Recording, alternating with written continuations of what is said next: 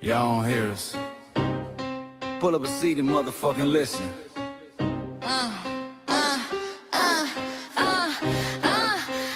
Pull up a seat and motherfucking listen.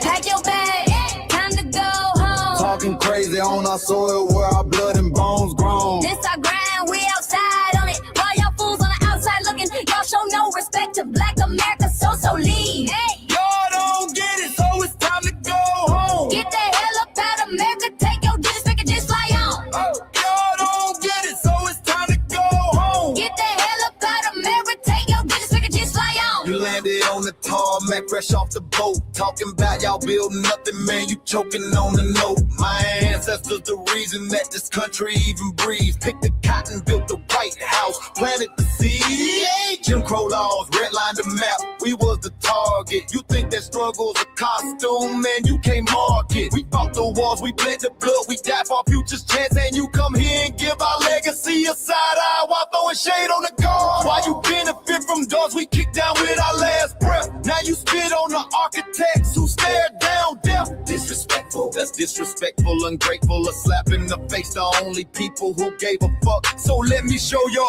ungrateful ass to the right place.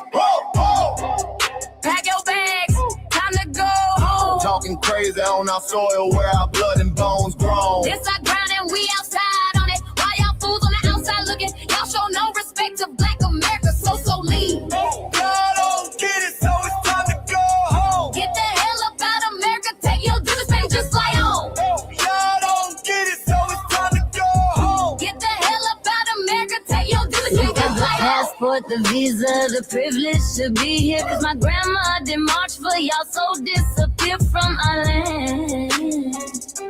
You cosplaying our pain. Think it's a trend you can borrow, but you ain't inherit the ghosts of our sorrow. We the foundation, the bedrock, the soil, and the root. You not no branch on our tree, and unproductive people always cosplaying me. Talking about we ain't do nothing, you lost your mind. We built this from nothing, time after time. From the beginning to now, we've been the backbone and muscle. Why you look down on the struggle and cause a whole tussle? The energy sky was disgusting, it's whack. So let's make it clear, there's no turning back. This land is paid for in full. In blood, sweat, and tears, and dreams deferred. You don't get to come into a house we built from the dirt and telling Black America y'all ain't worth nothing. That's a violation, facts. Pack your bags, time to go home. It's our soil on our soil where our blood and bones grown. Show respect, this our ground, y'all just tenants on a leash. Or get the step. Show no respect to Black America, so leave. Don't get it, so it's time to go home. Get the hell up out of America, taking your kids, I can just fly on. Don't get it, so it's time to go home. Get the hell up out of America, taking your kids, I can just fly on. Yeah, fly little birdies. Fly on back to where you came from. This ain't for you. This cell is sacred. We said what we said. It's time For y'all to go home. So fly a little birdies fly. So fly a little birdies fly. So fly a little birdies fly. Fly far, far away from here. So fly a little birdies fly. So fly a little birdies fly. So fly a little birdies fly. Fly far, far away from here. So fly a little birdies fly. So fly a little birdies fly. So fly a little birdies fly. Fly far, far away from here. So fly a little birdies fly. So fly a little birdies fly. So fly a little birdies fly. Fly far, far away from here. Bye bye, little birds.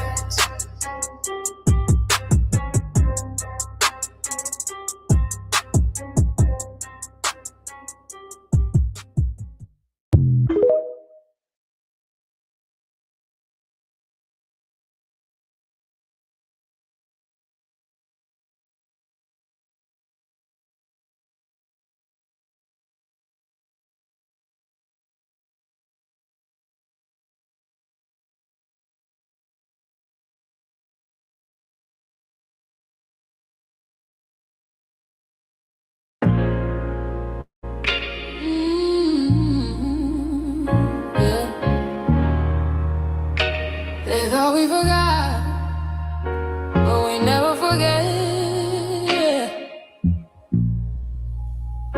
This one's for the root.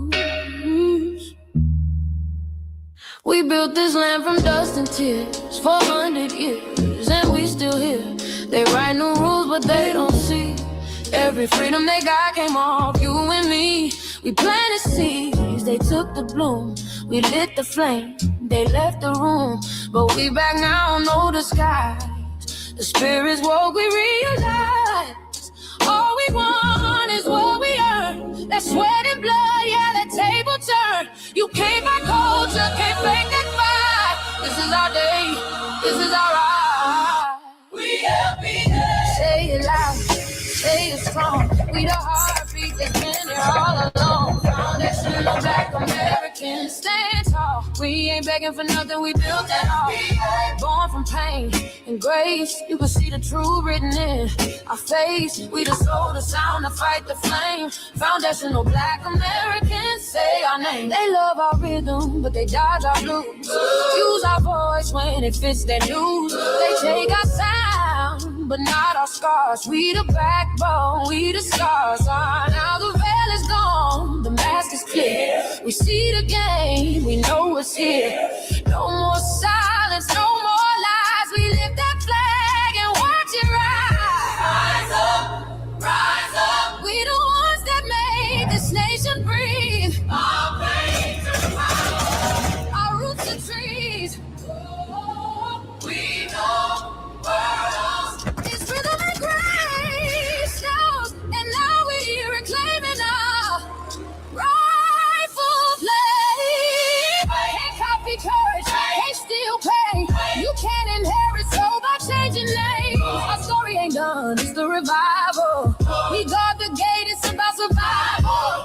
We FBA, say it proud, say it loud. The world dances on what we vow. Foundational Black Americans, still we stand, still we fight, still we demand. Every block, every song, we've been right here all along.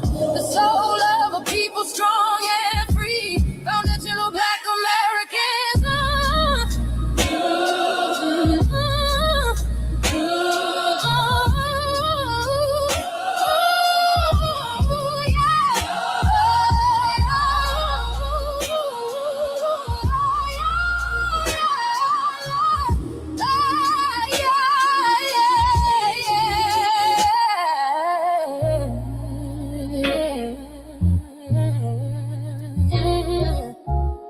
We the first, we the root, we the fire. Still rising, still here. Foundational Black American. We set the tone and they copy the cadence. Dance to our drums and deny the foundation. Wear the style but don't honor the source. Smile in the crowd and you distance and force. Say you not us but you rap like we breathe. Take the rhythm, then fuse the receipts. I ain't mad, I'm just holding the glass. Showing the mirror, now answer it back. I ain't here to cancel nobody. Just keep it honest, keep it solid. If you eat from the table we built, don't act surprised when we guard it. Do you like that? Do you like that? When I flip your sound and I ride like that. Do you like that? Do you like that? Do you like that?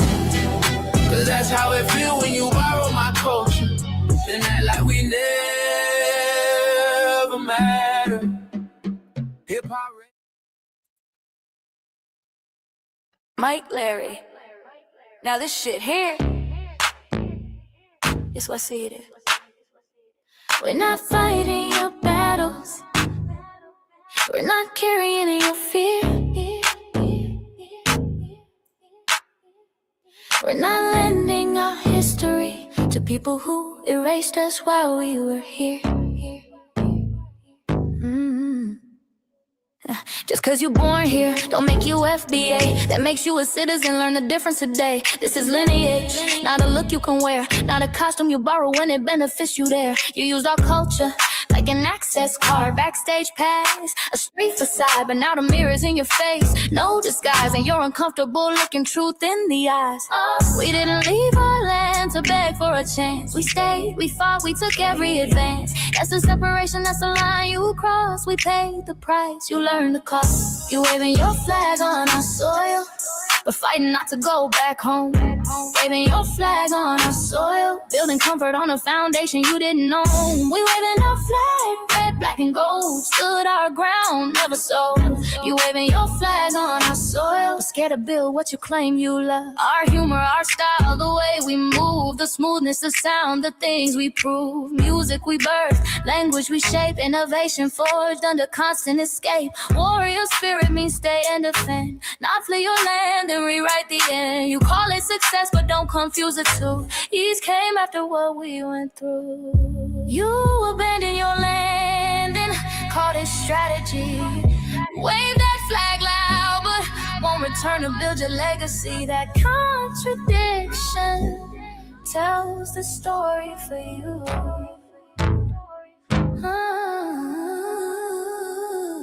You waving your flag on our soil, we're fighting not to go back home.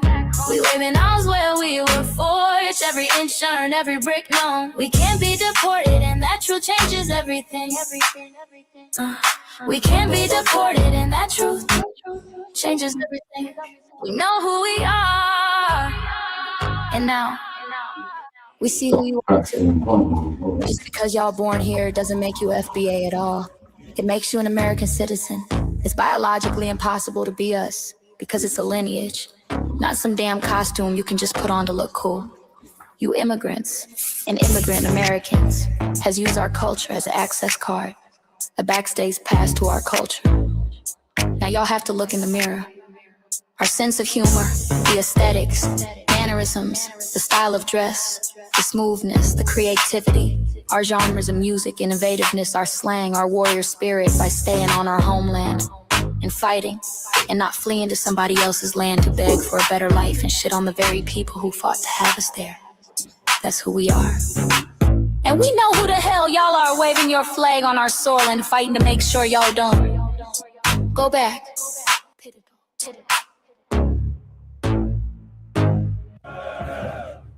You can't leech off our culture anymore. Beat it!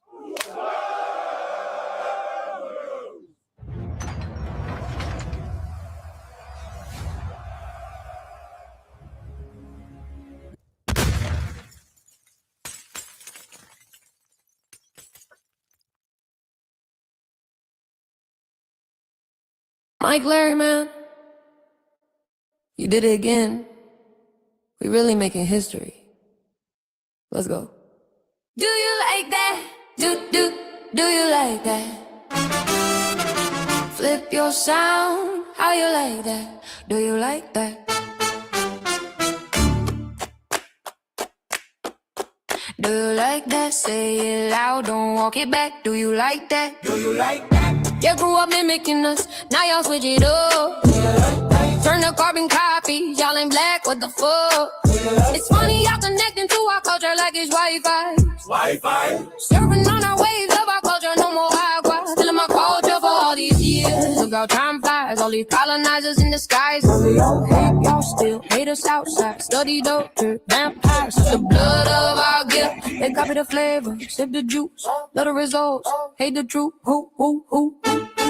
Do you like that? Do you like that? Do you like that? Flip your sound. How you like that? Do you like that? Democratic shields, talking points, the road they fill. Fish and chips, agent on the mic, judging FBAs, but ain't you half white?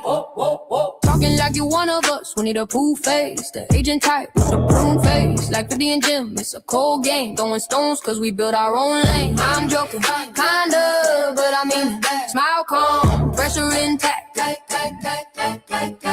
Y'all proud where y'all from, way they flag, beat they drum. But when it's us, tone switch fast. Same pride, but it's too much. FBA pride, lineage solid. You can't put this on, can't try it on. Built here, stayed and fought, that's the difference. That's the card. Do you like that?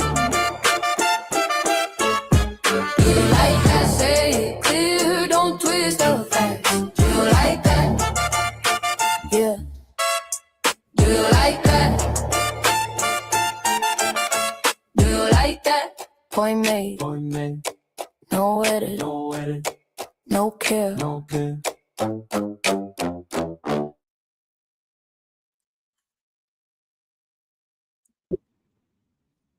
Thank y'all for hanging out late with us.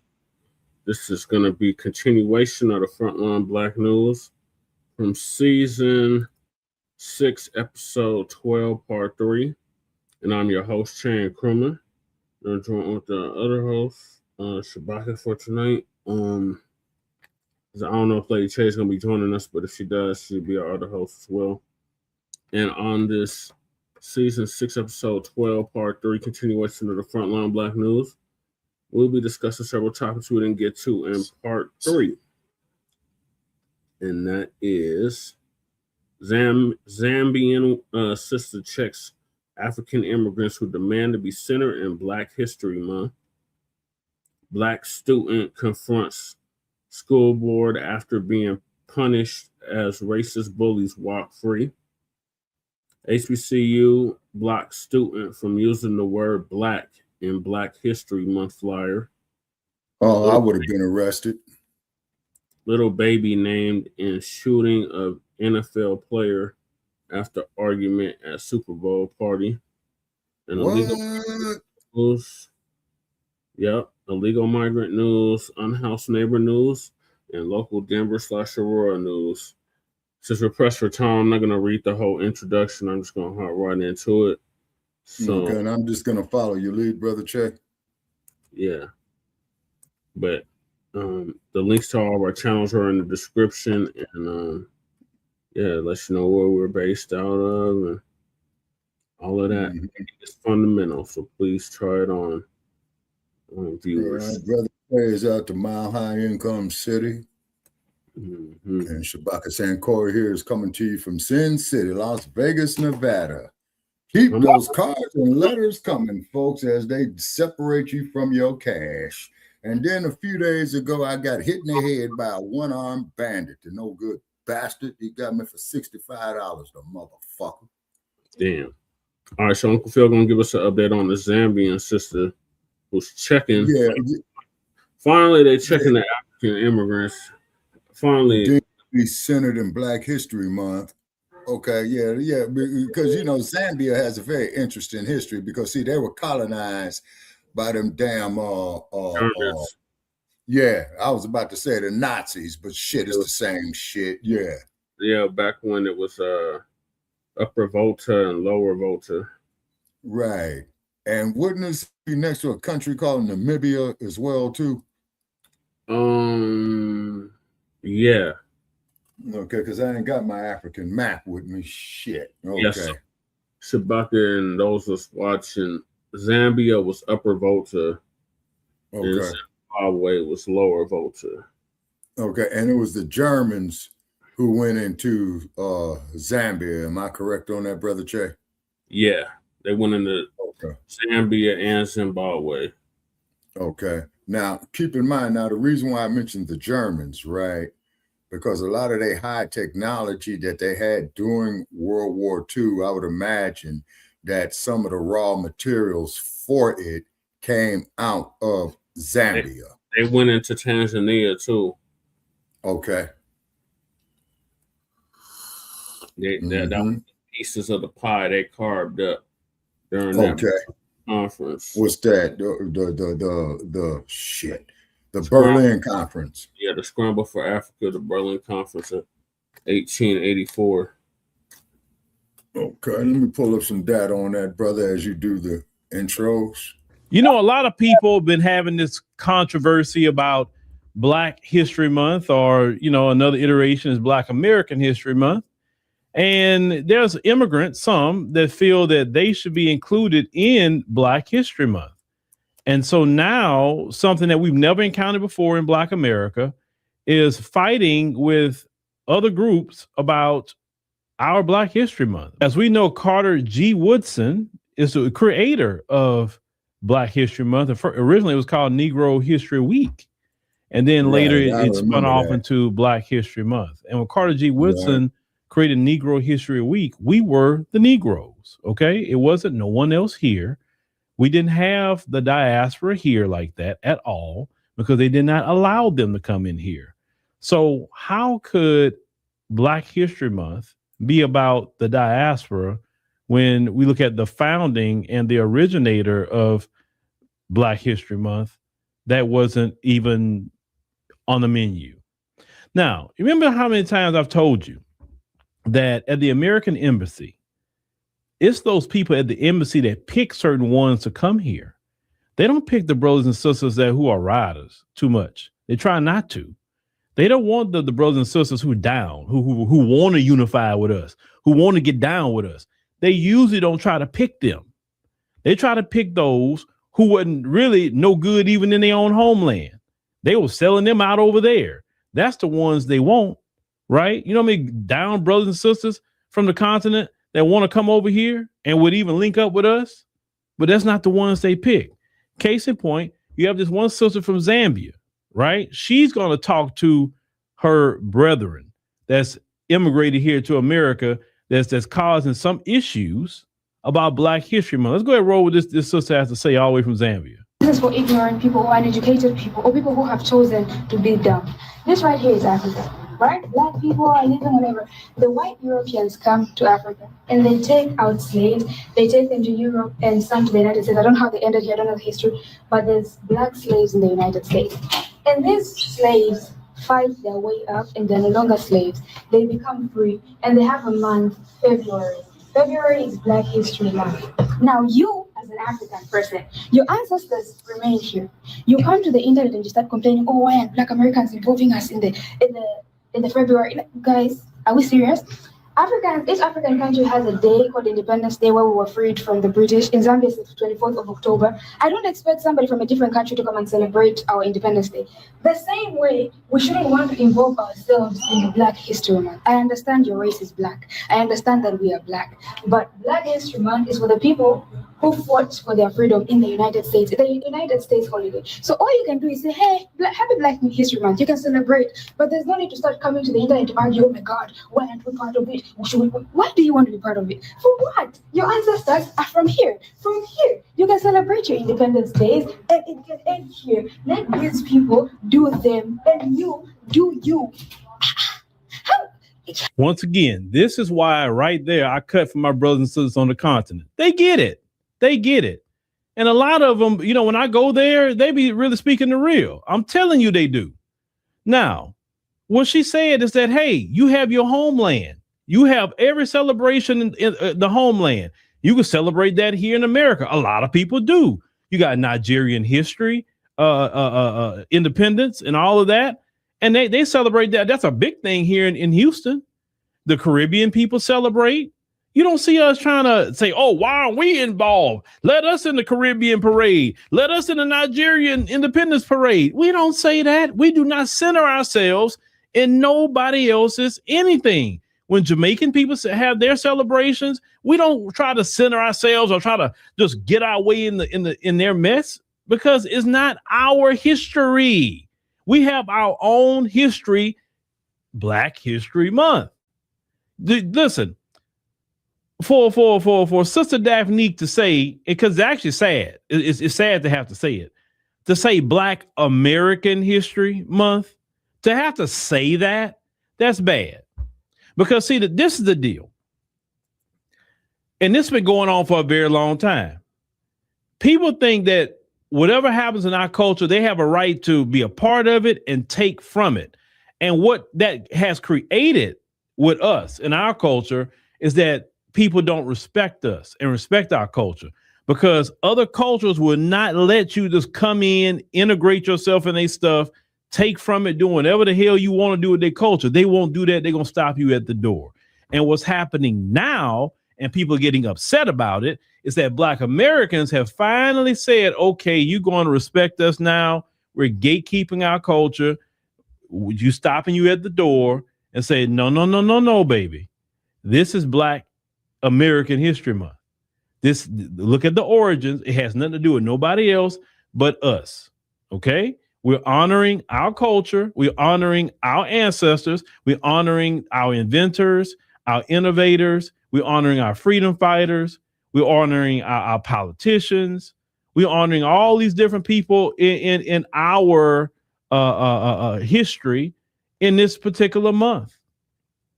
We should be doing it 365, but definitely it's a focus on it during Black History Month. And we are not wrong to say we are going to center our community in our month. Just like Juneteenth. Juneteenth is not about everybody. Was everybody a slave? Hell no. Since everybody wasn't a slave in this country, I don't care what happened outside of America. We talking about in America. Your people was not slaves here. So Juneteenth has nothing to do with you because you was not on the plantation with my ancestors. It wasn't like that. You wasn't in Galveston, Texas when they found out 2 years after slavery should have been over that they were finally free. You wasn't a part of that. June 19, 1865 is about Black Americans. The term freedman, the Freedmen's Bank, the Freedmen's Bureau was about who is the freedman? Us, our ancestors, had nothing to do with nobody else. And it's not, listen, loving you and centering you doesn't mean hate for anybody else, anti anybody else. It don't mean xenophobia. And one thing that I won't do, I will not allow no one to lie on our people and our culture. See that throwing that xenophobia word, oh, you don't like immigrants. No. What you're really saying is, how dare you gatekeep your culture? How dare you not let me come in and do whatever I want to do? How dare you do that? How dare you make me respect you? So you know what I'm going to do? I'm going to try to shame you and call you xenophobic. I'm going to try to shame you and call you anti-immigrant. I'm going to say you hate Africans. You hate Caribbeans. I'm going to say you, and that is furthest from the truth. So because I love myself, I love my community, I have to hate somebody else? No, that's the white supremacist idea. That's the way they are. We're not comparable to them. Now, I'm not silly. I understand there's some people online that will say some of the most egregious things about Africans and Caribbeans and all this. And if you think about most of the time people saying that stuff, how do you even know it's a Black person? That's number one. Some of them comments, you don't even see no faces to them. If I can't put a face with you, then I don't even acknowledge you a lot of times. That's number one. Let's say if a person do have a platform, they are speaking that way, right? Not to say I agree with them, because that's not every person, but we have to be honest.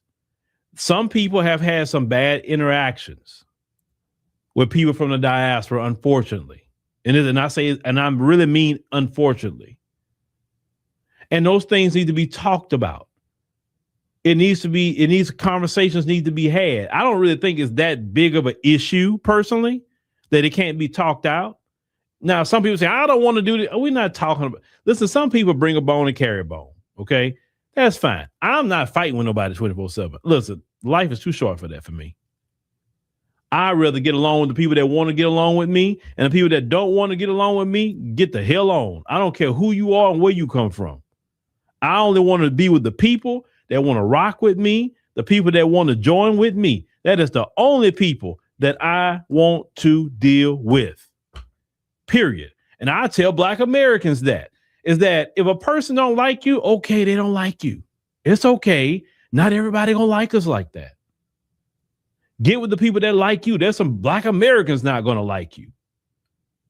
Descendants of slaves not gonna like you. Freedmen, foundation of Black Americans not gonna like you. That's okay. I don't have to like them either. I'm only about the people that's going to rock with me. That is it. I don't have to talk to everybody. And that's why I'm at with it. I don't care where you come from. If you rock with me, I rock with you. If you don't like me, okay, get the hell on. That's the kind I feel about it. I'm not wasting my time on people that don't like me. I've been living life long enough to say there's more people that rock with me than against me from my experience. From here to all over the world. And the few people that don't like me, whether they are Black American or they can be African, Caribbean, or whatever community they come from, okay, they don't like me. I'm really not going to lose no sleep tonight because them people don't like me. I promise you I won't. I'm going to sleep good. I'm going to be turning over and sleeping. Trust me, I'm going to be sleeping very good tonight. and not even thinking about them people. So I don't care. It's a lot of people may not like me. I'm good with that. That's less people I got to deal with. You know what I'm saying? So this sister in Zambia, she's giving them education. And I love that. I love that. And she's young. That's a young sister. Sister, I don't know who you are, but I greatly appreciate that lesson that you was teaching your brethren that came over here to America to let them know you honor your homeland. You honor your traditions in the continent of Africa. You honor your celebrations. You honor your independence. That's what you honor. You don't be involved with somebody else's things. Now, like she said, you can say, hey, man, happy Black History Month. Okay, cool. Yeah. Thank you. Appreciate that.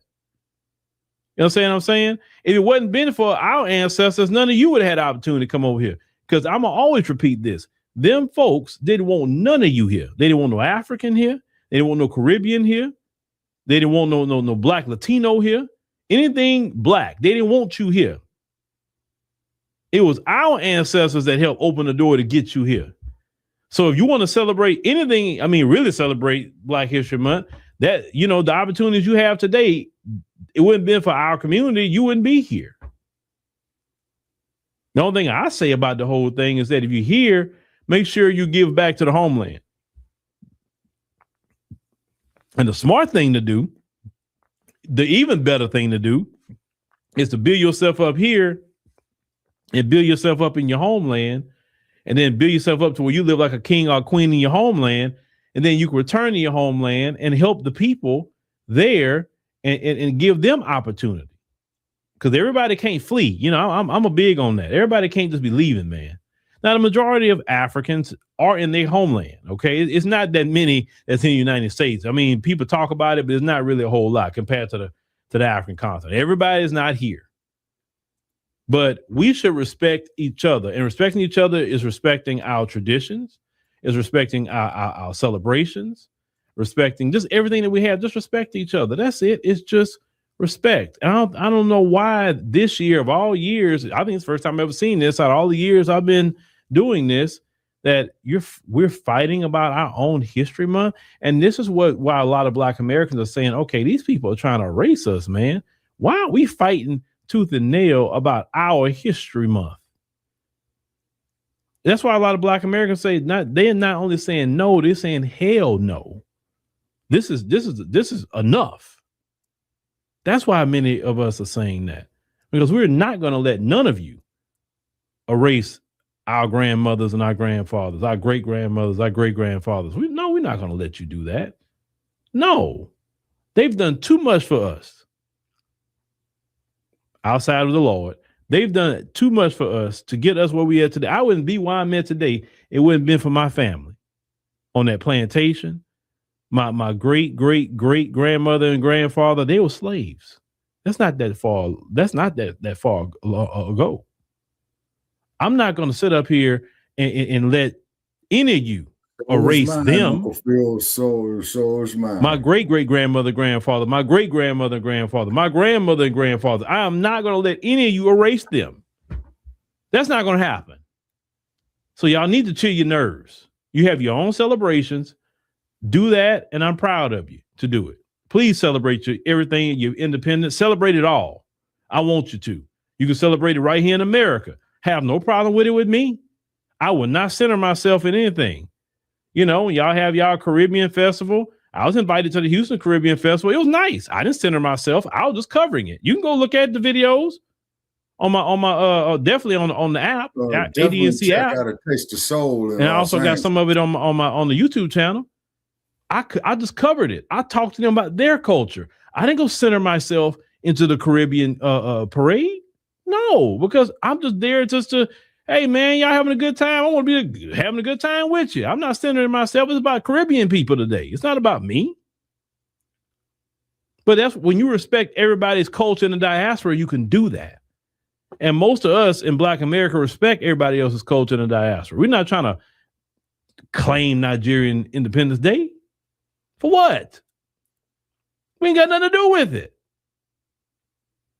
Now, we go over there with y'all and watch a parade or maybe eat some jollof or something. Okay, well, okay, we over there doing that. but we're not centering ourselves. And that's just really what it is. It's about respect. And I'm just letting everybody know. It's just not the diaspora. It's everybody. Because everybody been doing this to Black Americans. The day of y'all just coming in our culture, doing whatever y'all want to do with no pushback, them days are done. We are severely gatekeeping our culture because we have to. Because we see that if we don't, it won't be a culture to gatekeep anymore. This is that simple. So no, Black America, gatekeep the hell out of our culture. From our music, to our lingo, to our dance, to our inventions, to our innovation of this country, to everything we've done in this country. Gatekeep it. Let people know, oh, no. That potato chip you eating, that's my culture.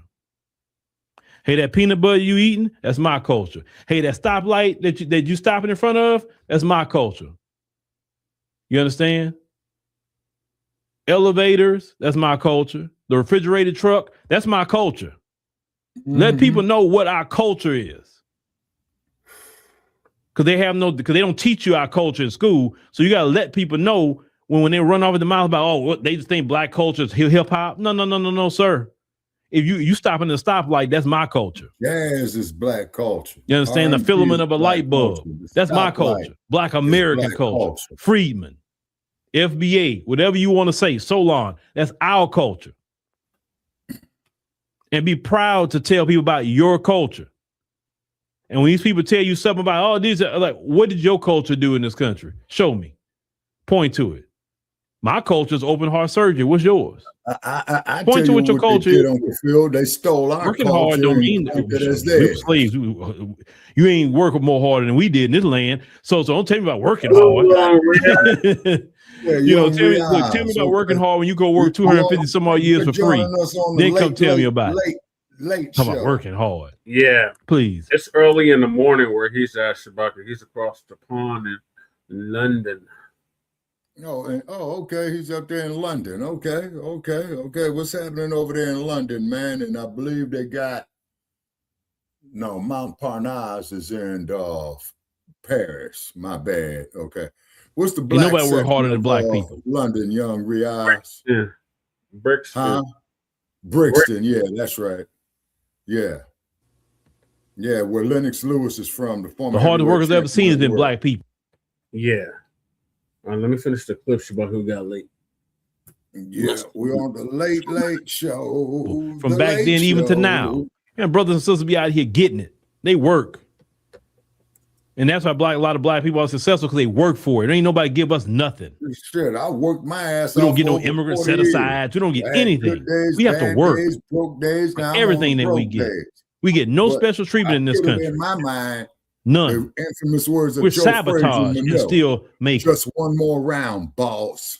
Even with the police and all the different things that done us, what ICE is doing to some immigrants, please. That's nothing compared to what we've been through. What ICE is doing. That's nothing. Okay, Brixton. Man, these immigrants would not have survived the crack era. The way the cops were treating Black people. Man, I remember the crack era. I grew up in it. Yeah. Those who grew up in the crack era, you know what I'm talking about with 12. Goddamn well, when I saw ICE being nice to y'all. Y'all not really getting it that bad from ICE. You're really not. Got so many homeless people in Los Angeles, man. Shout out to this sister for just giving some good education. Like I said, man, I definitely would like to visit Zambia. That's definitely one country on my list. And anybody in Zambia, let me know, man, what we need to do to come out there. I definitely love to go out there and visit with the brothers and sisters out there in Zambia. I've seen some videos from out there, but I definitely rock my brothers and sisters on the continent. They know. Them motherfuckers is telegraphing themselves a mile away. Yep.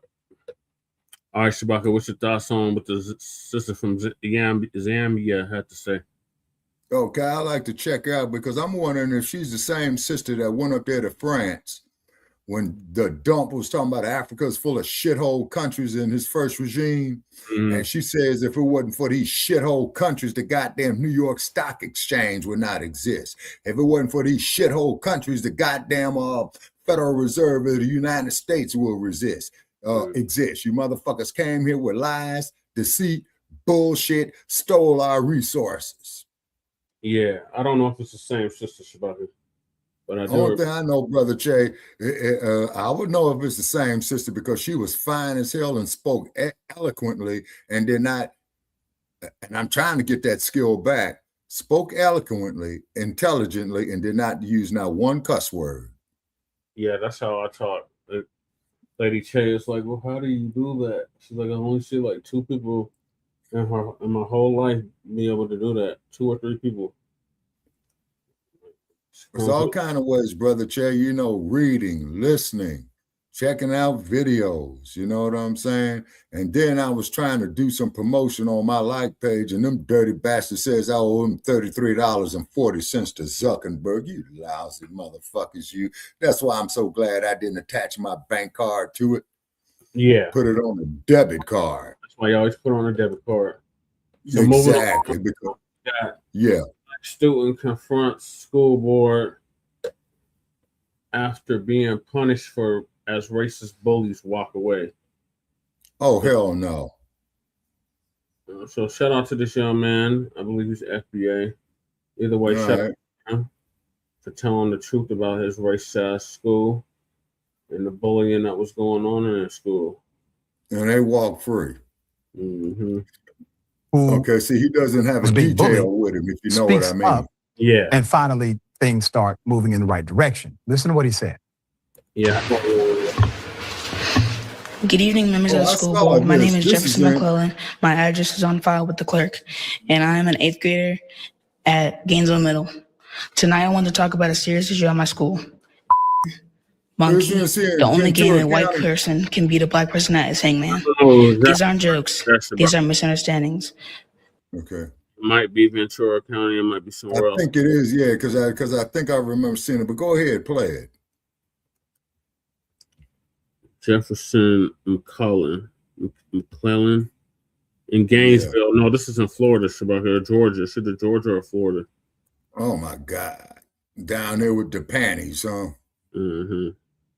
These are racial slurs said directly to me by other students. I have reported this harassment before. Nothing seems to happen, and it keeps happening. Mm-hmm. Recently, after being told, shut up, I reacted. Mm-hmm. I hit another student for that. The school acted quickly. I was suspended for 3 days. I'm not standing here saying what I did was right. I'm here asking why. Why, when racism is directed at me, the response is slow or silent. But when I react to it, the response is immediate and clear. I'm not asking for special treatment. I'm asking you to stop allowing people to hurt me. Because you're black. Get yourself off in some martial arts, young man, or boxing gym. In about 6 months, you stick with it, man. You be knocking the motherfuckers out, man, just with the thought of it. The right hand hit all by itself. But to answer his question, because you're black, young man. Exactly. Exactly. Dynamic leader. Man, I'm so proud of you, brother. Young man needs to get on the pistol range. Young man needs to learn how to toss some shuriken. You are a world changer. Young man needs to know how to work that stick. You got greatness written all over you. With that ironwood and it will get their minds right. A spot designated for adults only. And I'm quite sure that when he was bullied by these white folks, there was more than 2 of them that was approaching. Grown people. Oh, yeah. We see address here with our brother Carmelo Anthony, whose trial was coming up, Shabaka. Oh, yeah. I hope he beats it. Yeah, me too. The school clearly self-defense about different grievances that may be happening. He is standing in the position. Is well over 6 feet, but he put that blade on her ass, and I bet you that motherfucker rocking in the ground, man, is up there talking to the Almighty, regretting it. His context was proper. His morality was intact. He is not asking for special treatment. He is giving the facts, understanding his own. No, he need to give him some responsibility. That stick upside that guy. While at the same time maintaining same white folks who want to be like me. Accountability for how they treated him. In Virginia, Jefferson McClellan, an 8th grader at Gainesville Middle School told Florida. the Prince William County School Board in January about the racist abuse he suffered inside of the school. His 8th grader said he is hurt but wanted to speak up so no other students have to experience what he did. Quote, I feel mad that I had to be called that any day or by anyone in my school, talking about the N-word. Quote, I want the next person who looks like me or who is me to feel safe and to feel respected in their school. It could be here, California, any state or any country. I want them to feel like they are respected or safe, end quote, he said. You know, if he was president, we'll be okay. I'm talking about his 8th grade self. If he were president right now, we would be in a far better condition than we are today. His moral clarity, his willingness to think about others.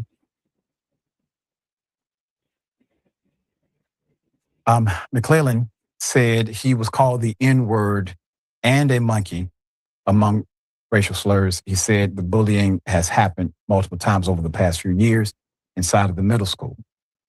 This recent time, he said he took matters into his own hands and physically fought back. He was suspended for 3 days as a result. The suspension was eventually reduced to 1 day, likely because they realized he was provoked into reaction, which typically is it doesn't work that way. If you aggressively approach someone and start utilizing racial slurs, you don't get to then yell, oh, I don't know where that came from. Oh, you invoked it. And so they reduced it to 1 day. I believe it's because they realized it was going to go. Quote, it's sad, it's hurtful, it says it's disrespectful that I have to deal with this from middle school to grown up age. It's not going to stop, McClellan said. Quote, if it does stop, it's a miracle. That's a miracle. The world we live in is not going to stop because people can say and do whatever they want without consequences. They basically just understand, brother, as long as you're here, as long as people like you are in the world, there will be consequences. And part of those consequences is bringing light, bringing exposure, providing a contrast between people like you and people like them. Okay. Yep. Prince William County Schools. Okay, now I said that they've now met. That is the most perfect term right there, young Riaz. And they've also met with his family, finally. Let me write that down. And they are doing what? They are working collaboratively. To support him. He just suspended him the other day. He said this has been happening for years. Syndrome. He addresses school board, and all of a sudden the word collaboratively is used. Yeah, he pulled your card. Embarrassed. See, you have to remember, it's all out now. And it was probably a group of them that surrounded him. Yeah. He was subtle, but precise. Where Khalifa? Everybody believed him. And they knew he on TV. She wants to get on TV. He exposed you. The principal at the middle school is now doing what? Working with the district's Office of Diversity, Equity, and Inclusion to put together a comprehensive support plan in place. They're also giving special support, real special. Support Kitty wants to get on TV. To the particular school to navigate incidents involving racial discrimination and harassment. Prince William School said they are now committed to accountability. Yes, fostering school environments where all students feel protected. Put up their leader. Yeah. Say, I told you the kitty wants to get on TV. Can y'all please go ahead and make him chairman of the school board? Do yourselves a favor. All right, Sharon. They don't all of a sudden, everybody gets it now. Yeah, by collaborate, they meant go through the motions until the spotlight dims some, and they don't know it's not white hot as it is right now. There's no diversity, equity, inclusion there. If there were, if it was a proper office, this wouldn't be happening in the first place for years. Right. This one leaves me conflicted, Doc. I am proud, but also heartbroken. Number one, there's not a white person who was in that room with our future leader, he's leading right now, who doesn't understand what the hell he's talking about. You know exactly what he's talking about, as the great Jane Elliott would tell you, okay? They know exactly what it is. But the part that really leaves me heartbroken, not just for him, and by the way, he doesn't need special treatment, neither does the school. They need you to do the right thing. Right. And all that respect went out the window when she said she didn't support reparations, Shabaka. Noted. The part that leaves me heartbroken is, I'm a parent of a Black child, so are you.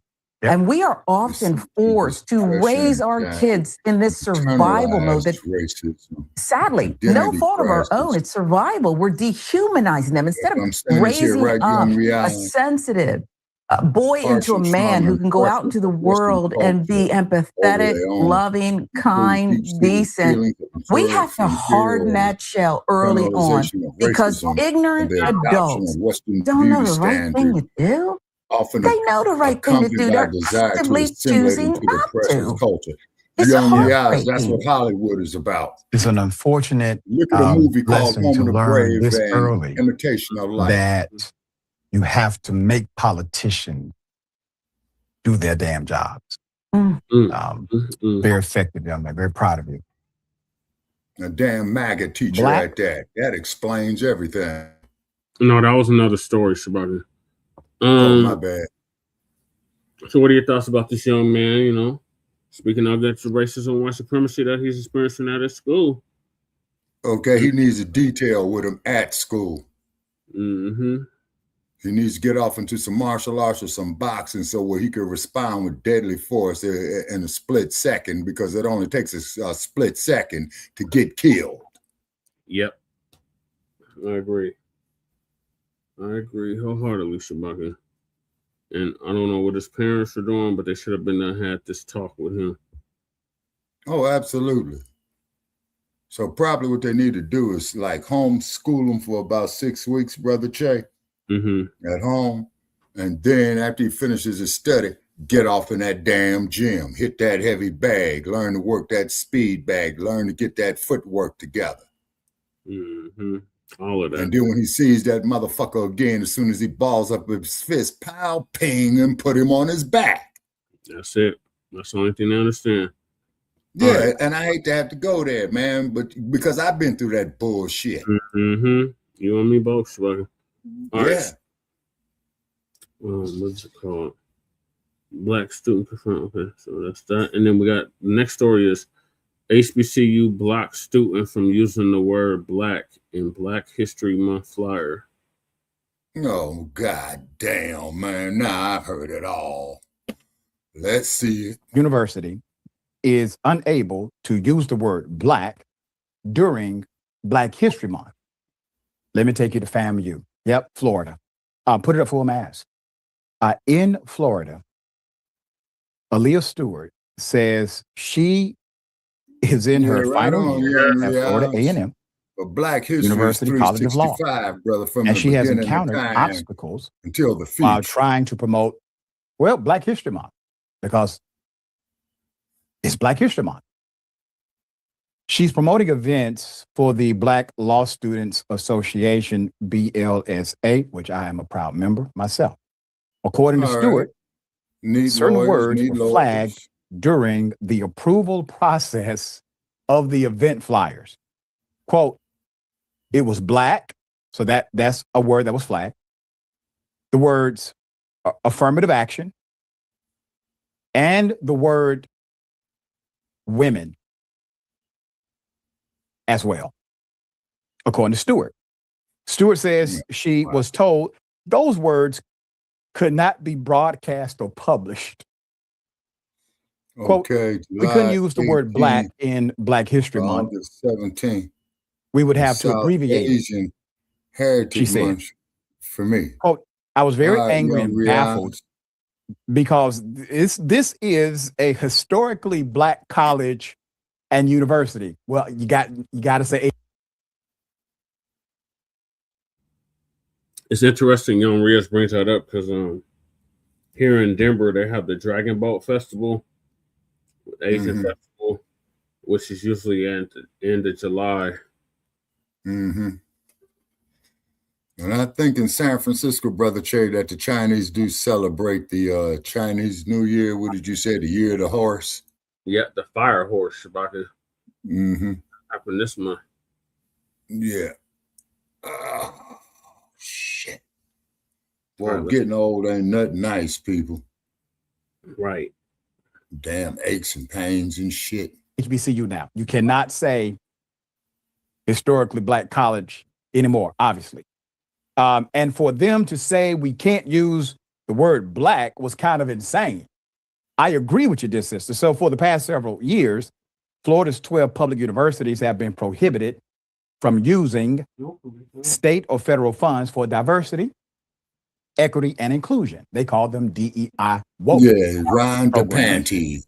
Following legislation signed by the governor and reinforced by the State Board of Governors. In 2024, the State Board of Governors, which oversees Florida's 12 public universities, including FAMU, voted to ban the use of state or federal dollars for diversity programs and activities aligning with the law signed by the governor. Obviously, racist legislation, not rooted in sound judgment, antithetical to the Constitution. They said when I see on you, young Rios, if you were stopped by the Los Angeles Police Department in California, some of those in the modern context.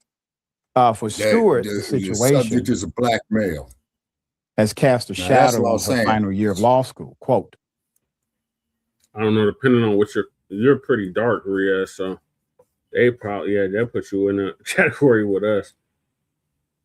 And he says he's not Indian or Arab. So I take it, young Rios, that you are of African descent, are you not? He's Pakistani, Shabaka. Oh, okay. At least his parents are Pakistani. Okay. But he was born in London. Okay, all righty. Yeah, they would put you in a category like a Myron Gaines or something. They a sand nigga and all that. Yeah, and then keep in mind that England didn't want to have, what's the brother's name? Not Malik Yoba, but who was the brother there? Idris Elba. Idris Elba, yeah, well, they passed over him, man, because he was trying to do the next James Bond flick. And they passed over him. It's Hollywood, Shabaka. We're just trying to promote the core mission statement, diversity and inclusion for everybody.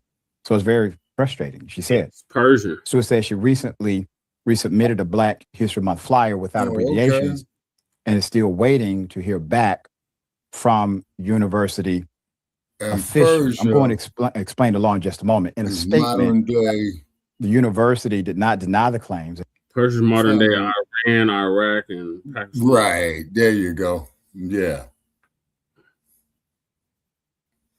And well, young Rios, if you're in that climate, man, you would have Florida no problem University in Las Vegas in about 3 months. Well, he's close to the Himalaya Mountains. Well, but he's in London, Shabaka, so it's more Mediterranean than anything. Right. So we support and have implemented the policy direction established by the governor. Okay, see, Ron DeSantis is behind this bullshit. The legislature, which he controls, and the board of governors, and as relates to DEI and consistent with related federal court rulings. Yeah, he's going to read it, Shabaka. Consistently been in full compliance with Senate Bill 266 and Board of Governors Regulation 9.016. We support and have implemented the policy direction established by the governor, the legislature, and the Board of Governors as it relates to DEI, and consistent with related federal court rulings. Florida Agricultural and Mechanical University is committed to fostering a campus community that encourages the free exchange of ideas while ensuring an environment of mutual respect, safety, and awareness. The university recognized that freedom of expression is fundamental to academic inquiry, personal development, and civic engagement. Now, obviously, freedom of I got a quick expression question. Is limited to Black affirmative action and the word women, according to this law student. People the law does not prohibit people, however, the use of the word Black.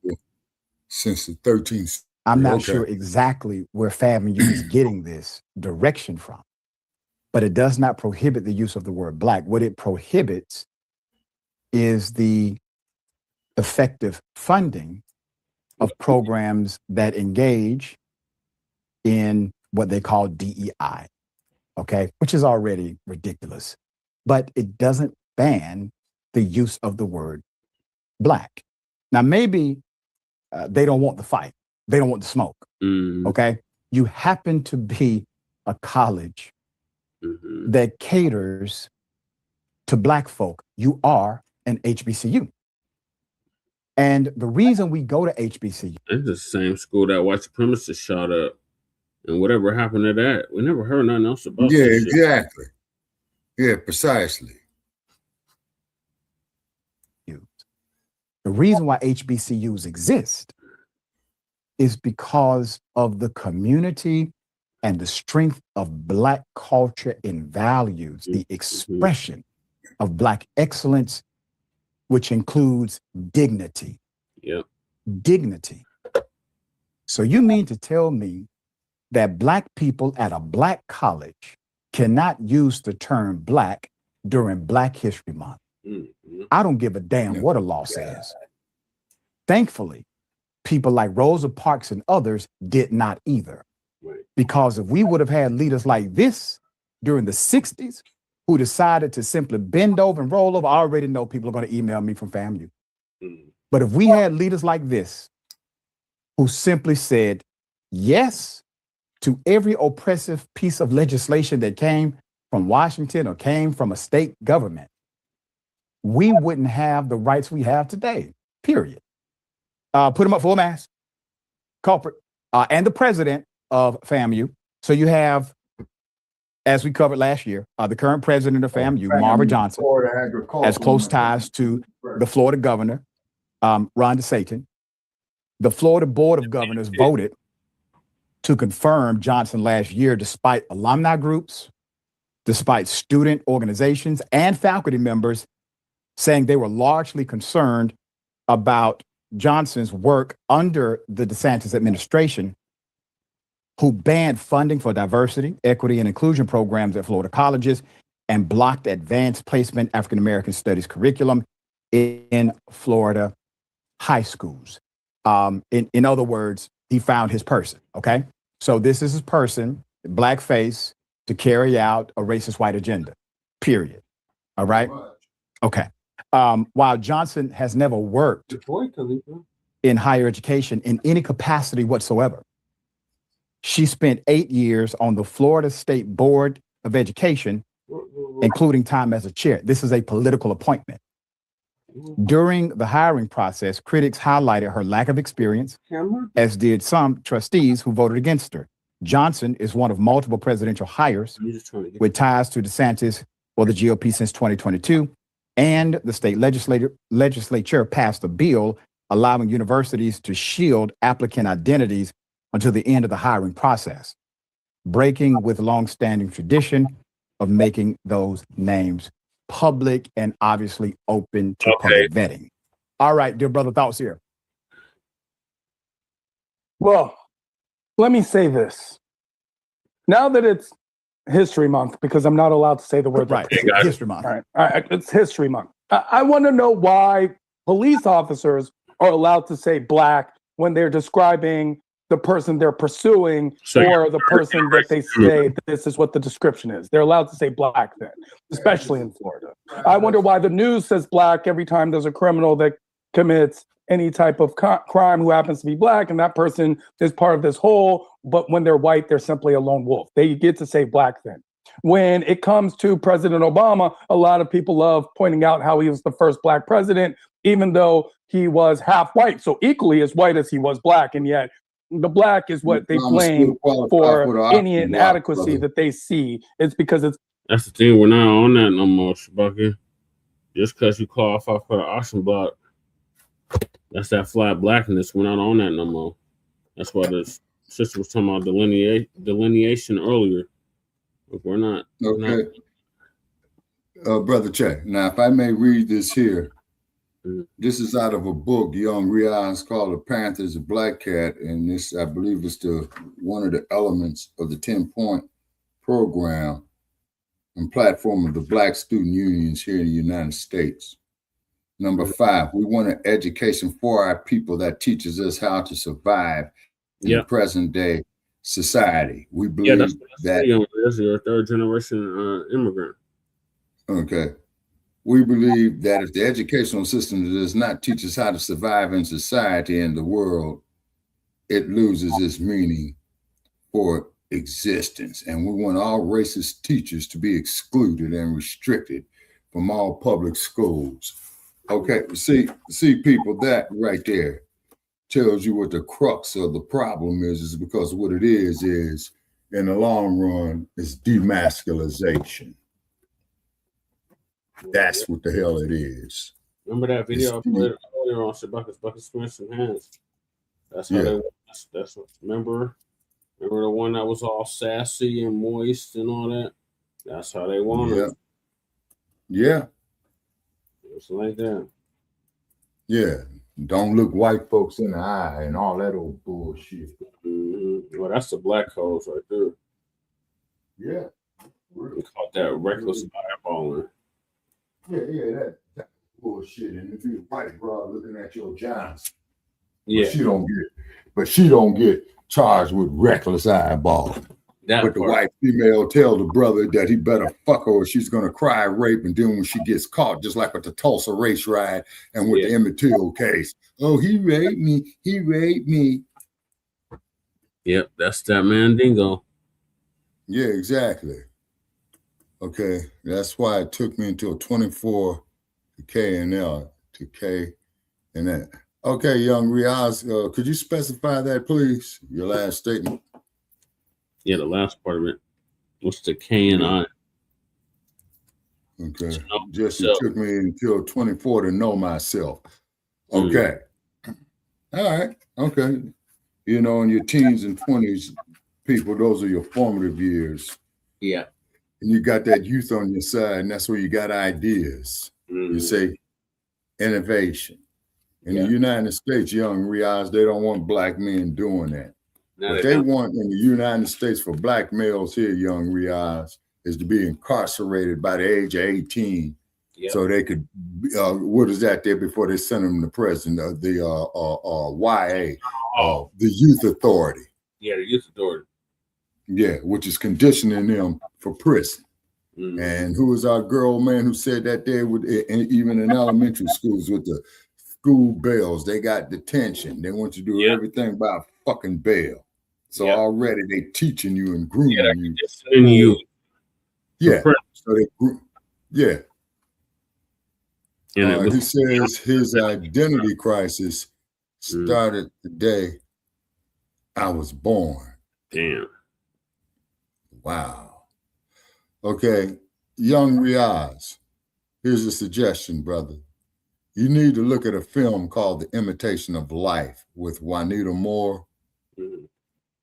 Okay, well, you pull up Juanita Moore, it will bring it to you because I forgot who the main white star was, who she worked for. Wait a minute. It was Lana Turner. Lana Turner. Yeah. Okay. Yeah. Say, and that there go to show you, young Riaz, of the identity crisis that they try to. Hey, Jab's in the building. Salute, Jab. Hey, Machiavelli. Hey, what's going on with you people? How you be? Yeah, we're doing the extra show. This is the late show. Everybody get on the late show. Yeah, because they waking up on the East Coast. That's Jab. That's Jab Jamboree. Oh, okay, Machiavelli, okay, Jab, yeah, salute. That's a brother. That's the boxing game. Oh, okay, man. Yeah, you doing your training, man. You staying away from that real estate with that grass on top, man.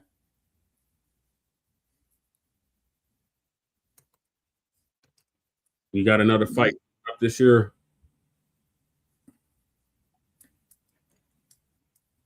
Remember he had that fight last year. Yeah, and I think brother related, he won the fight. Okay. And I respect that, man, because that work is nothing nice. Right. So I'm gonna move on to the next topic, Shabaka. Okay. Little baby named and shooting of NFL player after argument at Super Bowl party. So for those that don't, how in the hell did that happen? Little Baby is a rapper off the West Coast. Okay. The cats younger than me, Shabaka, the YNs as they call them. That's who they listen to. Damn. One of the artists they listen to was Lil Baby. And happening now here in the WREL Live Center this morning, 49ers defensive lineman Keion White here was shot after the Super Bowl at a post-Super Bowl event. And if this name sounds familiar to you, that's because he is a Garner native and went to Garner High School. Authorities say that he was hosting an event at a nightclub after the Super Bowl where he was shot in the ankle following some type of altercation there in San Francisco. The 49ers releasing a statement saying that Keion White was a victim of a shooting and sustained a bullet wound to his ankle this morning in San Francisco. He's currently undergoing surgery at a local hospital. Of course, this is a story that we will continue to follow here in the live. The 49ers, one of their players shot early this morning in San Francisco. The team says defensive end Keion White was shot in the ankle. Good evening. I'm Claudine Wong. And Mike Meeback, San Francisco police confirming they did respond to a report of shots fired on Mission right near South End. He's in the South Market Police did not District. identify White as the victim. The 80 but the right team there is has what since takes you to the confirmed Bay he was Bridge. shot. Police The described his 101 is what injury as takes you to the Bay non-life-threatening. Bridge. According to police, officers responded to reports of a shooting following an argument that started inside of a business. No arrests have been made. A suspect has not been identified. I spoke with Dr. Rick. Details in the shooting that hurt 49ers defensive end Keion White. It happened early yesterday morning at a nightclub in San Francisco's Mission District. Our partner, No, man, what Standard the reports fuck is he White doing was in the hosting a Mission Super Bowl District? party at Delia Lounge on Mission Street. At some point, White got into an argument involving rapper Lil Baby. That's when White was shot in the ankle. Nearby residents say they were woken up by police activity. Window is like right by my bed, and so I saw lights. Like I think that's why I woke up at first. I think I kind of knew that it wasn't like the most safe place, but honestly, I mean, like it kind of seems par for the course. Like I'm not like entirely like, how could this happen here? No arrests have been made. Our sister network ESPN reports White had surgery yesterday and it was a success. After being shot early this morning in San Francisco. This is now the second Niners player shot in the city in the past 2 years. Law enforcement analyst Michael Leninger says investigators will now comb through that witnesses motherfucker's a and Barbary any video Coast in the shit. venue or area. I assure you that at least one individual there knows who the shooter is, and I'm relatively That's certain near the at this 16th point Street that San Park Francisco State. PD knows who the shooter is as well. Oh, yo, it's Big Ant, the spokesman, man. We back. Another edition of Urban Politicians TV, UP TV. Make sure you stay on your pivot at all times, man. Had to come tap in. And first and foremost, I do want to send prayers over to Keion White, that he has a full and speedy recovery and everything gone back all right. They say that the surgery was successful and everything went okay, but it's still going to be a road Hey, Archivell, he's trying to get to Vegas in the next year. Training things like that. So Save prayers up your go to money, him man. with how he was affected in this Your driver's situation right license here. lasts And I for have 7 links in the years out description here. where you can watch the clips in the beginning in full from WRAL News, Fox Local, ABC News as well. And I'm going to get into this write-up from the San Francisco Standard as they obtained a police report from the incident that went down and through it. And as it grew throughout the day, they eventually said that Lil Baby was somewhat involved with an argument before this incident went down. That doesn't mean that Lil Baby pulled the trigger. That doesn't mean that it was somebody from Lil Baby's entourage. They just said it was noted that he did have an argument with him at this stripper party right there. And I just got to say this, innocent until proven guilty. I'm not going to try to solve this case from a cell phone. We don't do that over here. But you know how it's going to look in the media. This is very bad publicity for Lil Baby. It's not a good look at all for Lil Baby, no matter what went down, no matter how it happened. You don't want your name and your brand connected to these type of headlines and stories as it is everywhere right now. They don't have anybody arrested. They only got witnesses saying they saw this, they saw that, but the write-up says this. San Francisco 49ers defensive end Keon White was shot early Monday morning at a Mission Street nightclub following an argument involving rapper Lil Baby. According to a police report viewed by The Standard, the San Francisco Police Department has not named a suspect. A party that began Sunday night continued into the early hours Monday at Dahlia's, a bar and nightclub at 1799 Mission Street. There were several strippers on the main floor. Well, that's the problem right there. Where White was shot was downstairs. Social media posts that appeared to be from the party show Lil Baby, whose given name is Dominique Jones. The musician performed Sunday night in San Francisco, according to an event listing and social media posts. Representatives for the rapper did not respond to a request for comment. A witness interviewed by police said Jones' entourage was on the main floor and tried to enter White's private event. White got into an argument with the rapper, the witnesses told police. The witness said that when he went upstairs to ask for a manager's help, he heard 2 gunshots. Downstairs, he found that White had been shot in the left leg. The witness said he did not know who the shooter was. Another party attendee interviewed by The Standard said she did not witness the shooting, but heard 4 gunshots. Topless women were sweeping up dollar bills when police entered the club to investigate the 4:06 a.m. shooting, the report said.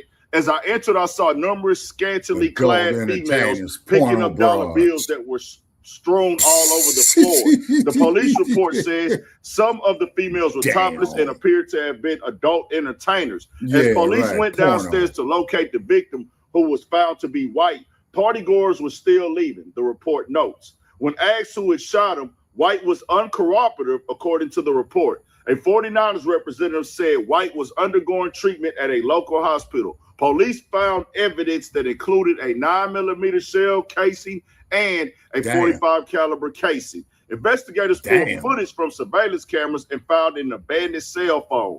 Jones is a Grammy-winning rapper from Atlanta. His 5th and most recent album, Wham, debuted last year at the top of the Billboard 200. Now, for Lil Baby, this is a very bad that shit crazy. headline. That's the Barbary Very bad Coast. story. Doesn't mean that he San did Francisco. it. They're going to be looking at the surveillance footage. They're going to be trying to put the things together. Who knows who that cell phone can be for? That can be for anybody that got left at the scene. People get to shooting. People get to rumbling. Be a lot of people in the building. And sometimes these clubs be small. I don't know how big or small that club is on the inside. So people get to step in and you drop stuff. But for them to find that gun, somebody dropped that, a casing. They got a casing, They're finding that casing. They're going to pull a print off that. They're going to pull a print off their phone, see who what, and they're going to look at the surveillance footage.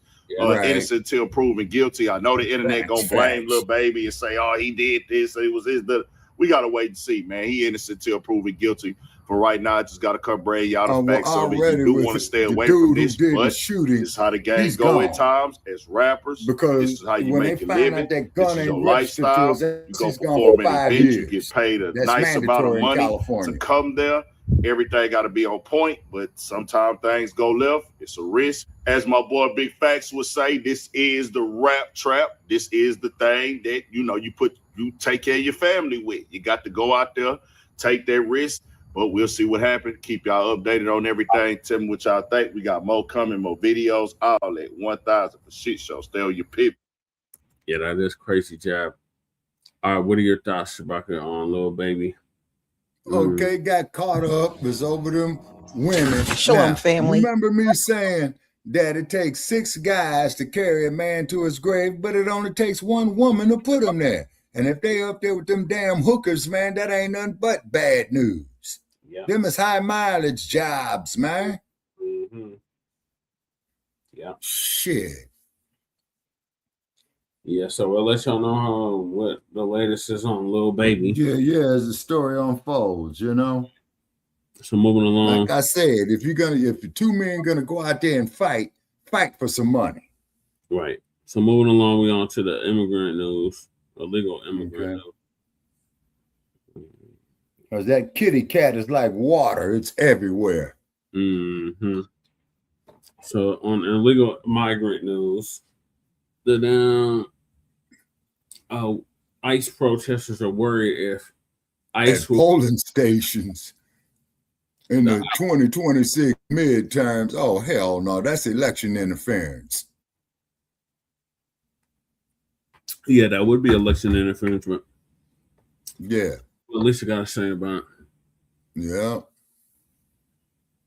Good to see you all. Hope you're doing well.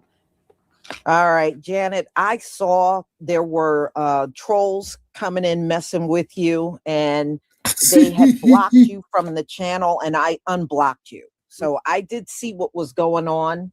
So I do apologize for that. You did not do anything wrong, and you did not need to get kicked out. That was trolls doing that. So anyway, those are people that work for YouTube. You know, somebody just coming in here and being a nuisance, Brother they Checcs? Can't do that. Yeah.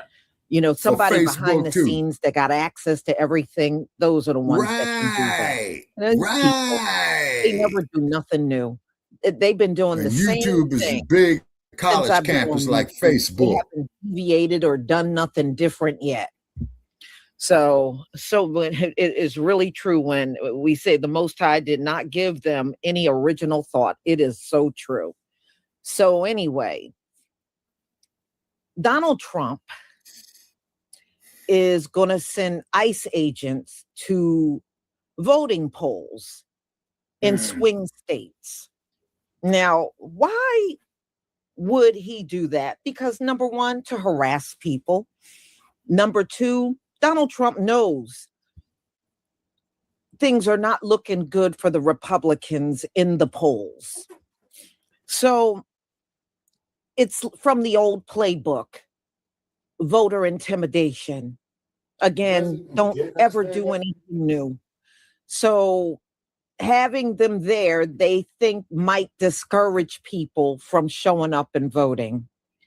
It's not going to work. Now, will people be harassed with ICE? They probably will be. They probably will be, you know? So this is a way of them trying to control the vote and keep the Republicans in charge. And y'all, it is going to fail. It is going to fail. You know, people are going to just turn up even more on Donald Trump. ICE is not going to be out there just looking for illegals. They're not. They're going to be out there harassing U.S. citizens, trying to go to the polls and vote. The Republicans right now, it's looking bad. I was even looking at Texas earlier this morning. Jasmine Crockett is actually leading in the Senate race. Really?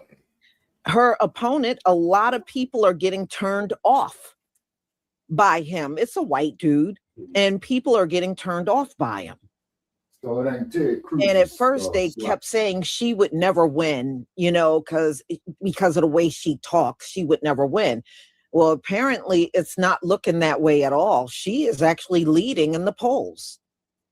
So I think people are just a little they are surprised at the way things have gone in this country. That's why you see so many of them coming on the videos, saying things like, what's going on? What's going on? Why is this stuff happening? Because they thought Donald Trump's second term was going to be like his first term. They really believe that. Me, I didn't anticipate anything because we're talking about Donald Trump. You don't know what the hell you're going to get. I did not anticipate he was going to come in and it was going to be like the first term. I didn't. You know, I kind of left the door open on that.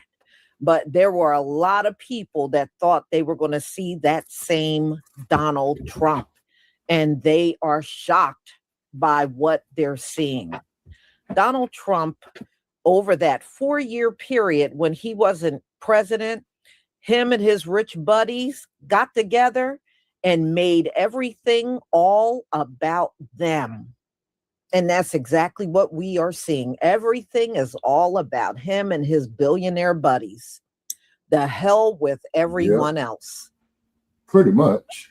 So, look, I'm loving this, y'all. I'm loving this because it just goes to show you how badly America is falling apart. It is showing you how bad it is. Now you're going to send ICE agents to voting polls. And what do they? We know what ICE act like. So as people are walking in to vote, what are they going to be doing? Provoking people? You know, I wouldn't doubt it, y'all. They got ICE out here acting like a bunch of bullies. So I would not be shocked if you'll see some people, their intent is to walk in and cast a vote, and they end up on the ground and being piled on by ICE. I would not doubt it for 1 second.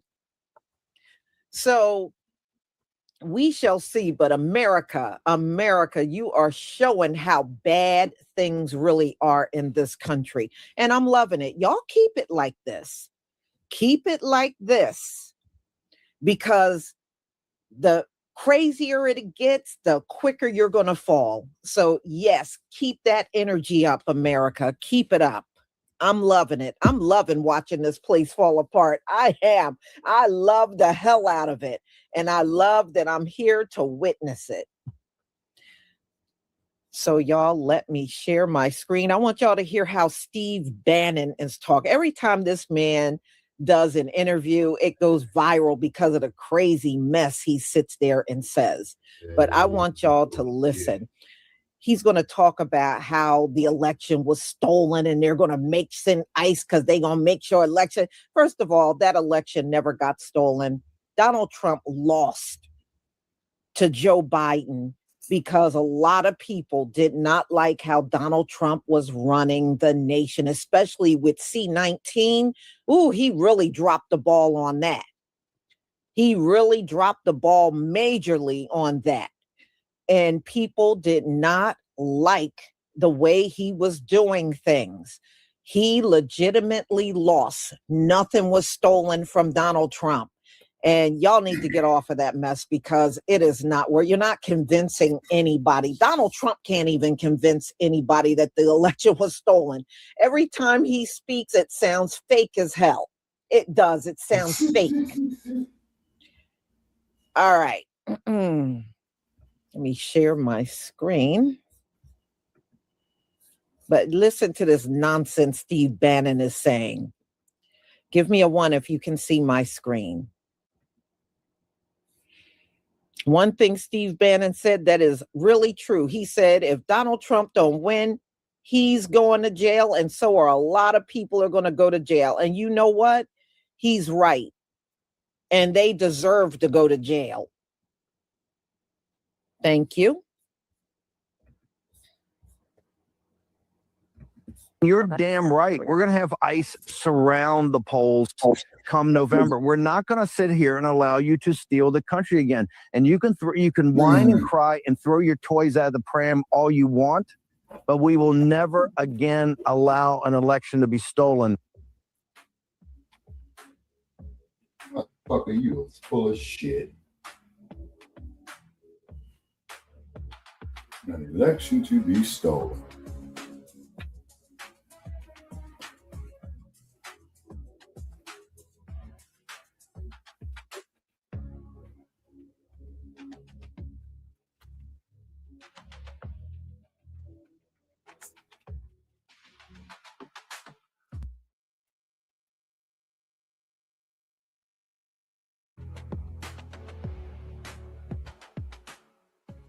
This should alarm every voter in America. Steve Bannon just confirmed that MAGA wants ICE officers surrounding polling places during the midterms.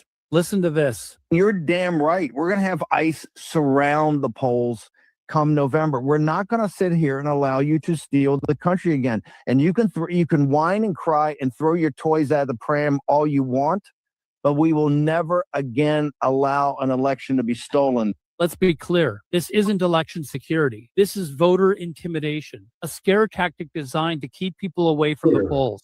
Let me know what you think in the comments. Is this Donald Trump's way of trying to rig an election?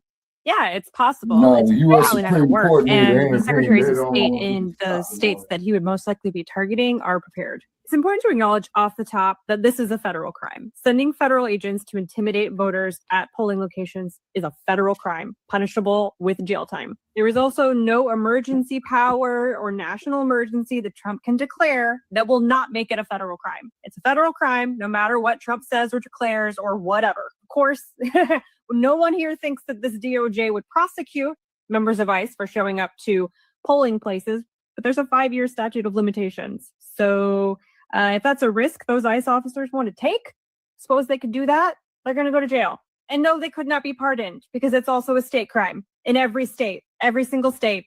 More importantly, I think, is that Steve Bannon saying this 10 months before the election has given the secretaries of state and the places that he would most likely target time to game it out and prepare for it. So an annual gathering of state election officials, Democratic secretaries of state said they'd already begun planning for the range of ways that they think the Trump administration is going to try to interfere with the elections. And that includes deploying ICE to polling places. There's been no official announcement from from DHS or anyone in the administration that this is happening. Remember, Steve Bannon doesn't actually work for the Trump administration. However, what he says is often an indicator of the direction that the administration is going to go. So this isn't something to ignore. I think that we should plan to see some sort of show of force in specific polling locations. Like we did in 2020. Black Lives Matter protesters in North Carolina organized a march to the polls, and the cops pepper sprayed them, specifically to stop them from voting, and it did not work. The Selma to Montgomery marches during the Civil Rights era in 1965 were specifically about voting rights and the ability for Black people to vote without being brutally intimidated. Like, these signs say an end to police brutality now and voting rights now together for a reason. So you can and should, I encourage you to reach out to your Secretary of State and see if they have a plan in place, because they probably do, for this eventuality. I would expect that if ICE shows up in polling places, for there to be emergency court orders telling them to leave same day. But we as voters need to be these people. You see these people, these white people here? We need to be willing to walk with marginalized and oppressed groups. They're going to be targeting Hispanic voters specifically, right? And Black voters who they think maybe come from Haiti or wherever. And we need to be willing to walk them into the polls past ICE, because who you are now is who you would have been then. Did y'all see Steve Bannon said they're going to have ICE at the polls? Did y'all see that? Is that not voter intimidation? Is that not illegal? I feel like that has to be illegal, because it seems like voter intimidation. They're trying to stop people from going to the polls to vote, this is nothing new. The only one who can stop them is the U.S. Supreme Court, and they do it. This is not the first time they did voter suppression. This is why laws were put into place to stop them from doing things like this. And yet, this administration don't give a damn. They're literally undoing a lot of the things that were put into place to protect people's rights. And now they're planning to place ICE at the polls to intimidate people and keep them from voting. Because what did he also say last month, Steve Bannon? That if the Republicans do not win the midterms, they're all going to jail. This is why they don't want you to vote. You think these people really need your voter information? Think about it. It's done electronically. They don't need your voter registration information. That's the same information that your jobs have. They have all your basic information. They the ones who gave us our social security numbers, date of birth, and all that stuff. They don't need that information. What they need is to get access to the system so they can change your vote. That's what they need. They need to look like you voted the way they want you to vote. Open your eyes. Got a little update for you guys on whether or not we're going to have free and fair elections or anything even approximating that. So we covered before Trump making the comments that he thought that Republicans should nationalize and take over the elections. He was asked about that and he doubled down. Let's take a listen. Was it the ambitions? What exactly did you mean when you said that you should nationalize elections? And which 15 states are you talking? I wouldn't see elections, be honest. And if a state can't run an election, I think the people behind me should do something about it. Because, if you think about it, a state is an agent for the federal government in elections. I don't know why the federal government doesn't do them anyway. But when you see some of these states about how horribly they run their elections, what a disgrace it is, I think the federal government, when you see crooked elections, and we had plenty of them, and by the way, we had them last time, but go to 2020 and look at the facts that are coming out. Rigged, crooked elections. If we have areas, take a look at Detroit, take a look at Pennsylvania, take a look at Philadelphia. You go take a look at Atlanta, look at some of the places that horrible corruption on elections. And the federal government should not allow that. The federal government should get involved. These are agents of the federal government to count the votes. If they can't count the votes legally and honestly, then somebody else should take over. The Constitution says it should be states that administer elections, Mr. President. Trump, you're full of shit. The election, but they have to do it honestly. The hell do you expect there again? They should have federalizing the elections, nationalize the elections, take over the elections. This comes on the heels of his former advisor, Steve Bannon, who still runs a very influential podcast, talking about how they're going to have ICE agents surround the polling places. Let's go ahead and take a listen to that. We're going to have ICE surround the polls come November. We're not going to sit here and allow you to steal the country again. And you can whine and cry and throw your toys out of the pram all you want, but we will never again allow an election to be stolen. So this is, what a lot of people left of center have been concerned about, is that the ICE budget, which is extraordinary, and the number of agents that have been brought in and are continuing to be recruited and brought in could be deployed in this manner as an intimidation tactic. And I mean, you can easily understand how this works, especially with how much they've been willing to harass people regardless. It's not any sort of targeted enforcement just based on their skin color, based on whether they have an accent or not. So here is Steve Bannon openly floating, hey, let's have all of these ICE agents go and surround the polling places in November. And, then you have the president himself floating some pretty wild things. Yeah, I mean, I'm not to cope. Bannon enjoys being the vanguard of third termism, of being the person.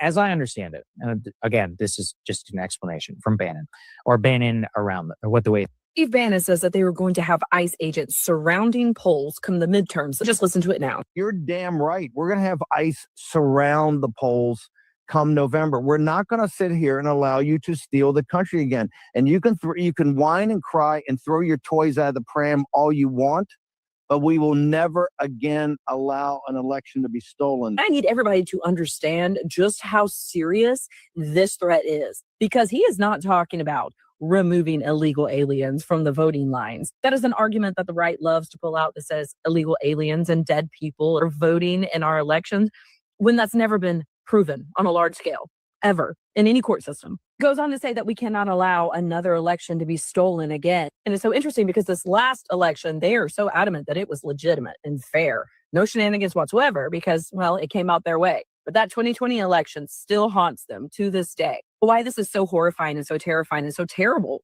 is because they are going to be specifically targeting people who are not white in those voting lines. If they are surrounding voting and polling stations with ICE agents, and we know that'll be in urban areas, primarily those that typically vote blue. If they're going to be doing that, we know that it's because they're going to be pulling people out that they think look suspicious. And that is obviously if they don't look white, the end. Perhaps if they have an accent, Make no mistake, this is a threat to our democratic system. Like so many other things they are saying and doing currently. You're damn right. We're going to have ICE surround the polls come November. We're not going to sit here and allow you to steal the country again. And you can whine and cry and throw your toys out of the pram all you want, but we will never again allow an election to be stolen.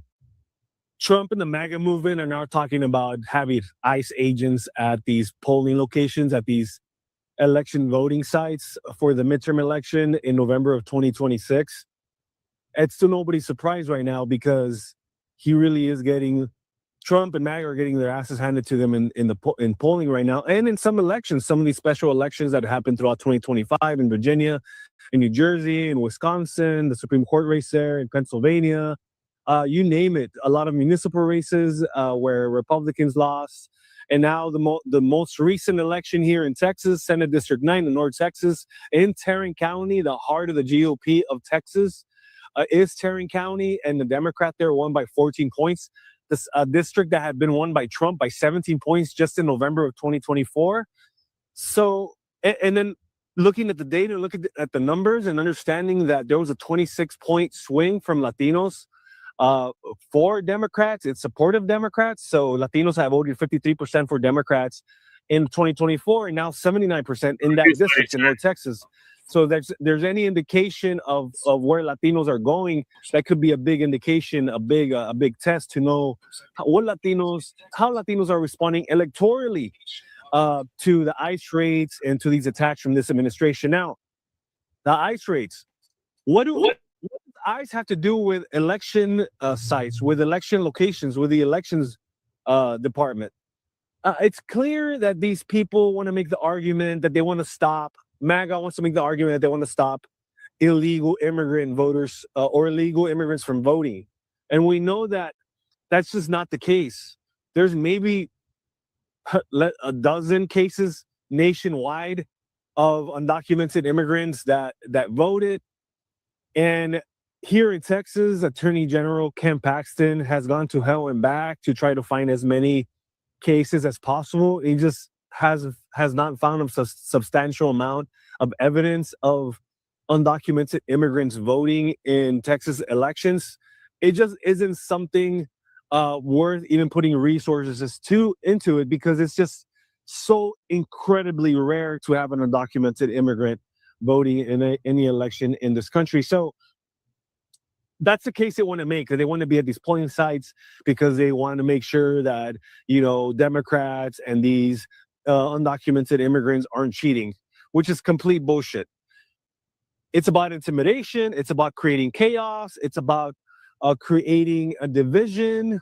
It's about discouraging people to go out to vote. Now, if ICE agents are creating chaos at a polling location and confusion, people that are on the fence about voting, these like low propensity voters, they're not going to care to go vote. They don't want to deal with it. So that's the point. You want to discourage people from not even approaching a polling location because they just don't want to deal with it. So the whole point here is to discourage American voters that are registered voters, particularly those that are more low or mid propensity voters that sometimes show up to vote, but not always. They're not as inspired to go out and vote as much as possible. So this administration's goal with the ICE agents is to create so much damn chaos at these polling locations that these people on the fence about voting are just going to say, you know what, never mind. My vote doesn't really matter anyway. I'm just going to vote, et cetera, et cetera. But that's going to multiply to millions of people. And that makes a difference. That absolutely makes a difference in elections, especially when elections are decided by like tight margins. And of course, with Latinos, ICE has a history of targeting Latinos, whether they have papers or not. Citizens. So there could be situations where Latinos just don't go vote because they just don't want to get harassed by ICE, even though they have papers. They don't want to be questioned. They don't want to deal with it. People are working. People want to go up on about their day. So that's called vote intimidation, sir. And that is what MAGA is seriously talking about right now. And it's crazy. It's crazy. So that's something that, like I mentioned, Democratic candidates and Democrats in power right now need to absolutely do everything in their power to freeze any funding support or stop or defund ICE, because these people are going to be used in elections against you, against the Democrats. Open your damn eyes, Democrats. Chuck Schumer and all these other Democratic leaders that are just playing way too soft on these Republicans right now and on MAGA. the Obamas and the Clintons are going to save us. They're going to save the midterms. We're going to clobber. Shit. We have some news right now. Steve Bannon, Donald Trump's former senior advisor, who he speaks to regularly, has confirmed what the plan will be heading for the midterm elections. He says, quote, "We're going to have ICE surround the polls. We'll never again allow an election to be stolen." He made these remarks on his War Room podcast. And well, a lot of folks may say, well, Steve Bannon isn't in the White House anymore. He doesn't have Donald Trump's ear. Folks, he has had lunch with Donald Trump regularly. He speaks with the president of the United States regularly. And often what happens in MAGA world is that someone like Steve Bannon will float an idea like stationing ICE agents at polling booths. And then it eventually will get to the White House. And then that's something that Donald Trump may repost, may parrot, may try to implement. And so they're setting the stage right now for having ICE agents, Border Patrol agents at voting locations across the country in an effort to intimidate folks from voting, and not just going after undocumented. I think that's the big thing here, is that even U.S. citizens. Hey, Jesse, wouldn't that there be a job for the U.S. Marshals? Polls, if this is what happens, because of what's happening across America, where they're demanding proof of citizenship, etc., racially profiling people, and more. Spread the word, be aware, follow for more.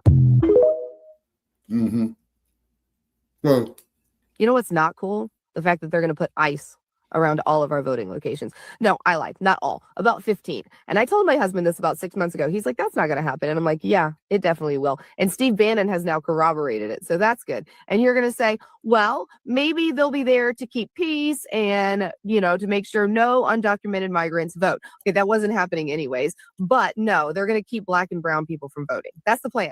They want to stand there as a fear tactic in their tactical gear and make people nervous about going into the vote. And it wouldn't surprise me if they are allowed to check ID. If they are standing over the people in the voting booth saying, I need to check your ID. And guess what ICE can do? They get to determine whether your documents are real or fraudulent. So maybe you're someone who's about to vote for a Democrat. Guess what? Your documents don't seem real. Or you're brown and you have an accent. I don't think you're really a citizen here. We're going to take you and we're going to book you in a detention center until we can figure this out. And guess what? Voting has passed. It's really a great plan. It's so obvious and it's so easy. Now, what are and you it's white just so people going clear to do to prevent what's this? happening. And I hope that those 15 cities are preparing Besides to fight this in a court of law, because those ICE officers are going to do nothing but destroy a free and fair election. And if you think otherwise, you need to read a book. Election. There were concerns that, you know, he would try to cancel the elections. As it turns out, you don't need to go that far. You don't need to cancel elections if you're going to post ICE agents in every polling place in swing states and essentially terrorize the people who show up. If you're going to ask them for ID, even in states where they don't need to have ID to vote, that's going to suppress and change the vote. And that's exactly what Donald Trump wants to do. That's what a lot of these Republicans have said, is use this ICE enforcement group that he's built to terrorize people. And that's why we've seen violence from ICE over the last few months, is to show people exactly what's in store for you when you show up for a polling place. So we have, like, look, it's like I said, he's telling us this is the plan.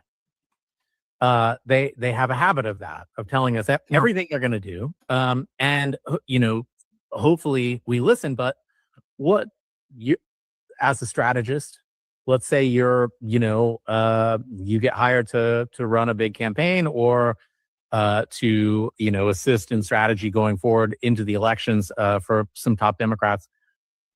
What are you doing? What do you tell them? How do the electeds handle this? So Congress needs to step in and actually start working on ways to prevent this through legislation. That's likely not going to happen in a Republican Senate. And the fact is, some Democrats are, I think, a little too comfortable with this idea that it's too late in the cycle to alter election laws for November, as if following the law has ever been a restriction for what Donald Trump wants to do when he uses power.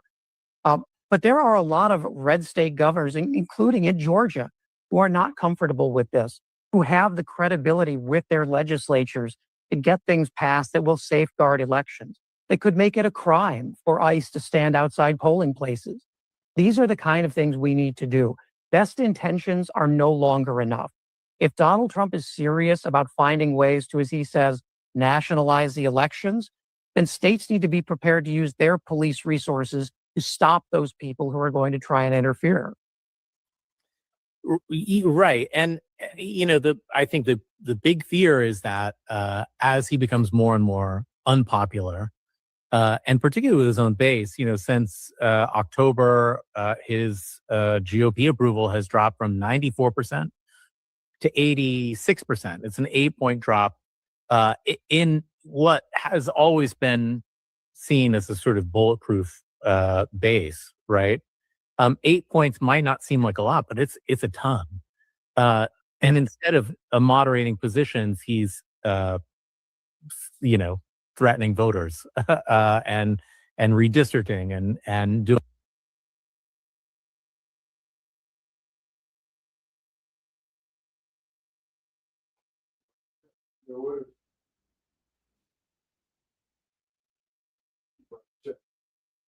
Okay. So I saw somebody put the Latino vote the Latino vote ain't gonna do nothing to us. If you look at the last election, people in our community overwhelmingly voted for Kamala Harris. And so the Latino did not stifle our vote, and they can't anyway. If you really look at the numbers, the Latinos are very divided. They are big time divided when it comes down to vote. They vote almost split. Part of them vote Democrat and another half of them vote Republican. So that being said, they are so split, they can't do nothing to the Black vote. I disagree with you big time on that one. And it did not show that they split the vote or impacted the vote in the last election. Okay, you can just look at the results. They didn't do anything to the Black vote at all. So anyway, y'all, look, we shall see. This is going to be something. But I kind of think Steve Bannon is stupid for putting that out there so far ahead of the midterms, because I do agree. Now you gave each one of these blue, because he's only going to have them in blue states and blue cities and stuff.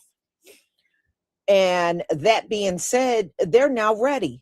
All they're going to do is beef up the police or beef up the National Guard, and they're going to outnumber ICE. So wherever these ICE agents show up, the Democrats are going to just beef up security all around the polling place, and they're going to make sure they got enough people out there that outnumber the ICE agents. So he really shouldn't have said nothing at all. But we shall see. Boy, I can't wait. I love the division. I love the division. Please keep it up. I love it. Keep it up. So, y'all, I will definitely keep my eye on this one. Definitely. So, I'm going to go ahead and conclude. Thank you for being here. Thank you for your support. I see some more donations came in to Give, Send, Go, and I thank you for your support. So everybody have a wonderful afternoon. Shalom, family.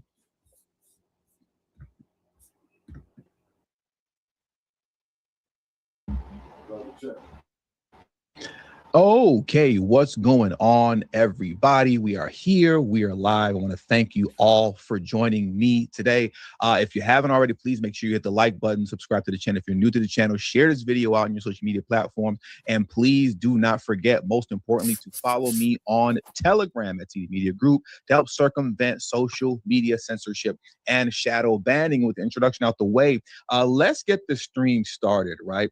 And, I want to talk about something that we've discussed quite a few times before, but I don't think that this ever gets old, nor should we stop discussing it and unpacking these things. And it's the amount of money that these crooks in Congress are managing to pull in once they get into Congress, right? Prior to being in Congress, these people typically are broke, right? They're down on their last. They're not doing so well. They have businesses that are floundering and failing.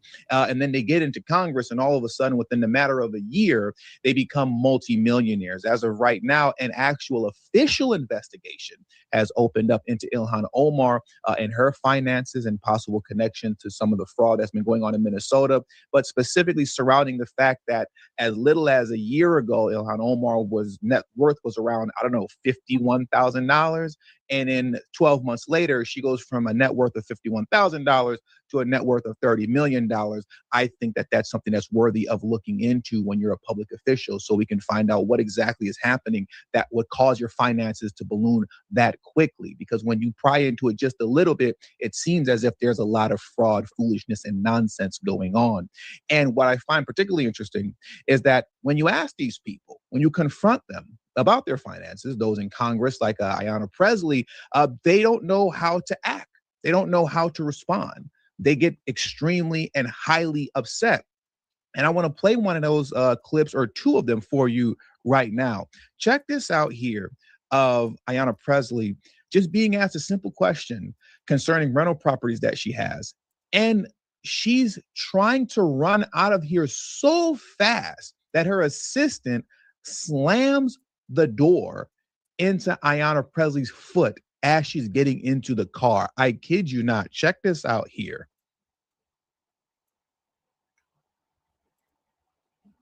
How did you make all this income from the rental property? Sir, I submit a financial disclosure just like everybody else. There's nothing to see here. Thank you. Is it appropriate for members to make so much money when they're in office? Should there be rules? Financial disclosure reports. I'm going to play the rest of it, but did you see that? They're trying to get out of here so fast that her assistant slammed the door on her foot. And Ayanna Pressley goes, oh, that's crazy. Why are you trying to run off so quickly? What are you hiding? Appropriate for members to make so much money when they're in office? Should there be rules? Financial disclosure report. You know you're trying to get the heck out of Dodge when you trip, fall, stumble, and hurt yourself, or your assistant smashes your ankles in the door. All right, I'm going to stop interrupting. Let's just let the rest of this play. But you are guilty as sin if you ask me. In my opinion, I believe, I assume. To make so much money when they're in office? Should there be rules? Financial disclosure reports show that the wealth of Pressley and her husband Conan Harris swelled from $12,000 in 2019 to as much as $8 million. 5 rental properties earn them up to $350,000 annually. Pressley once advocated to suspend rent during the pandemic. She pushed policies for struggling homeowners. These little to no cost bills help people remain housed. Presley's husband is an ex-con who went from serving a decade in jail before they were married for drug trafficking to raking in up to $1 million a year as a business and management consultant. Damn. That you can't turn your life around because you can. So what he did was he flipped his Okay, lips. so I didn't know Ayanna Pressley's husband was putting that work in. Okay, he was putting that work in. Man, we hear that one more time. He's a convicted drug dealer turned multi-millionaire real estate, entrepreneur. Yeah, I find that interesting. Okay, for drug trafficking is an ex-con who went from serving a decade. Let me stop right here. Little to no cost bills help people remain housed. Presley's husband is an ex-con who went from serving a decade in jail before they were married for drug trafficking to raking in up to $1 million a year as a business and management consultant. There are many times where we can see that the spouse is the person who may be bringing in the most income. Some lawmakers resist restrictions on outside earnings. Do you think that there should be changes, some different rules about what members can make while they're in office? Presumably right-wing reports designed to try to undermine our members, and there's nothing credible that has been suggested that I've seen. But other members worry about their colleagues cashing in on congressional service. The idea that people's net worth balloons at that level is yet another erosion of public trust. There was one of the first aphorisms I learned is politics is the art of turning influence into affluence. Now, the money also followed Presley's fellow squad member Ilhan Omar to Congress. A House committee is probing how assets belonging to Omar's husband grew into the millions. Brett? I just want to stick with Ayanna Pressley for a moment. Her husband went from serving 10 years in prison because he was a drug dealer to being $1 million a year business consultant? How you do that? No Maybe degree, got no nothing. rehabilitated. You got a degree in selling drugs, and paid a 10-year tuition in prison for it. But you went from that to making $1 million a year as a business consultant once Ayanna Pressley got into Congress? Okay. All right. That's interesting to me. And I want to play this other clip from her too, where once again, if everything is on the up and up, why are you so pressed when people are asking you basic questions about your finances as an elected public official? Look, she was asked recently about her finances, and just look at her response. Let's check this out here. And then we're going to move on to Ilhan Omar. You're here today talking about affordability. What do you have to say to Americans who are concerned about the fact that you went into Congress with a negative net worth and now you're reportedly worth over $8 million?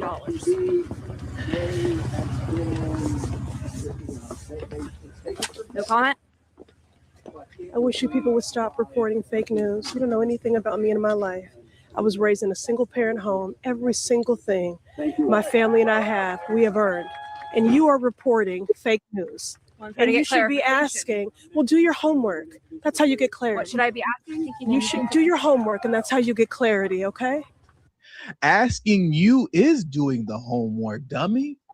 What better way to do homework than to go straight to the source, which is you, someone who had there should be public records on that, homie. Now all of a sudden you're worth $8 million with your drug dealer husband who served 10 years in jail for selling drugs and went from a 10-year prison sentence to coming out and being $1 million a year business consultant with no education on that other than being a drug dealer prior. Crazy work, man. I mean, I would be upset and running for my life too. I wouldn't want to answer any question either. And then saying silly stuff like, why don't you do your research? Why don't you do your research? Asking the source is the research. And when you ask them, this is how they respond. It's like maybe 10 more seconds left of this video. Let's see what else happens here. I'll rewind it back just a little bit. You are reporting fake news. And you should be asking, well, do your homework. That's how you get clarity. What should I be asking? You should do your homework, and that's how you get clarity, okay? That's how you get clarity. Do your homework. You're knocking capitalism, but isn't that... Thank you. You can take this card from me. Thank you. What was your name? Allison, thank you so much. No, how sweet. That was a nice little sweet little interaction right there to end the video off. But imagine that, telling somebody to do your homework. The homework is asking you. Mind you, these are the same people that apparently are Democrat socialists. They're so against capitalism, but at the same time, they're making millions upon millions of dollars a year because of capitalism. But they're against it, right? They want capitalism for themselves, but socialism for us, right? They can make money hand over fist themselves, and they want soup lines and universal basic income for us. That's how this works, right? But now what I want to do next is let's shift on over to Ilhan Omar, because that's what I want to do. And while I'm shifting on over to Ilhan Omar, if you haven't already, please make sure you subscribe to the channel if you're new to the channel, and hit the like button if you haven't already. Please make sure you hit that like button, okay? Let me pull this next clip up for you guys. Where is it? Here we go. So this clip here is concerning James Comer and the House Ethics Committee. Bullets, man, for slinging the shit. Or getting ready to, but officially. Yeah, he did a dime for slinging the shit. He said something very interesting in this concerning Biden investigating Ilhan Omar in 2024 that I wasn't aware of. So I want to play this clip first, but then I want to get into an article afterwards that helps us dive a little bit deeper into what Biden was investigating, right? But first, let's get into this clip. Get down, Amaru. We've been informed in the last 2 Amaru. hours that the ethics committee is probably going to have to be the committee that takes that investigation up. I'm disappointed to learn that. We thought that the oversight committee could do that. Amaru. So we're going to be writing a letter in the morning referring this to the ethics committee. And it's a simple investigation, Sean. There are 2 companies listed on Omar's husband's financial disclosure report. Both were worth, one was worth between $1,000 and $5,000. And then the very next year, it was worth between $1 and $5 million.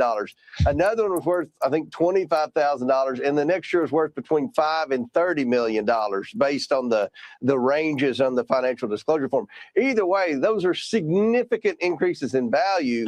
We just have questions that any American would have. What type of businesses are these? That we know that the Department of Justice in the Biden administration was investigating Omar's husband for reports of fraud. We know there's a winery in question that has a big value on there that some believe isn't worth anything. So there are a lot of questions. This investigation shouldn't take long. She should just willingly come in, she and her husband, and answer these questions. It shouldn't take more than 15 minutes. But thus far, over the last 2 weeks, it's been crickets from Omar.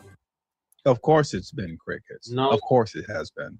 Right? Now, let's go into this here because I find this interesting. I had no idea that the Biden's DOJ was actually investigating Ilhan Omar back in 2024, apparently because of her husband's dealings, right? There's a lot of foolishness surrounding her and her husband. Let me pull this article up for you guys right here.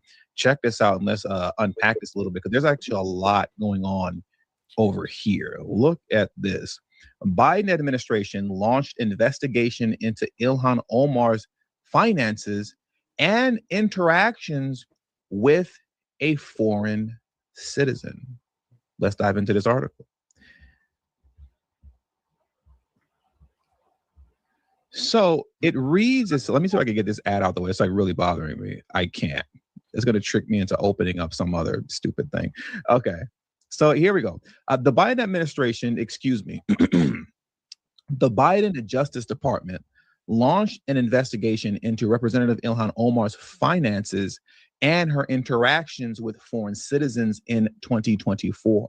The identity of the foreign citizen with whom Omar allegedly interacted is unknown. And the Times reported that the Biden administration's investigation, which was launched in June of 2024 by the U.S. Attorney's Office in Washington, D.C., has stalled due to lack of evidence. So it looks like they hit some sort of a brick wall in the middle of the investigation. Not that the investigation was dropped, but that it was merely stalled. Now, the article continues to read, but news of the investigation's existence comes after Washington Free Beacon report in September but news of the investigation's existence comes after a Washington Free Beacon report in September that found Omar's personal fortune had skyrocketed from no more than $51,000 at the end of 2023 to upwards of $30 million at the end of 2024.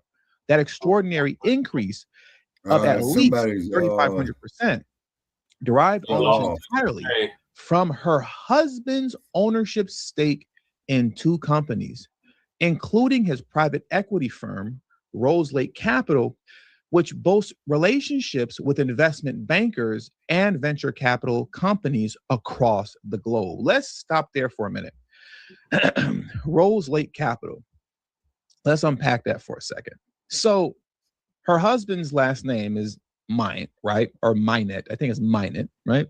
Minett founded Rose Lake Capital in 2022 with his business partner, Will Haler.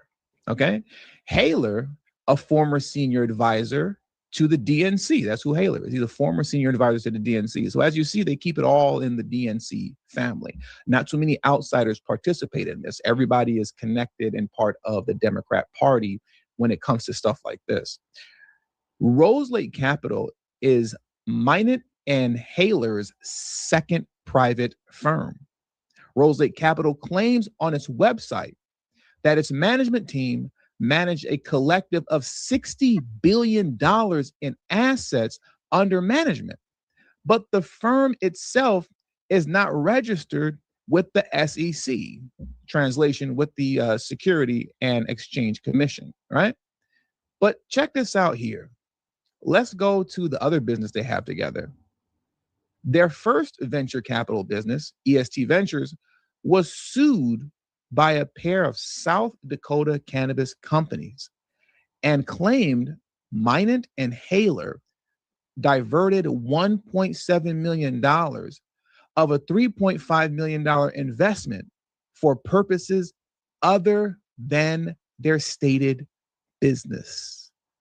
And when you scroll down a little bit more over here, Omar's husband, once again, Minant, entered the venture capital business after a lengthy stint serving as a consultant for Omar's campaign, during which Minant and Omar divorced their respective spouses and married each other in 2020.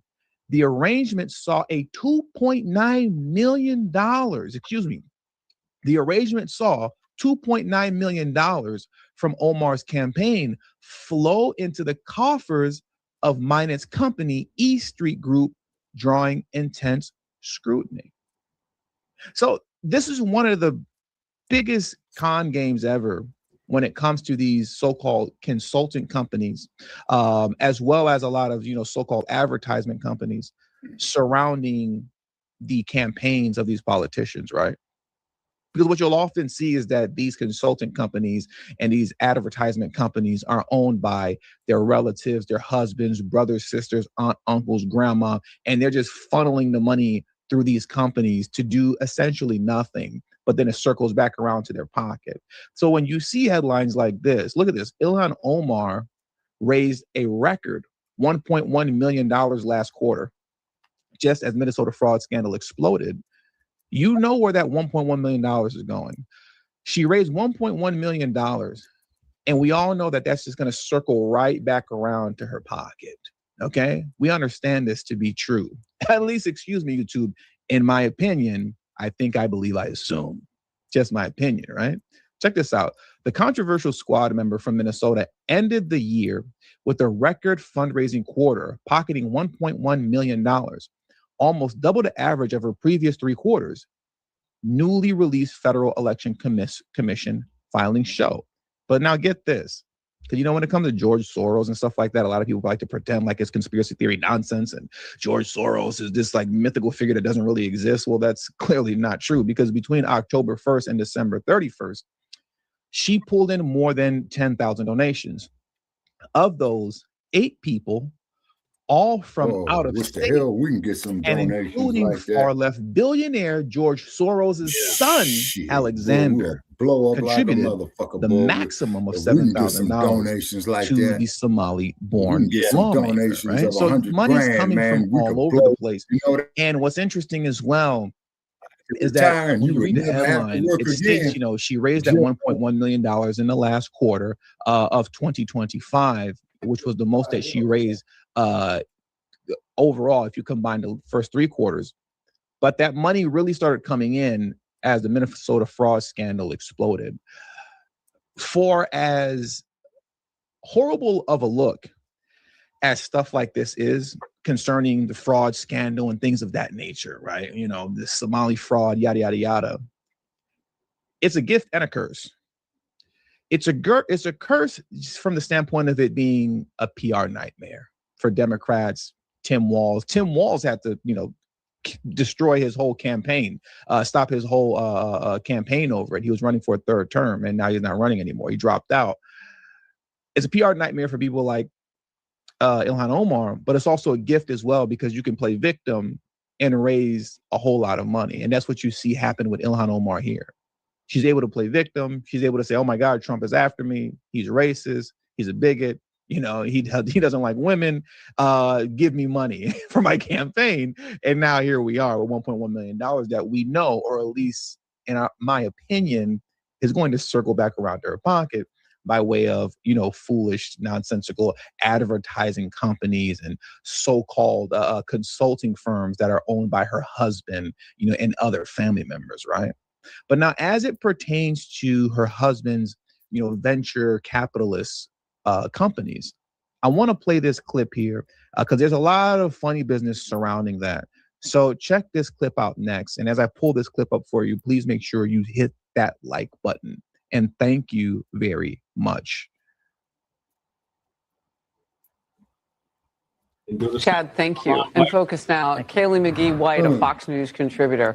Look, there's a whole lot of money on Capitol Hill, both sides of the aisle. And you could say that you want to follow all the money trail. Look at the Shush Fund years ago, where women were being quieted for some of the discrimination that was going on in the Hill. So we get that.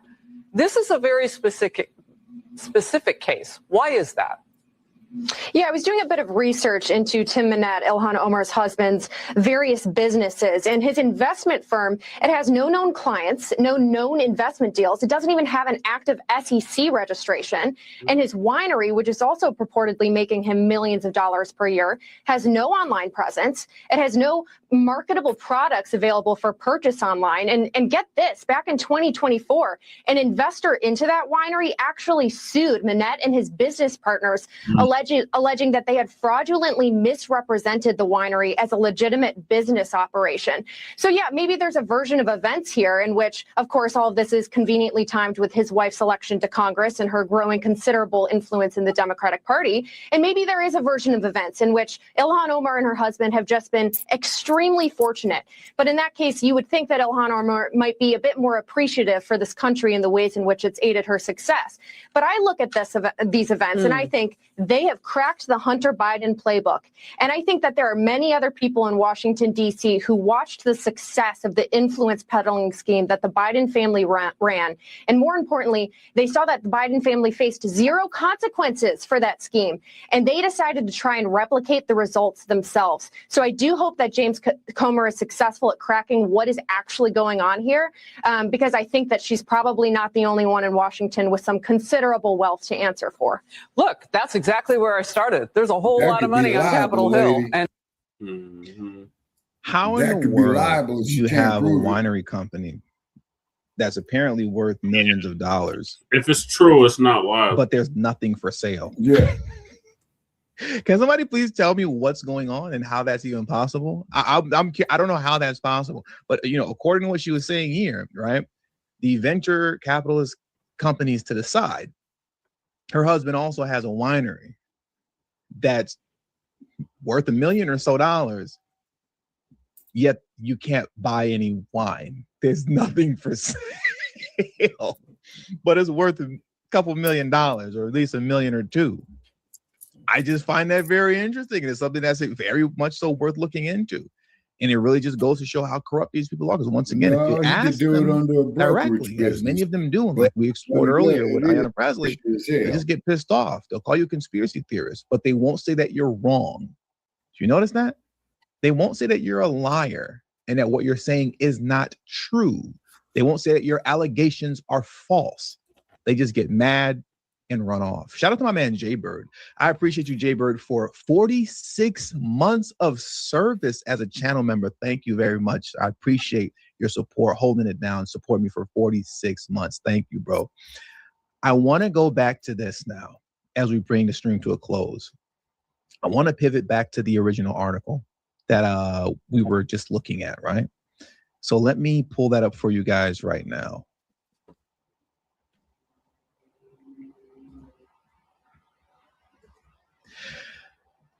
Look at this here. I want to take a moment to scroll back up for a second. A lot of colors on here. So you remember this part here, like where they're talking about interactions with a foreign citizen and all that kind of stuff, right? Ilhan Omar's interactions with a foreign citizen. What's that all about? You know, I want to try to explore a little bit more into what that's all about. And I want to take a moment to read this portion here once again as we bring the stream to a close. As for Omar's alleged interactions with a foreign citizen, investigators will have plenty of material to work with. Shortly after Minot founded Rose Lake Capital in 2022 with his business partner, Will Haler, Omar formed the U.S. Africa Policy Working Group, where she leads 20 members of Congress. Quote, committed to building partnership with the continent of Africa. Shout out to the motherland.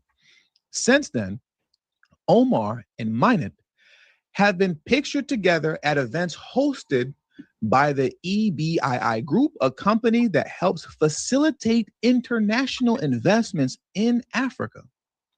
Omar was the keynote speaker at the group's African Leaders and Partners Forum in 2023. Get this, where she called on Congress to approve a $44 billion lifeline for African communities. Meanwhile, Haler, as Rose Park's CEO, facilitated a panel at the forum discussing the challenges faced by international investors seeking to get their funds out of African countries. I want to focus in on this right here, right? That I have highlighted in blue. Might be hard to see amidst all the green, right? A lot of colors happening on the screen right now. But she was at this international investment kind of forum. She was, to be exact, she was a keynote speaker at the African Leaders and Partners Forum in 2023, where she called on Congress to approve a $44 billion lifeline to African communities. I want you to understand like the corruption that's happening here, you know, and how just wrong all this stuff is. Because when you see something like this, she called on Congress to approve a $44 billion lifeline to African communities.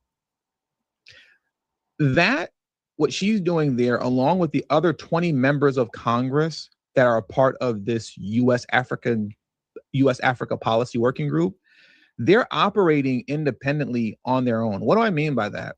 That $44 billion that she was asking for Congress to approve to send to Africa to do God knows what with it, obviously, as we all know, find some way back into their pockets.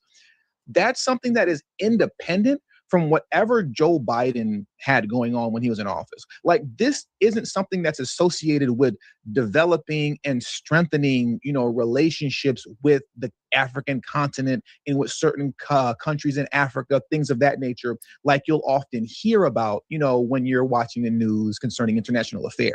This has nothing to do with that when they're asking for something like this, that $44 billion. This is completely independent of that.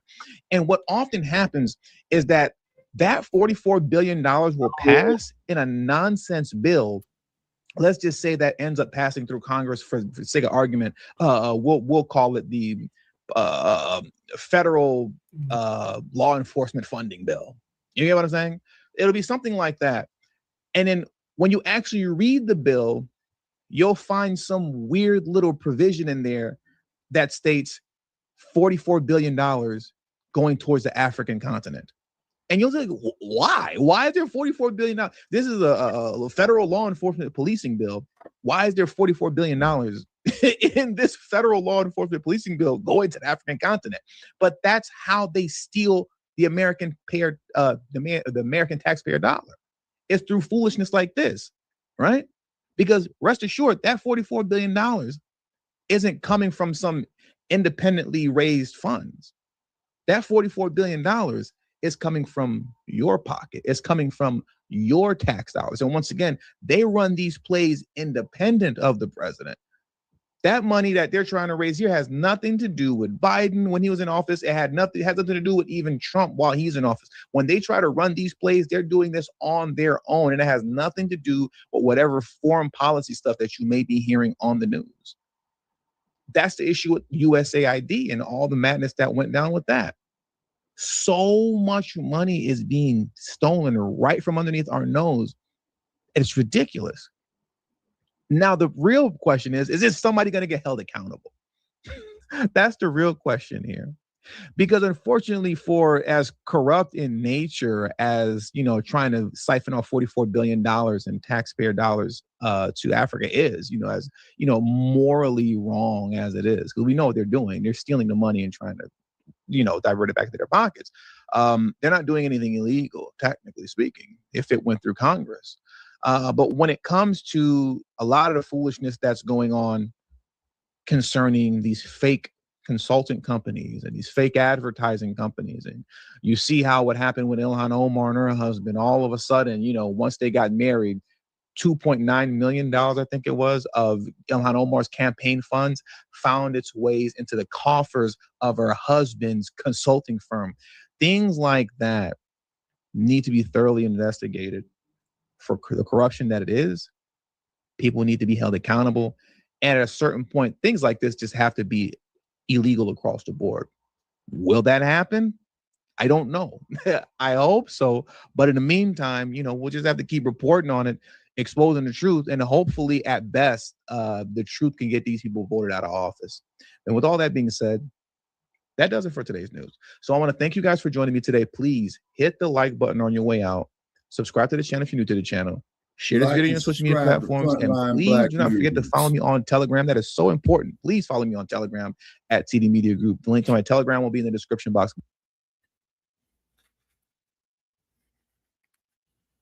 Yeah. Okay. Okay. And on that note, if they are doing something crooked, they ain't doing nothing no damn different that the rest of these politicians is doing. You know what I'm saying? Yeah. Yeah, they ain't doing nothing no damn different than what the rest of these crooked bastards is doing. So if you're gonna investigate her, then investigate all these motherfuckers. Yeah, they're not gonna do that, Shabaka. And she's an I know. immigrant. She gonna get deported, Shabaka. Okay, but I'm just wondering who else is. Well, but let's look at that girl, Ariana Presley. Her old man did 10 years on a dope case. Why are we caping for her? She says she don't support our reparations.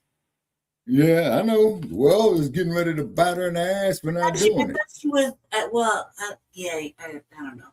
I thought No, she's getting ready to get, no, Lady K, she don't want to support our reparations. And she's doing this crooked shit. She's going to get bit in the ass for it. I tell you about Ayala Presley or Ilhan Omar. I'm talking about Ilhan Omar. Yeah, I'm talking about Ilhan Omar too. Ariana Presley and her old man, they locked in. Yeah, it looked like a gas power. I just hope these crooked black ass politicians do something for the black community. Yeah, they're not. Remember, she's Somali first, so she needs to be focused on Somalia and building. Okay, no, brother Che. I'm talking about Ayanna Presley and her husband. Oh, I'm still on Ilhan Omar. Yeah, well, Ilhan Omar, like you said, she's gonna fuck around, get arrested, get kicked out to Congress, and then they will deport her ass. Yeah. I mean, with all the drama that's been happening, I pretty much like over the last year, I don't think anything's gonna happen like that. She's pretty much skated through, you know what I mean? Okay, and but hold on now. Levied against her, she ain't really maneuvered or went anywhere or been, you know what I mean, forced out, or it's kind of weird. It seems that it seems like a lot going on in Minnesota. Like there's a lot of motherfucking legislative deaths. People, run for office, like 4 this year, or like 4 in the last 2 years. You know what I mean? There's a whole thing. Children. Yeah, yeah. You know what I mean? There's a whole bunch of shit going on out there that's like. And then they break into the governor's house right there and killed a couple of people there in Minnesota. Yeah, they just killed somebody's kid. Yeah, like his daughter just got stabbed and he had to drop out of the governor race. Yeah, that's like hardly in the news, and you hear none from Waltz or anybody mentioning that. That was hardly in the news. You know what I mean? Dude dropped out of the governor race because his daughter got fucking murdered. You know what I mean? Like that's like 4 in the last 2 months. Not to mention all the shit that's all the agitation or whatever, and then shit. Ilhan Omar gets sprayed with some bullshit at a town hall. You know what I mean? Like, there's a lot going on out there that's not really like, it's kind of sucks. You're like, a lot of shit's happening. Nobody's getting asked to step down, resign, move over. No, Tim Walz got asked to resign. You don't remember? Tim Walz was asked to resign, and the mayor of Minneapolis, Fraud. Yeah, but they obviously didn't go nowhere. They're still there doing work. They're all being investigated right now. Yeah, but I'm saying that they didn't leave. They're just there. Well, Just Tim Walz said he's not going to run for re-election. What's his face just got re-elected? Jacob Fry. And Ilhan Omar. All these people that are in office or running for office are getting like, you know what I mean? Yeah. Like that's just crazy to me. I don't know why. I mean, politics is war without bloodshed. Yeah, but it's like in the same state in the last 2 months, like that's like gotta be above her record. Like you in the same state over the last 2 months, and you got 2 fucking white deaths on top of that. There's a lot going on over there. Like, don't you think that's kind of suspicious? Yeah, I mean, it's politics. It's like that, like back to back, like I don't know, like yeah, it sounds like politics, but it just is kind of like whoa to me. You know what I mean? Now, well, look at it this way here, lady Check. Let's be real, okay? As crooked as these bastards are, right? All of them. I don't put nothing past none of them. Right. You know what time it is when the trash man comes. Yep. You know it's late. It's the trash man that's coming through. It's 2:37 here, so that means it's 3:37 where you all at. Mm-hmm. Trash man, he starts his shift that early. Yeah, from Aurora. My neighborhood Oh. does. My neighborhood, he's already been rolling around for like an hour. Yeah, I think he starts in your neighborhood and then goes to the rest of Aurora. Yeah, he's been cruising the blocks, throwing trash. You know, it's kind of cold over here too. It's like weird ass cold. It's really cold right now. Yeah. What's your temperature out there? I can't see the temperature because it's all the way in. It's 28 degrees. Yeah, I knew. So y'all are below freezing. It's 59 here in cloudy. Amp in the comment section. See, I thought it was true. No, it's cold, lady. Shan. I think it's supposed to snow either today or tomorrow. I thought I was tripping because my heart started to drop. I was like, oh my god, it's got to be cold. Yeah. My phone is showing 34, but the computer said 28. So. I can't see what it says on mine. And the phone died, so I don't know. Damn. I'm pretty sure it's around like 30 to late, like 20, 28, something like that. I can feel it. So my heart starts to act funny. Yeah. So in other illegal migrant news, we got illegal immigrants caught blasting guns at family in road rage attack on Texas highway. Road rage in great state, Texas. Amaru, if you don't get your ass down from that. What's going on, everybody? Thank you all for joining me today. If you haven't already, please make sure you hit the like button, subscribe to the channel if you're new to the channel, and most importantly, please make sure that you are following me on Telegram at TD Media Group to help circumvent social media censorship and shadow banning. And with the introduction out the way, let's get into today's news. And today we are headed on over to the great state of Texas. Why is that? Well, I won't even introduce the issue. I'm just going to play this video for you. Check this out here.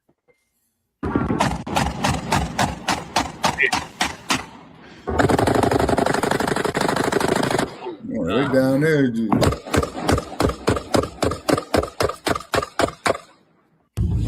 We're wasting bullets. There. No, well, they out there dumping. That motherfucker there is drunk.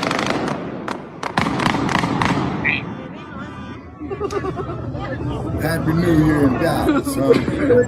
Año Nuevo in Dallas. What kind of third world foolishness is this? Down there, great state, Texas. This occurred in Dallas. Give me a moment and let me transition over to this article here so we can unpack what's going on here. They're down in great state, Texas. When you're asking me, you know, TD, why do you support ICE so much? This is why. Look at this. Look at this third world nonsense, this third world foolishness. Yeah, that's some type of shit you see in Mexico, El Salvador. You come into Hell, another you see country, shit like that in TJ, man. allegedly seeking a better life to work hard. And in Mexico. And instead, what you do is put other people's lives at risk by discharging your firearms recklessly, not caring who you hit and whose lives that you take. And it's just all kind of fun and games because you know you have Democrats to protect you. You know, well, I don't know how well that's going to work out for you in Texas as far as these three are concerned, but by and large, that's the general sentiment of people like this, right? Those who shouldn't be here to begin with. Look at these people. Look at this. Unbelievable. Let me transition over to this article here so we can unpack, you know, just who these lunatics are, what they did, the charges, and the fact that they have ICE detainers on them. They shouldn't be here anyways. Check this out here. Okay, so the title is Illegal Immigrants Caught Blasting Guns on Packed Highway, Shooting at Family in Road Rage Attack. Here we go, man. These are the lunatics that Democrats are protecting and trying to keep in the country. This is who they want here. This is what Biden unleashed, and this is who Democrats are trying to keep. Anyways, I digress.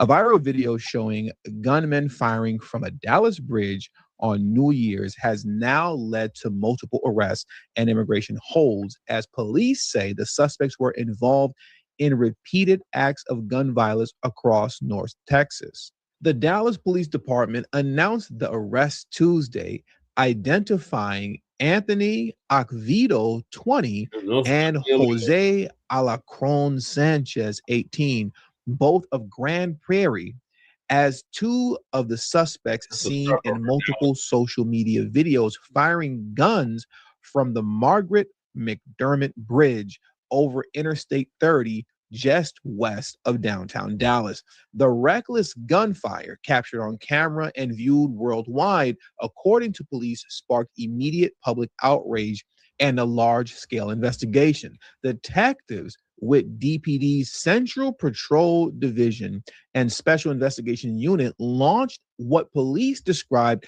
as an aggressive and exhaustive investigation, working alongside the Bureau of Alcohol, Tobacco, and Firearms and Explosives and the U.S. Attorney's Office. Investigators recovered more than 100 shell casings near the bridge. During the investigation, detectives learned Alacron Sanchez had been arrested earlier that same morning by the Grand Prairie Police Department for a similar firearms offense on January 1st of 2026. Now get this, as the case expanded, investigators uncovered evidence linking 25-year-old Anderson Dursey Lara to a separate road rage shooting in November. Police say Dursey Lara fired multiple rounds into a vehicle carrying 3 adults and 3 children, narrowly missing the victims. Time all the way out. If you've been subscribed to this channel long enough, you all know how much I love Texas. Okay? Don't mess with Texas. And I've never been there before, but I love Texas. I am highly disappointed right now in the fact that Alacron Sanchez had been arrested earlier that morning for the same offenses, just firing off your weapon like this, and you were just still able to carry on with your day while committing offenses like this. That's crazy to me. Why weren't you already in jail? That's number one. But number two, how is Anderson Dursey Lara, who was arrested for a road rage shooting in which he fired multiple rounds into a vehicle carrying 3 adults and 3 children, narrowly missing the victims, how is he not in jail? Right. How? Come on.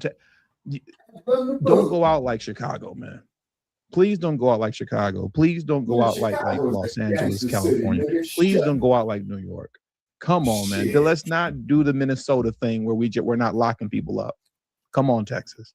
You let me down with this one. This is a first. This is crazy. But anyways, I digress. Still love Texas, even though I've never been there. I still love Texas. But that when I read this here, my jaw dropped. It's like, are you serious? Anyways, that's enough of that. Let's carry on.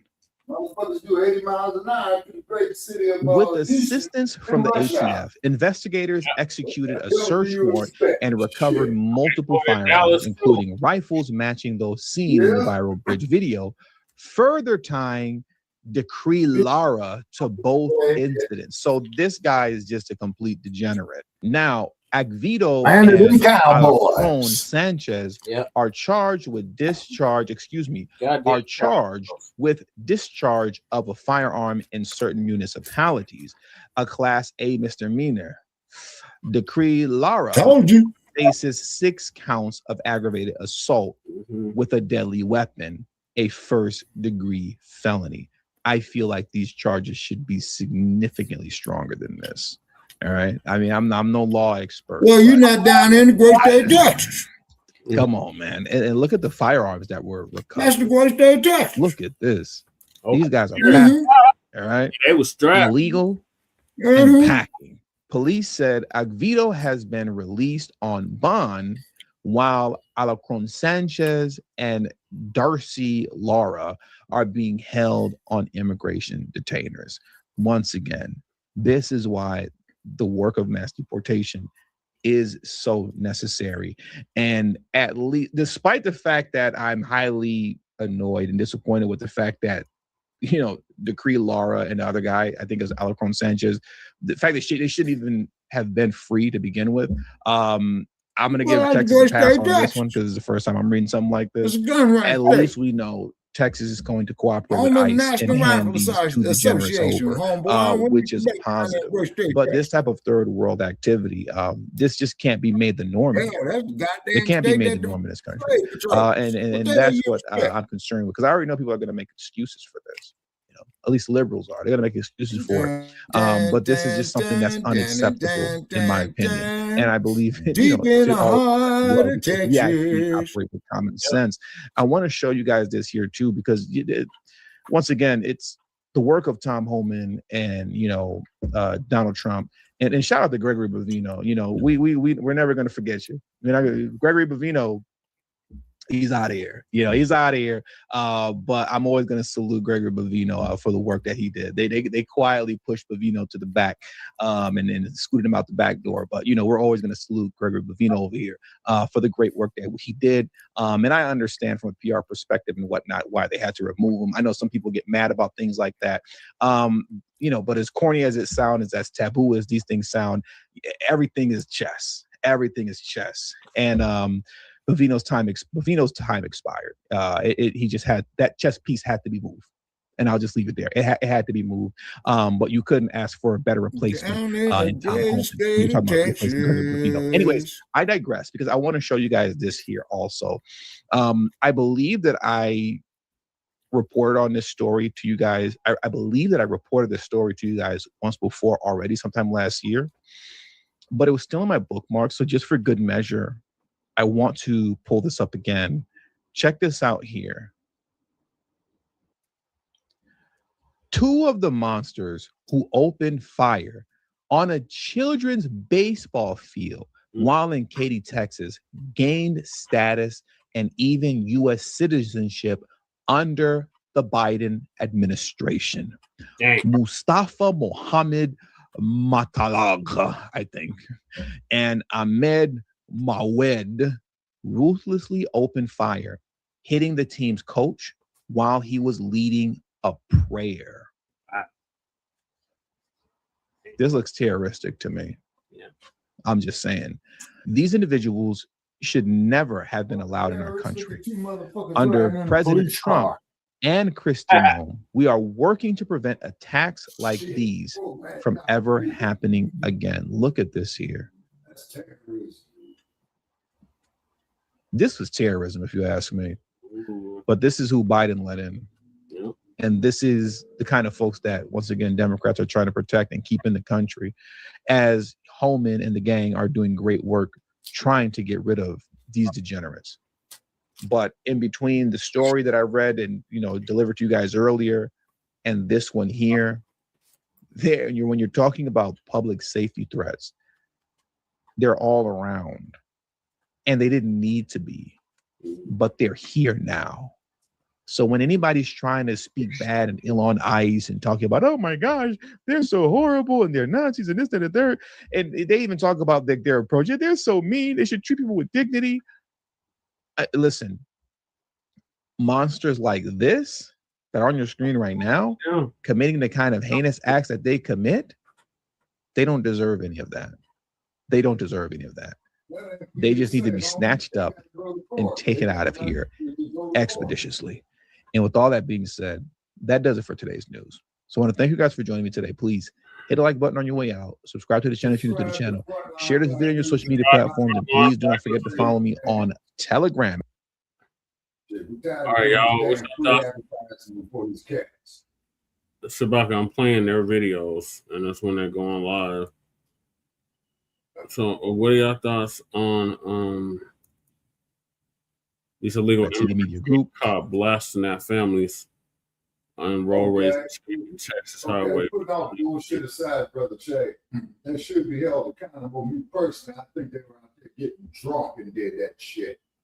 Yeah, that's definitely under the influence or something. Yeah, so on that right there, yeah, they should be hitting at least a bullet in the jail, man. What are your thoughts? 365. At least 365. They should have been the first time, but it's that catch and release type shit. So, you know, I don't know. Hopefully somebody will get picked up and stay in jail. I mean, that's crazy, and they're like showing out. So, you know, they definitely need to be punished.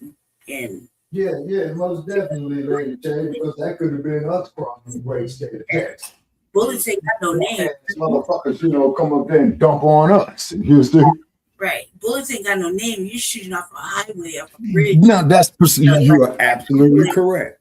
You're trying to kill everybody on the highway, cause accidents. You know what I mean? It just takes one car to get shot, to spin out and take out for the four-way underneath and kill everybody.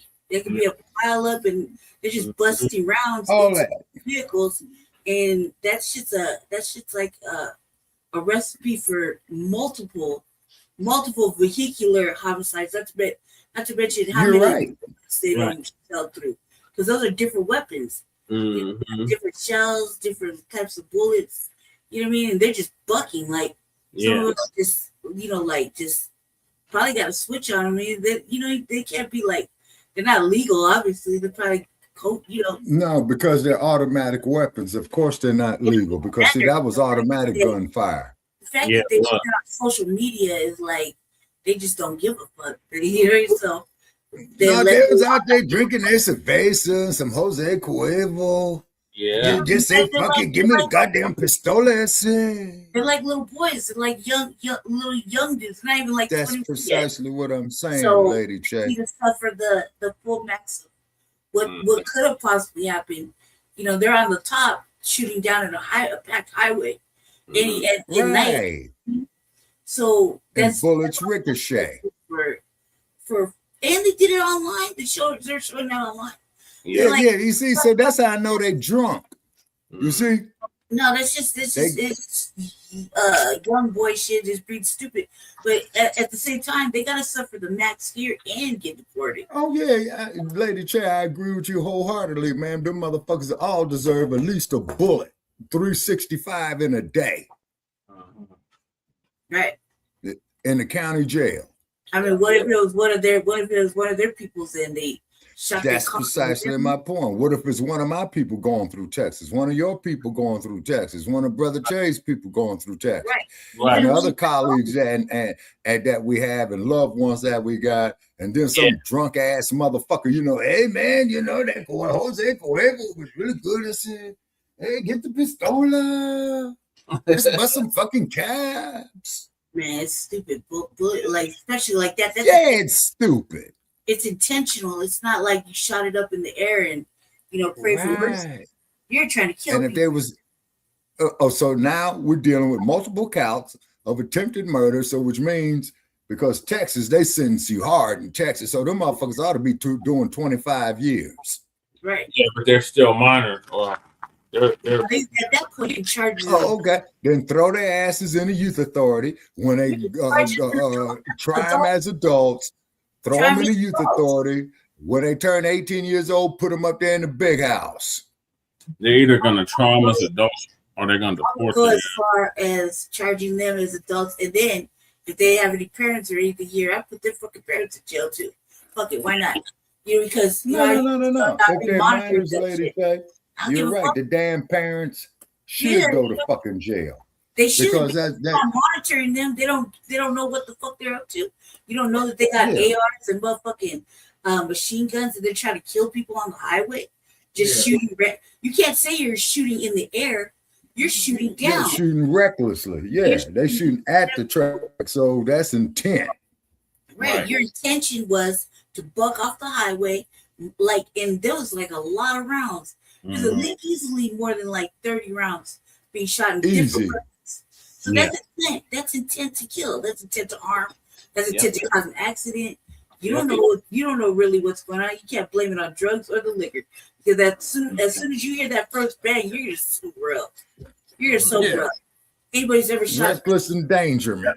Sober up immediately once you hear that first kickback. Yep. So you can't blame it on shit. At this point, you're just showing out, and you think you can get away with it. Well, okay, then you serve the motherfucking max, and your parents too. Yeah, walk the concrete with that shit. You're right. Who gave you money to go get it? Right. You know what I mean? Because you didn't get it off your good looks, ugly as hell. So you didn't get it off your charm. You didn't get it off for anything because they don't look like they real hustlers. They just look like some bitch made ass motherfuckers. They got homes to go home to.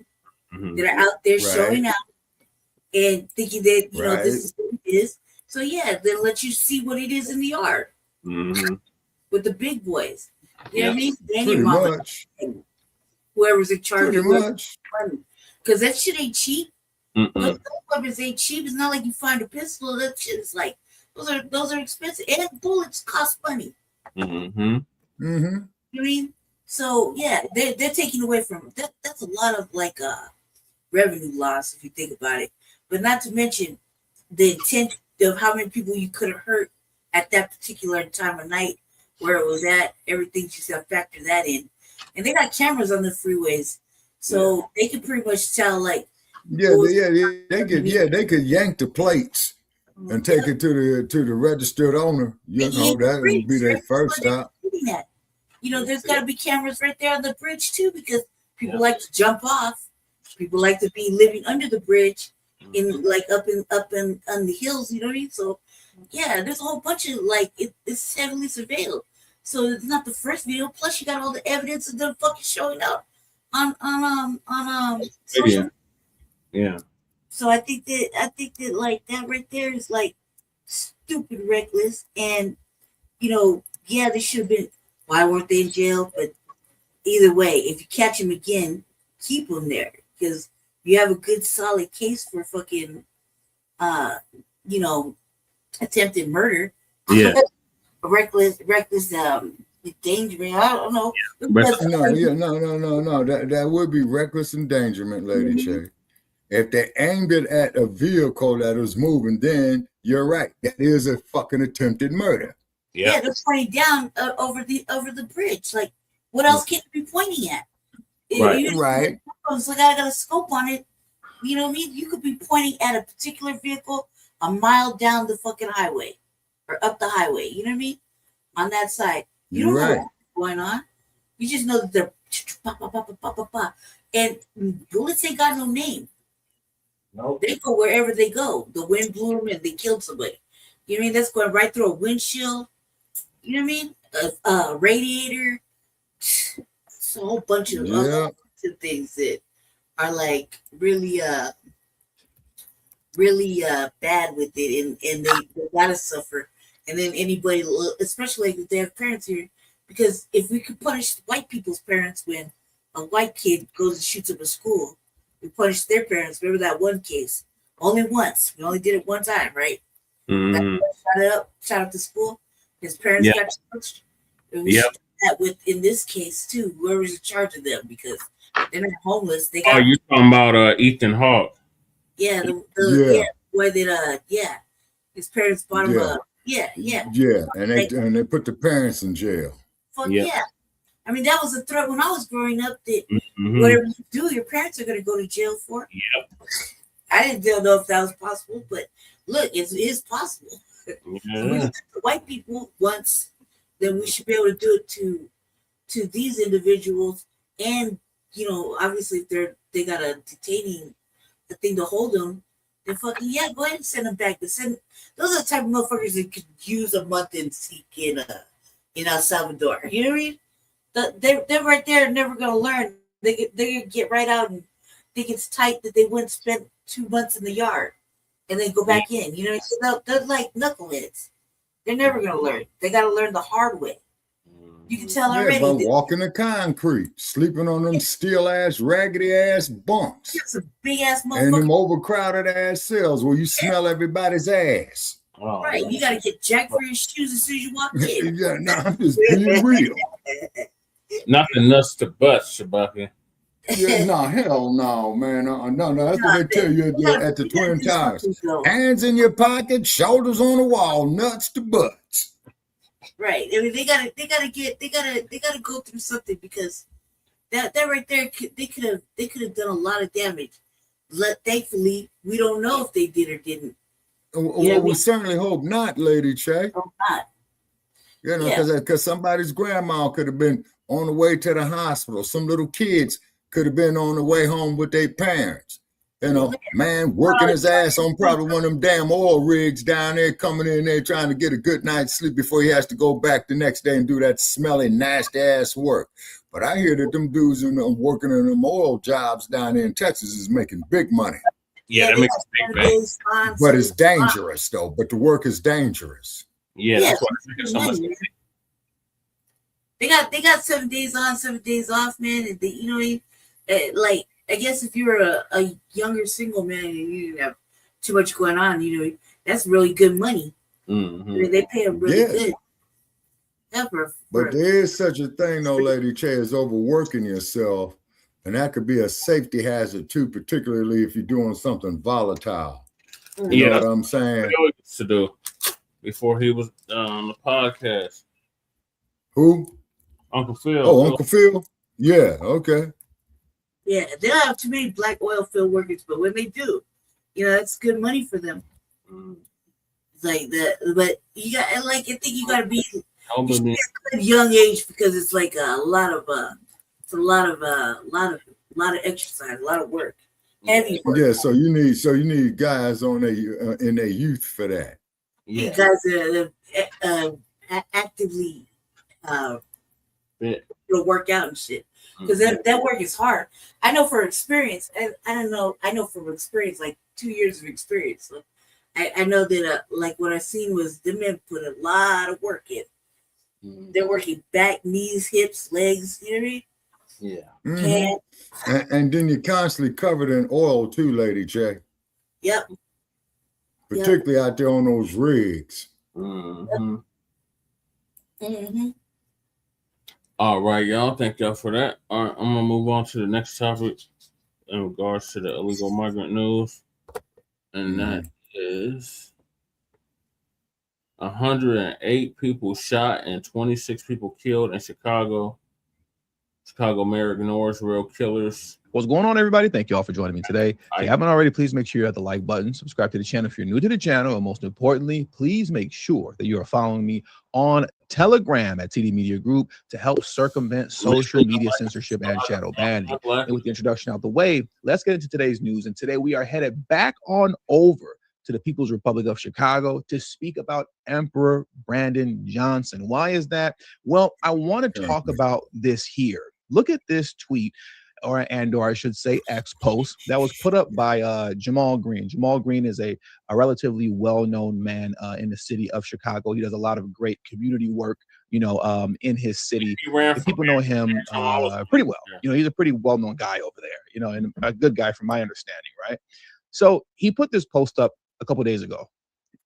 Check this out. This is absurd. In the first 27 days in Chicago, 108 people have been shot, 26 of them dead. Our mayor is marching to abolish ICE.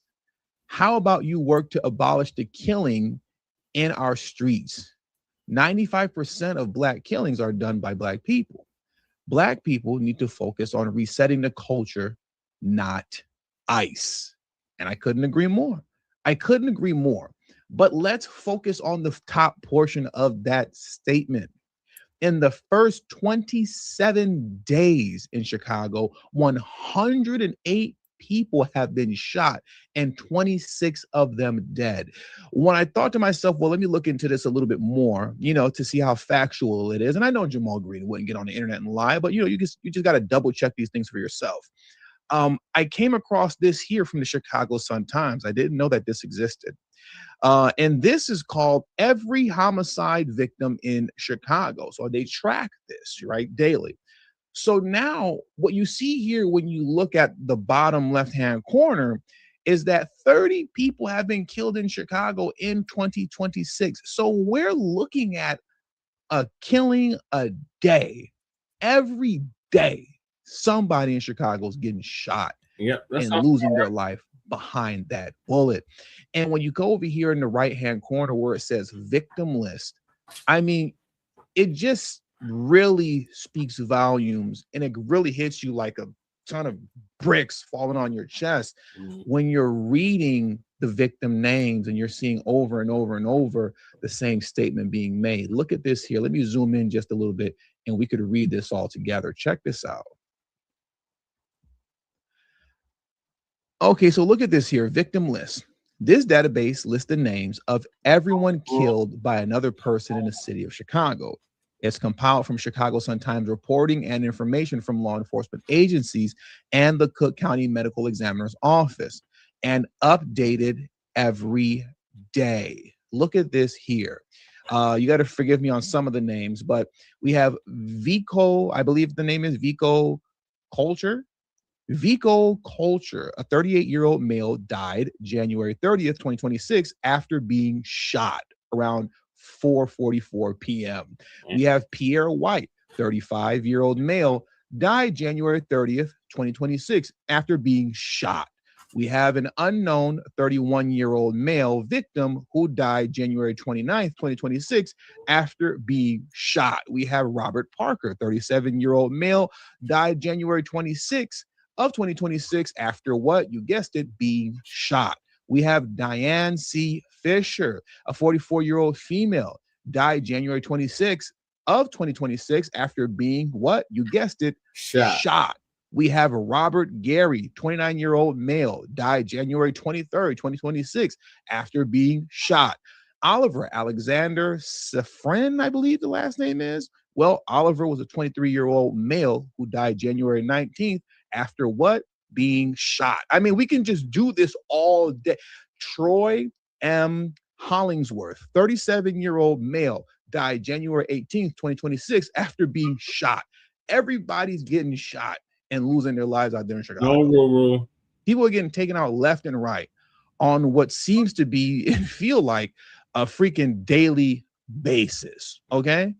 But while all this is going on, you have a ridiculously goofy mayor in Brandon Johnson who is ignoring all of this in order to play politics. Look at this. Mayor Johnson vows to find ways, Mayor Johnson vows to find ways to hold ICE agents and Gregory Bovino accountable for criminal conduct. They're not trying to hold actual criminals accountable for their conduct. They're trying to find ways to hold ICE accountable. I should say the Emperor of the People's Republic of Chicago, Brandon Johnson, is trying to find ways to hold ICE accountable and Gregory Bovino accountable. But you have all these murders happening on a virtually daily basis in the city, and he's not concerned with any of that.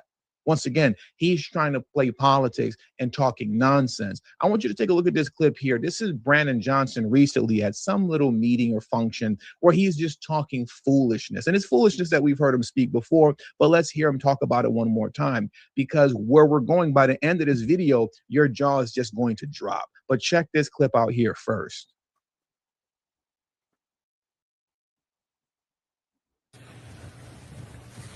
It's powerful that we have been able to effectively push back at local levels as well as in the courts around Gregory Bovino's activities. His dressing, his whole package, it is so familiar that I believe that it was blinding for some people. That it's clear, there's two things. One, it's clear that the far right in this country, that they have not accepted the results of the Civil War. The far right in this country were the ones who fought on the side of freeing slaves in the Civil War. It was Democrats who fought to keep slaves, idiot. And that they have longed for a rematch to have a republic that subjugates and subjects individuals to a permanent lower class. I mean, you just think about how stupid all of this is. And we've heard him say this before. It is just this idiot, what do you call it, talking point that he has of apparently the far right, the right wing, right? Republicans want a rematch of the Civil War. Why would you want a rematch of something that you won? The Republicans won the Civil War, stupid. It was Democrats that lost. And if you look at the actions of Democrats across the country, from Minnesota to Los Angeles, they're clearly the ones who want a rematch of the Civil War. They're the ones who can't just seem to peacefully protest and everything has to turn into a riot. But you see how they're always talking about themselves when they're talking about Trump, MAGA, Republicans, conservatives. Everything they say, they're the ones that are actually doing. These people are psychotic. Nonetheless, look at this here.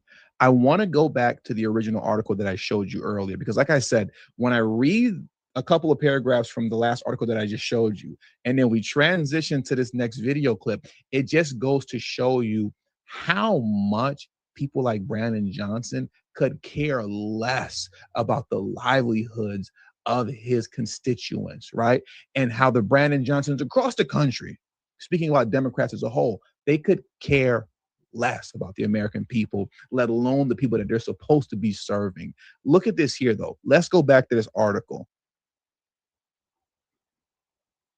Okay, so as you can see here, once again, just walk with me. Mayor Johnson vows to find ways to hold ICE agents and Gregory Bovino accountable for criminal conduct. Okay, just a quick pop quiz. How many people did Gregory Bovino and ICE kill? How many American citizens did they kill? You know, do a compare and contrast. Did they kill in the city of Chicago versus the number of people killed in Chicago that are not Gregory Bovino and not ICE? I would love to see that, like, compare and contrast. How many people did ICE kill in Chicago versus the number of people who were killed in Chicago by non-ICE agents? This is a quick pop quiz for you guys. I'm curious to how you guys answer that in the comment section below. I think we all know the answer to that question, though, right? Johnson told the National Press Club Wednesday that he aims to make Chicago the nation's first city to hold ICE and Border Patrol agents accountable for their criminal conduct, because there is no such thing as absolute immunity in America. The article goes on to read, and you see we don't have much. If you notice and you follow this channel long enough, whenever you see the green portion, that means that's where the article ends. But I digress. Claiming there is no such thing as absolute immunity in America, Mayor Brandon Johnson said Wednesday he plans to make Chicago the first city in the nation to hold immigration and customs enforcement agents and Border Patrol officers accountable for criminal conduct. In a defiant address to the National Press Club in Washington, D.C., Johnson said Chicagoans are asking us to do more in this moment, to challenge President Donald Trump's immigration enforcement actions, and it is our aim to meet their expectations with even stronger enforcement measures that he had not previously considered. This is not about politics. This is about a more fundamental idea that in our country, nobody is above the law except for Don Lemon, right? There is no such thing as absolute immunity in America, the mayor said. If you commit a crime, you should be tried like everyone else, regardless of the badge on your chest or the mask on your face. I mean, your script writer was pretty decent and clever with that one. I like it. I like it. You're still an idiot, and so is your team, but that was a good one. Nonetheless, once again, I promise you, I'm only going to read this title one more time. Just walk with me. Mayor Johnson vows to find ways to hold ICE agents accountable, and Gregory Vivino for criminal conduct. So while he's fighting to hold ICE agents accountable who have not killed any American citizens in Chicago throughout the entire year they were there, they didn't take not one life. Meanwhile, you have savage animals like this running around, virtually beating people to death and getting zero time for it. Just no punishment at all. Nobody's getting held accountable in Chicago. That's an actual criminal. Look at this here. Infuriating. A savage thug who brutally beat a random stranger nearly to death on a Chicago CTA Pink Line train, leaving the victim in a coma with traumatic brain injury, broken ribs, fractured skull, and months in the hospital, walks free with zero prison time. 45-year-old Jesus Ramirez pled guilty to aggravated battery this week and was sentenced to 2 years in prison. However, he received credit for more than a year spent on electronic monitoring. Okay, I'll read that one more time. However, he received credit for more than a year spent on electronic monitoring, and Illinois law automatically reduces most sentences by 50% for good conduct. As a result, he will serve no additional time behind bars for the brutal attack on public transit. Look at this savage beast who essentially got away with attempted murder. But we have Brandon Johnson who wants to hold ICE accountable. You gotta love it. Look at this here.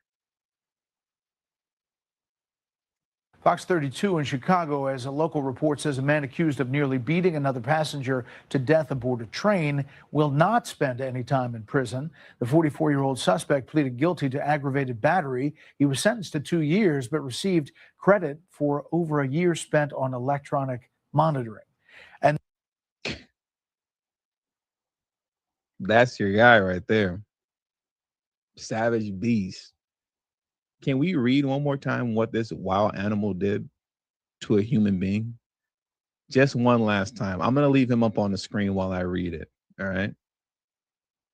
This guy brutally beat a random stranger nearly to death on a Chicago CTA Pink Line train, leaving the victim in a coma with traumatic brain injury, broken ribs, fractured skull, and months in the hospital. Walks free with zero prison time. I kid you not, man. You gotta thank God, and I gotta thank God every day that I don't have any family members that have been just assaulted like to this magnitude or in this way, you know? Because I kid you not. I commend people who are able to hold themselves together and just not take things into their own hand. Because this is unacceptable. This is unacceptable. And, you know, I'm just going to be quiet from here. I'll just end the video. If I really start talking, I'll be in trouble. Shit, but this that's is the shy. It's unacceptable. I don't know if I'd be able to have the kind of strength that a lot of these people have. And I'll just leave it at that. And I think you guys know what I mean. So with all that being said, that does it for today's news. This is crazy. This is crazy. But you have this moron who's trying to hold ICE accountable. Not animals like this. No, they get to go free after virtually, changing a person's life forever, almost beating them to death attempted murder, essentially. They get to walk. But let's put Gregory Bavino in jail. Let's put ICE agents in jail. Anyways, I'm starting to get upset. So with all that being said, that does it for today's news. I want to all right, thank you, TD. I don't blame you for being upset. This is some bullshit, but this is what the Democrats want us to be out here caping for. What do you think? On that deal with the dude in Chicago, you know, somebody should have got up there and whooped his ass. Now, if he was swift, then he should have got Rat Pack doing some shit like that. What are your thoughts, Lady Che? I don't know what to say. I don't even know what to say. That's just crazy. Yeah. Well, that's Chicago. They got certain traditions there. It was the home of Al Capone for many years. Yep. It sure was, but it sure And was. Al Capone, you know, shit, lived over 100 years ago. Yep. In the roaring 20s. Yep. Yep, the 1920s, yep. Yeah, the roaring 20s, the dirty 30s. Yep. The fighting 40s, the fabulous 50s, the sizzling 60s, the swinging 70s, the economical 80s, the nightmares 90s. Then boom, the millennium. Mm-hmm. And now we're in the millennium 20s. Yeah, Miller 20s. Mm-hmm. You know, transgender era. Oh, grown ass man going around shoving ketchup up his ass talking about he's a woman. Man, get the fuck out of here. I know Khalifa. Khalifa's like, what the fuck? All right, so moving along. Khalifa wants to get back on TV. Yeah, do you want to get back on TV, Khalifa? What you doing, baby? No, she's trying to get to her brother. They're playing. Trying to get some sparring in, huh? Mm-hmm. Yeah. All right, so we're gonna move on to the unhoused neighbor news. Yeah. The first homeless people of this land are. So the first one is about the unseen and uncounted indigenous homelessness in California. The Native Americans. Homelessness has been around since colonization. It's a false narrative where all tribes have money because they have casinos. Well, not all tribes are gaming tribes. We have areas where there is no running water, there is no electricity. And this is in California. Yeah, 2020 was the first time tribes and tribal entities had direct access to homelessness dollars. In California, there's 109 federally recognized tribes. And there are still tribes that don't have a land base, that are having to go out and buy their ancestral territories back. Wow. We purchased a piece of property. They refused to do work with us because of the Indian Non-Intercourse Act of 1790. What, 1790, right? Like, how does that even exist in 2024? Today, we're talking about indigenous homelessness in California, a crisis most of you don't even know exists. My guests are Mariah McGill and Christine De Los Santos from the Northern Circle Indian Housing Authority. They work directly with tribal communities across multiple counties, and they're here to explain why indigenous people are being left out of homelessness counts, why that matters, and why housing, culture, and community all go together when you're talking about real solutions. This is a conversation about history, housing, and what it looks like when entire communities are overlooked. Thank you very much for joining me on this conversation of indigenous homelessness in California. And I want to get into your organization and what you do people. and the crisis of people. Yeah, but what's the name of the dude? California. Yeah, that's his name. What's the name of the man? No, I didn't get his name, Lady Check. What's the name of the Oh, the name of the crew? Did he say the Pachanga by any chance, Brother Che? The Northern Circle. The Northern Circle Indian Housing Authority. Okay, so if he's in the north, that's probably like Modoc County, which is Nevada. Of the Okay, dude? no. Like, what are you? What's the name of the white man? What's the name of that white man? I don't know, Lady Che. If you listen, you'll hear it. He just said it. He didn't say it. Yes, he did. And community all go together when you're talking about this. My guests are Mariah McGill and Christine. Of the Indian Non-Intercourse Act of 1790. What? 1790, right? Like, how does that even exist in 2024? Okay, that dude during the time Spain had California. Today, we're talking about indigenous homelessness in California, a crisis most of you don't even know exists. My guests are Mariah McGill and Christine De Los Santos from the Northern Circle Indian Housing Authority. They work directly with tribal communities across multiple counties, and they're here to explain why indigenous people are being left out of homelessness counts, why that matters, and why housing, culture, and community all go together when you're talking about real solutions. This is a conversation about history, housing, and what it looks like when entire communities are overlooked. Thank you very much for joining me on this conversation of indigenous homelessness in California. And I want to get into your organization and what you do and the crisis of indigenous homelessness in California and the United States. But I think something was so interesting that you told me coming up in the elevator, and I want to get it right at the beginning so, everybody hears it. Yeah. The point in time count. Yeah. How indigenous culture, indigenous people are underrepresented. Yeah, I think one of the most important things is that when we finally got access to homelessness dollars in California, it was during COVID. And it was when we were really finding that a lot of our membership were experiencing severe crisis. And when we began reaching out to the local continuum of care, specifically in Mendocino County, where our office is located, we found that the data did not accurately represent. Off the coast. And why? Because they weren't going into the reservation and actually seeing the individuals living in storage containers or travel trailers or makeshift tents that are made out of plastic or some type of cover. Right. It's not even adequate shelter.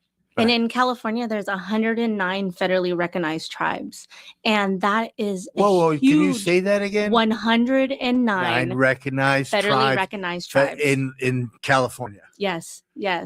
And it's a disservice to not partner with tribes in the jurisdiction that they're counting, right? If you partner with the tribes, then it allows direct access to the real numbers. Yeah. And that's a good segue is that you guys went and did your own homeless count. Yeah, we partnered with Mendocino County, and we're active in 2 other continuum of cares because we, as an organization, work on behalf of 9 federally recognized tribes across 4 counties now. So what we find is that the COCs really focus on the county themselves, their jurisdiction, but our tribal members live everywhere.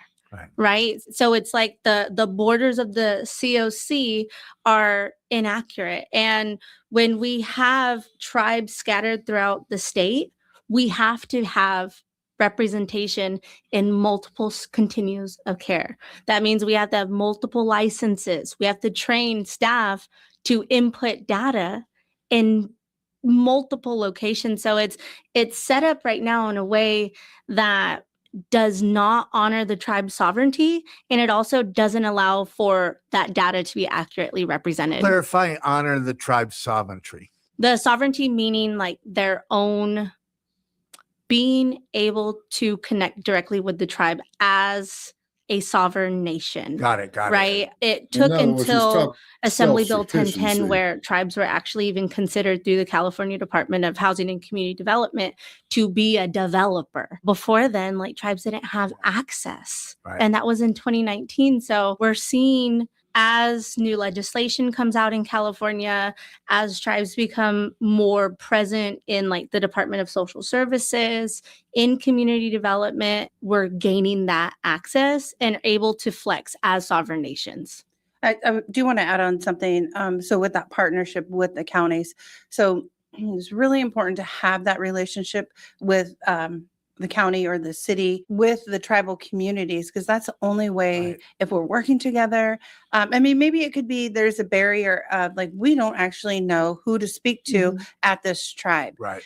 Maybe you can go online. Maybe they don't have the best website or social media presence where we can like, oh, here's the phone number and this is the chairperson, whatever it might be. But having that information out there, making sure that those relationships happen so that we can work together to get the right numbers. And from my limited experience, and this is a crisis, is most reservations, there's extreme poverty. Yes.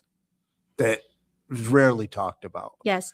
But I want to emphasize one thing, and we can go there. Casinos. Is when you look at point in time casinos counts, was for their sovereignty it's and often self-sufficiency. emphasized how people of color are overly represented in the homeless population. And, you know, you have Black and brown folks, and what you're saying is that number of indigenous is significantly low. It's much, much higher. Yes, that's correct. So in the Mendocino County point in time for 2024, the largest margin for ethnicity was Native American at 37% of the individuals counted. And we were able to utilize our empowerment and supportive services staff led by Priest Martinez, who's a Redwood Valley Little River Band of Pomo Indians member. And he created a group of volunteers that are tribal members to do the point in time count. So they knew where to go. Right. They knew where to look. Right. We were reaching areas that no one from the county had ever counted. Yeah. And it was really beautiful. And we really hope that the data that was collected from Mendocino County will inspire other tribes, other tribally designated housing entities to start getting that data. As homelessness grows, people are getting frustrated and they're pushing for laws that criminalize homelessness, which will only make the problem worse. Invisible People reaches more people, educating them on homelessness than all other homeless sector nonprofits and campaigns combined. But we do it on a limited budget. We don't have the funding they do. We are mostly funded by individual donations. And now that the economy is struggling, individual donations are disappearing, and we need you. I get it. You might not have the money to donate. Many people are struggling right now. Please share our content, share our videos. It really matters. Man, and and we'll if you put do your have some content up every funds and goddamn want day, to but you help got to pay be us. part of the solution to solve Shit, break homelessness, us off please $500. visit You can invisiblepeople.tv/donate. Our important work stops without you. I think there's something out there that's a false narrative where all tribes have money because they have casinos. Well, not all tribes are gaming tribes. Yeah. So that's where They're there's not? that low income level. I thought all of them that's had happening. the game in there. You know, we're thinking about housing, but at the same time, say like a company might And want to come gaming, and push, Brother Chaz, oh, we is need the to have casinos solar, like we out got there to at do all this. Pachanga Yes, we and do want that. Morongo But right now Valley we and got to shit. focus on like housing people, having enough Thunder homes, Valley in Northern food, California. education, and the And you overall need to go well-being jack up them of Chinese the and give you population your on the casino money. reservations. So I was telling you, I've over there in traveled California, it's the extensively throughout Chinese Canada.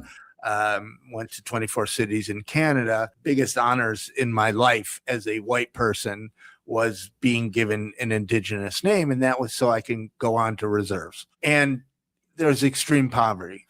And here in the United States, you often hear of Pine Ridge, which is something we've talked about that we would like to go and highlight that, but I can't just walk onto a reservation, right? The poverty and the homelessness and the drug addiction and, you know, everything else, the crises, the social crises in this country are just worse in reservations. Yeah.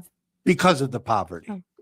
I mean, we have areas where there is no running water. There is no Right, electricity. damn. So you're having to haul water in, or you're running off of a generator. So, I mean, getting to town to get gas to run that generator is another barrier that we're faced with. And this is in California. This is Yeah, California. in It's not a California. third world country. It's, it's in our backyards. Right. And there are still tribes that don't have a land base, that are having to go out and buy their ancestral territories back. And then you're gonna ask have the to- federal government. You got to clarify that. Yeah, one. so there was the Termination Act where tribes the government came in and said, you're no longer a tribe in place of water and housing. And that never came.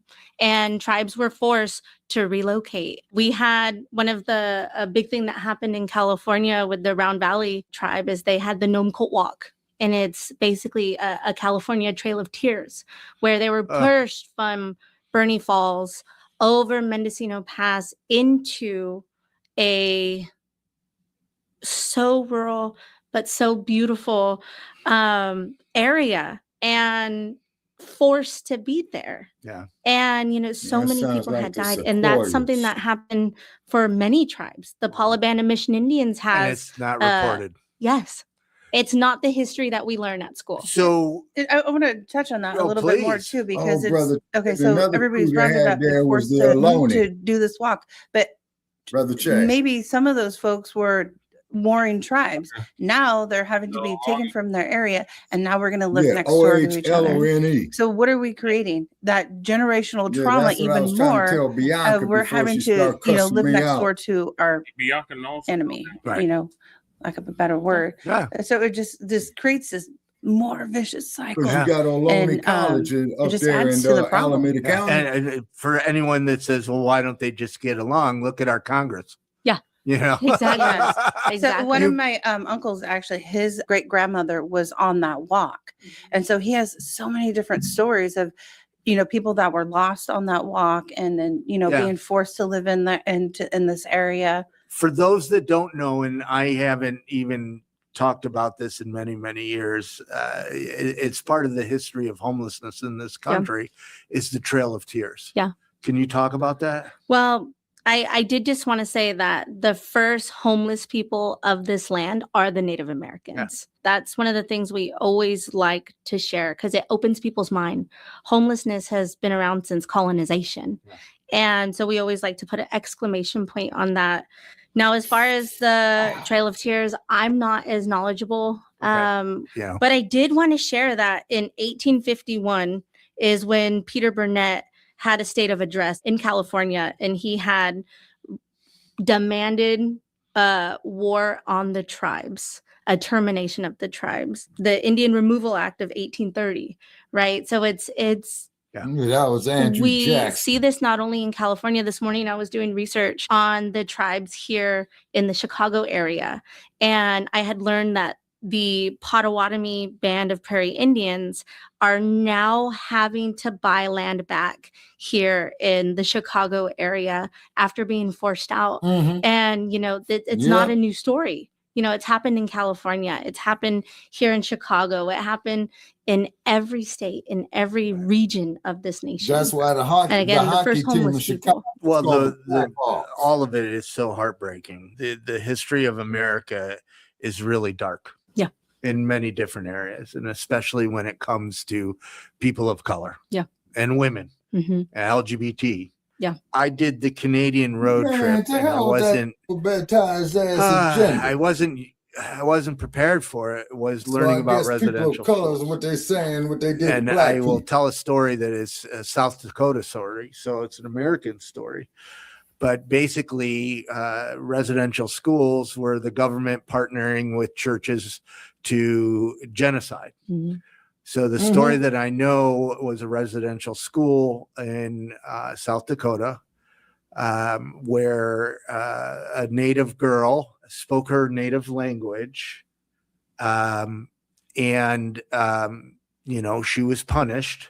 A little while later, she did it again, and they cut off her finger because she spoke her native language. and she never spoke again. And that's how we treated indigenous people, indigenous culture. Except with black folks who just cut their Johnsons off and put it in their mouths and barbecue. There is 109 federally recognized tribes, but there's still so many that are unrecognized, that they don't have that federal recognition. So, you know, kind of going to your story where it's the stops, you know, and that trauma happens. Yeah. And, you know, we're seeing that, or even some tribes have quantum requirements where there's blood count requirement. So the tribe is smaller in that case. So you're going to have to explain that. A blood count requirement? Yeah, blood quantum. So maybe you have the lineage, but if you were to marry outside the tribe, then that blood quantum becomes less. Something else I wanted to touch on was, I mean, last October, I mean, here we are, 2024, Yeah. and we purchased a piece of property in the city limits of Ukiah. And we're, you know, trying to close escrow, and I'll have Mariah.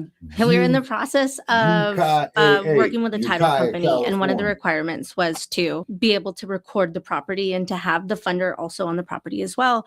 So when we were reaching out and having conversations with the title company, they refused to do work with us because of the Indian Non-Intercourse Act of 1790. So 1790, right? Like, how does that even exist in 2024? And you're going to tell us no, when we were like, we have the money right now. Yep. The owners of this property, the sellers, they 100% want to work with us.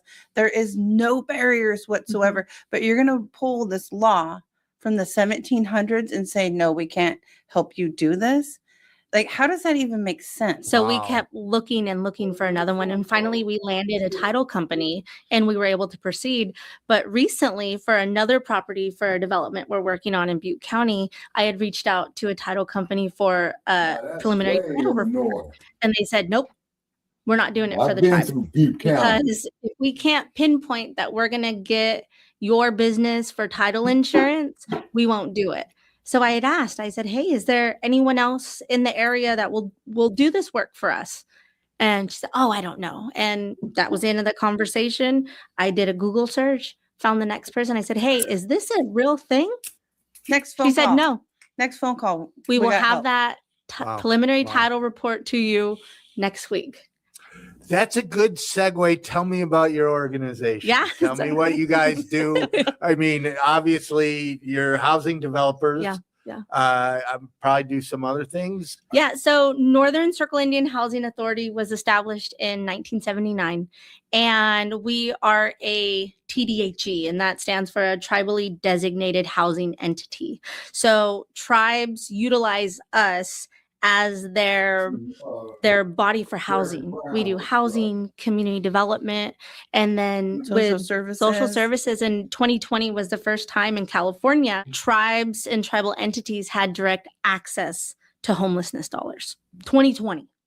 And of the 109 federally recognized tribes, only one tribe and one tribal entity applied for these funds. And it was for the California Department of Social Services, but the Housing and Disability Advocacy Program, we call it HDAP. The whole premise of the program is to support individuals who are homeless or at risk of homelessness, whether or not they're housed or unhoused, but supporting them in applying for social services, getting them through the process, or if they have an application and they were denied, it's advocating for them in that fashion. Well, fast forward 2 years, we ended up getting access to bringing families home, which really supports our members who are at risk of homelessness or experiencing homelessness that have some sort of active child welfare or Indian child welfare case. Likewise, the Home Safe is for adults with either an open adult protective case or at risk of having that.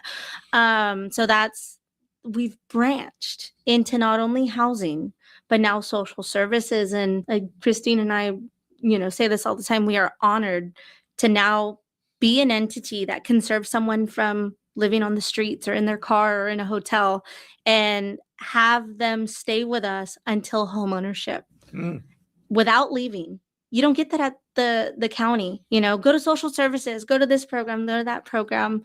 But at Northern Circle, they can come with us in ESS, and then finish back in ESS with homeownership. In the last, say, 5 years, we really evolved into just our brand, the Hope Healing and Housing. So we really focused on like the first, say I've been with Northern Circle, I think I'm going on my 9th year, you're on your 11th year. So I was in one department for the resident services and Mariah was in the construction department. And we're really both like data driven people. And so I'm like, this is all we have to offer, but we have these problems that are on the reservations. We need to address these issues, but we don't have the resources. We don't have the funding. We don't even have at that time the capacity to address these issues because we're just pulled in, different directions. So Mariah, she's an absolute genius. I can say, hey, this is what we have. Can you find something out there that can actually address these type of issues? Maybe we can get that type of funding, and then we can start helping the membership where they need that help.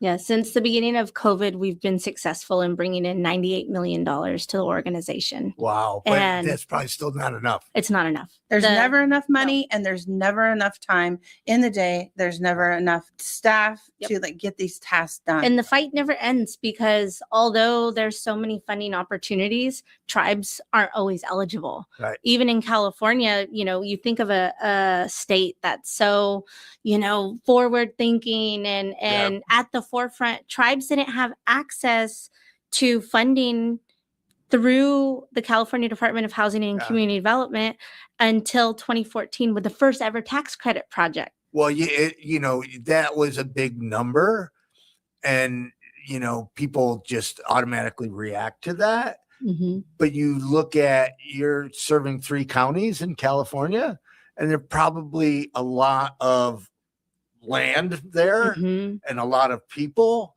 And that's not nearly enough for the amount of people that need housing if we're going to actually prevent and solve homelessness. Right. Yeah. One of the things that we've been doing to try to tackle, because again, there's not enough housing. We've had crazy wildfires in California, specifically in like the Butte County area where we have 2 of our tribes, the Moortown Rancheria and Berry Creek Rancheria. I didn't even never thought of that. And the wildfires have impacted so much. I can imagine. So we're built out on where our housing can be. So the tribe had said, hey, we have this huge need for housing, but we're limited on land in trust, meaning it's held in trust on behalf of the tribe by the federal government. And the Bureau of Indian Affairs allows you, to designate the land for either residential, commercial, gaming. So they had land, but the new land that was purchased wasn't yet in trust. So they said, we still need to build something. And we applied for Home Key, which is a funding initiative through California, through HCD. And we were able to get $6.9 million to develop 12 single-family homes for individuals at risk of homelessness at 60% area median income. And then, we were like, well, what's next on our list? Elders. That's one of the things that we see in our tribal communities is that we have multi-generational housing and we have elders, that moved into our homes 30 years ago and they needed a 4-bedroom unit. But now fast forward, they're either having their grandchildren, their children moving in with them, or it's too much house for them. So we decided to apply for a Indian Housing Block grant, the competitive grant funds, and we were able to receive $5 million to develop 10 elder units on this site. So collectively, the project's called the Maidu Mountain Lion Housing Development. Yeah. And we're working on plans and specifications right now and hope to be under construction this summer. Great. We're here at a supportive housing conference and you 2 are both speaking. Yeah, I will be. I'll be speaking. And you're going to be, what are you presenting on? So we're presenting on the partnership for the Community Care Expansion Program. It's funded through the California Department of Social Services, CDSS. And we were recipients of 10 just shy of $10.7 million to develop an intertribal elder village. So what we'll be talking about is our elder village, which is 15 units, 30 beds, intended for elders who are recipients of Social Security. You're glowing when you're I love talking it. about elders. Yeah, in my entire We really all Yeah. the staff, everybody at Northern Circle, we live a life in service. Yeah. Yeah. So it doesn't matter if you're a non-tribal member, like we are really here to do the work that needs to be done. And in my entire time at Northern Circle, we've tried to build elder village after elder village or senior housing in general, and it never was able to go to fruition. So this year or last year, CCE became available, and we tried to partner with a local nonprofit to purchase property and then develop it. Well, the property we were looking at fell through, and we weren't able to, so we gave up. We gave up on the application, and then I got a phone call from one of the team with Horn through CDSS, and they said, well, you started your application. Don't you want to finish it? And I said, well, project fell through. I don't know. And they said, well, what would you want to do? And I said, I still want to do the elder village. So they encouraged me to go back out. We found a 3-acre parcel in central Ukiah, which is our county seat. So, that's close to hospital, close to Walmart, Safeway, really close to amenities. We purchased the property and we're under development. We're still seeking about $2 million to develop a wellness center to support the elders in the community. But And really you excited. do social services and support too. Yep. Can you talk about how important that is? Because so often, especially, you hear about housing first, but, it's often housing only and there's no support. Yeah. Yeah. It's so we provide those wraparound services. I mean, it's one thing to take somebody and put them in a house, but it's really hard. Like if you've been homeless or you've been living in an overcrowded situation for a really long time. So what does it look when I'm living by myself? Sometimes we need help with like, okay, this is how we get on a schedule to pay our bills. We got to get on a schedule with our daily chores, weekly, monthly, whatever it might be. This is what we need to do in the evening. Maybe it's just, I am by myself and I need somebody to speak to. Maybe it's relationship advice, domestic violence, addiction situations, parenting. I mean, just like overall wellness. We offer classes at Northern Circle where you can come and sit down with our coworker, Priest Martinez, and he's going to teach you how to bead. He's going to teach you how to make regalia. He is a singer, so he does teach the language in like songs. Oh, wow. So, I mean, we have that going on as well. So it's more than, hey, we're just going to put you in a house. We do that whole thing to make sure that your overall wellness is like you are being taken care of. I figured you did, but I really wanted to stress that because so often the services are forgotten. Yeah. Right. And, you see that when you have your housers, but then the social services has to come to you. With us at Northern Circle, we're all there. Right. We're all there. Financial literacy, regalia. We have a dance group of youth. We have a youth program. So even offering residents opportunity and self-sufficiency, like how do we do career development? And you're sick, you are in the hospital and you need somebody to come down and do a traditional prayer for you. We're going to show up and do that. We're going to make sure like your well-being is really being taken care of. And it's coming from the indigenous culture. Yeah. Right. Which means a lot. I mean, honestly, there is no limit. I mean, I get phone calls of, Christine, I have this going on. I'm not feeling well. Do you think I should go to the emergency room?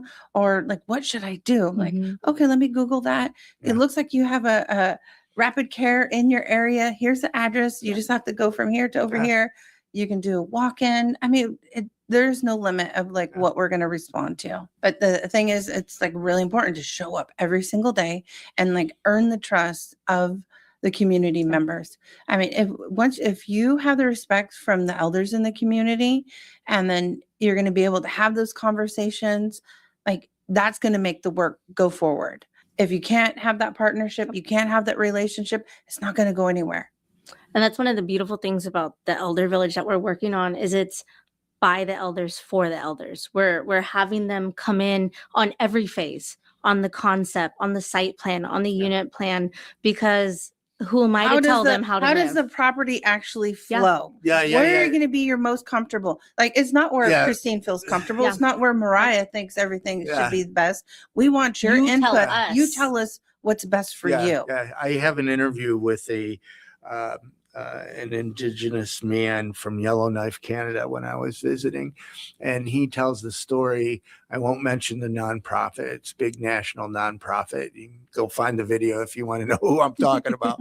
But they made a 40-unit building, and they didn't talk to anybody. And Yellowknife is predominantly indigenous, so it sits there vacant, because there's certain rules that they have that are not culture, and different ways they constructed the building. Yeah. One of the things that really hit to me is Native people love the outdoors, right? That's the creator, right? And so you have to incorporate that in your building design. Traditional plants, Yeah. herbs. Yeah, there's something. I'm not going to say the funding source, but there's a funding source out there, and we do stay away from it because I went to a training, got certified to use this type of funding, and I came back and I said, Mariah, this is not going to work for us, and I'll tell you exactly why it's not going to work for us.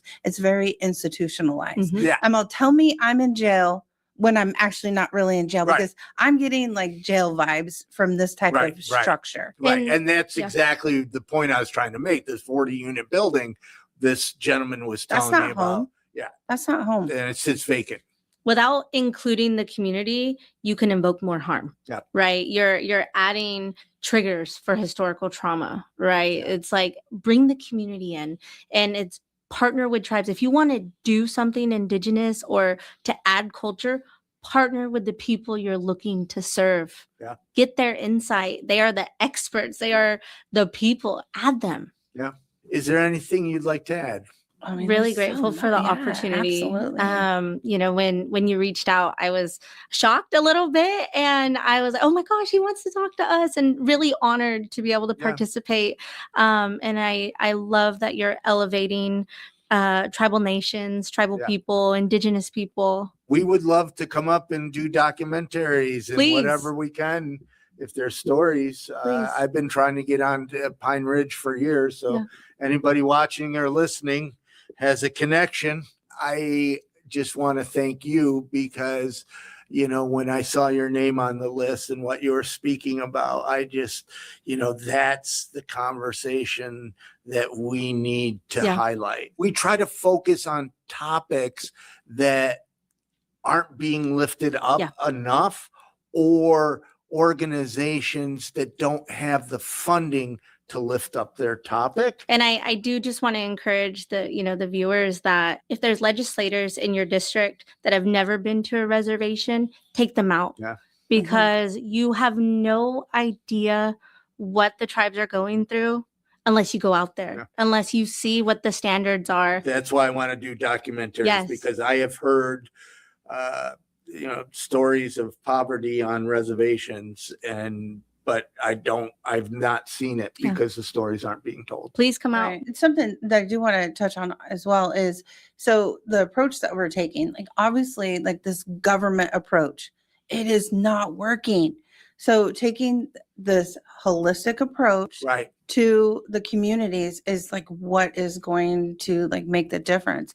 We had one of our friends when we were talking about taking the holistic approach, and he said, you know what, this is the right way, because the Native way, the indigenous way is a holistic approach. So, really focusing on that, it's not black and white. It really isn't. Your housing projects aren't just a place to live. They're cultural preservation. It's language preservation. It's community. It's culture.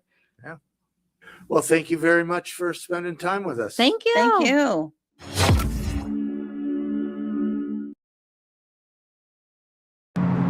Jerry, we're here in Denver. You're homeless. Tell me about it. Well, this time I've been homeless for 6 months, so 7 months now. That due to the fact that I had a neighbor that was doing some things downstairs, and both our names were Jerry, and she got us mixed up because she had met me, and she came and told me that she wasn't going to renew my lease, so I became homeless again. Right now, I'm still looking for a place. Hopefully, everything took care of everything that needed to be taken care of to get one. Now, tell me about homelessness in Denver in general. Homelessness in Denver is it's a sad sight to see, considering all of the 3,000 to 4,000 people, maybe 5, that is homeless here. Only about I would say 97% want that place. The difference is they just can't afford it, and we got 60% of the unhoused population work, and they just can't afford the place. I mean, you put your tent up, and in the daytime, nighttime, the police come and tell you to take it down. Sometimes they come and take the stuff, and don't leave it parked on the sidewalk in public spot, because they'll definitely put it in the trash at the time. They wake you up in the middle of the night, 11, 12 o'clock, and tell you to move on, or different things of that nature. It's very hard. I mean, as a matter of fact, it's a job within a job. That's what people don't understand. There's, you know, just to fight for survival, put up your tent, take down your tent, find a safe place, get water, go to the bathroom, security, safety, food. So that purple building now is now a liquor store. It's literally a block. I thought I would play it, but if you don't want to watch it, I'll tell you. I love you. It's like 10 minutes. All right. Because Jerry's a traitor. Yeah, I was just about to say that. You just betrayed us like last week again. I know. I just happened to stumble on this video on that same channel. I was like, oh, interesting. Yeah. Food every day. There's no vacation days. There's no days off. I mean, it's work. Homeless people are far from lazy. Well, you're right about that. The thing about it is, I've only been out here 7 months, and with that is about 220 days or so, and it has been very demanding, especially trying to volunteer and do advocate for the unhoused people as well as myself. It's hard. I mean, trying to find food, going to these shelters to eat, just different places, waiting for people to bring you something to eat, because you got to stay with your stuff. It's things that you just can't do. You walk around in the sun all day, you're just hoping that something will come through for you. The shelter is not the answer. It's just one of those things to where everybody deserves a house key. I think it should be a right that everybody deserves a house, at least a place where they can rent it according to their income. Because everybody is not making $100,000 a year. Everybody, not the Rockefellers and the Kennedys and everything. So we need houses that are low income for people that would be rented to them according to their income. That's 0 to 30%. Here in Denver, we have 23,000 houses that are empty, but they on the higher end, 60% and up. Which means that a 1-bedroom, well, I'm gonna take a studio. Studio is costing you about $1,500 just to move in. And that's no bigger than a jail cell. Right. And now, for being outside, you've gotten ticketed. Yes, I got a ticket 3 times. The first time, which was about 2.5 years ago, I guess, I got 2 tickets, both within a 12-hour span of each other. This time I was out here for about 3.5 months, and I got a ticket this time, which I'm fighting in court. I'm doing court October 11th. I was supposed to go August the 5th, but they set it back. So I'm fighting it because I feel that me being a Marine, that I fought for these rights, and I fought to be able to choose on how I want to live my life if I don't want to go to a shelter. There's nothing wrong with that. I break my stuff down every morning like most people do, and go on about my day. Some people, they don't have the luxury of that, of moving around like I can.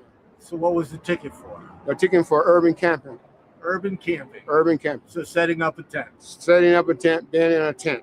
So, but you're all alternative to urban camping is a shelter, and last I knew, they're full.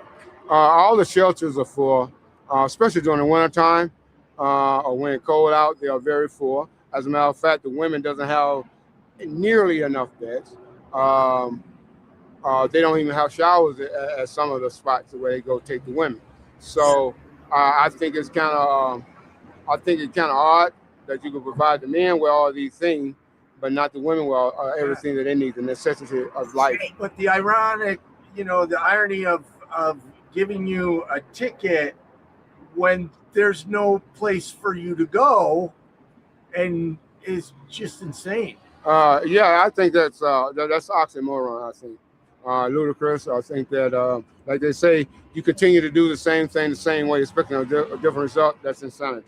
Yeah. And that's exactly what they've been going on, and not only here in Denver, but throughout the major city, and now it's trickling down to some of the minor cities in the United States as well. But this is going on around the world. I don't know. They all got the copy, I guess. Let's mess with the poor people. Let's drive them out. Let's criminalize them for trying to survive on a day-to-day basis. And you're giving the tickets to people that don't have a choice, really, and they don't have revenue to pay the ticket. Well, me personally, I don't have the money to pay it, and like a lot of people out here don't have money to pay the fine and the ticket. It's sort of like I like to call it 21st century slavery, because if you go to homeless court, and the first thing they do is they fine you, they suspend that, then they turn around and give you 2 to 4 to 6 days or 6 hours of community service, which means you're working for the city for free. I'll link it down below. We just posted about how one citation can change somebody's life, not in a good way. No, because I'm going to court. I'm stressing a little bit over it, because like the first 2 tickets we got found guilty on them.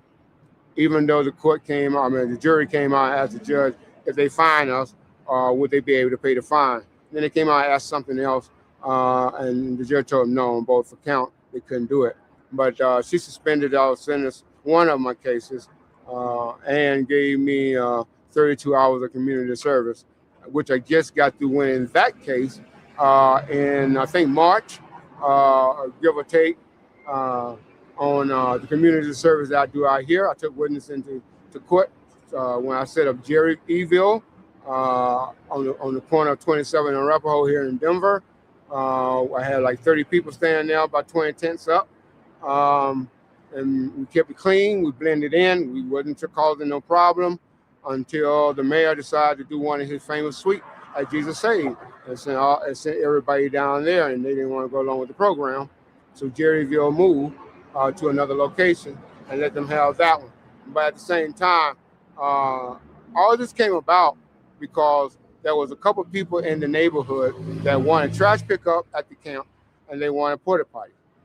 Instead of providing us with porta potties and trash pickup service, they decided to do the sweep. Yeah. And it was done in a way that I have never seen it been done that way. I mean, it was continually 24 hours a day.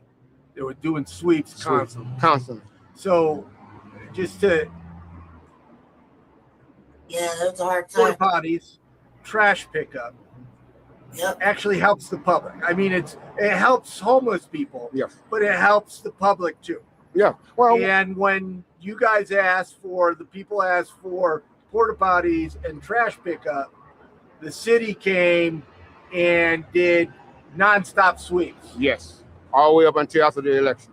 Oh my gosh. Yeah. All the way up until after the election. See, the thing about it, when you, we kept Jerryville clean. It was clean, immaculate. As a matter of fact, we would go around and pick up trash around the block in the neighborhood in the morning and the afternoon, 2 or 3, 4 times a day, just to make sure that we don't get the blame for messing it up.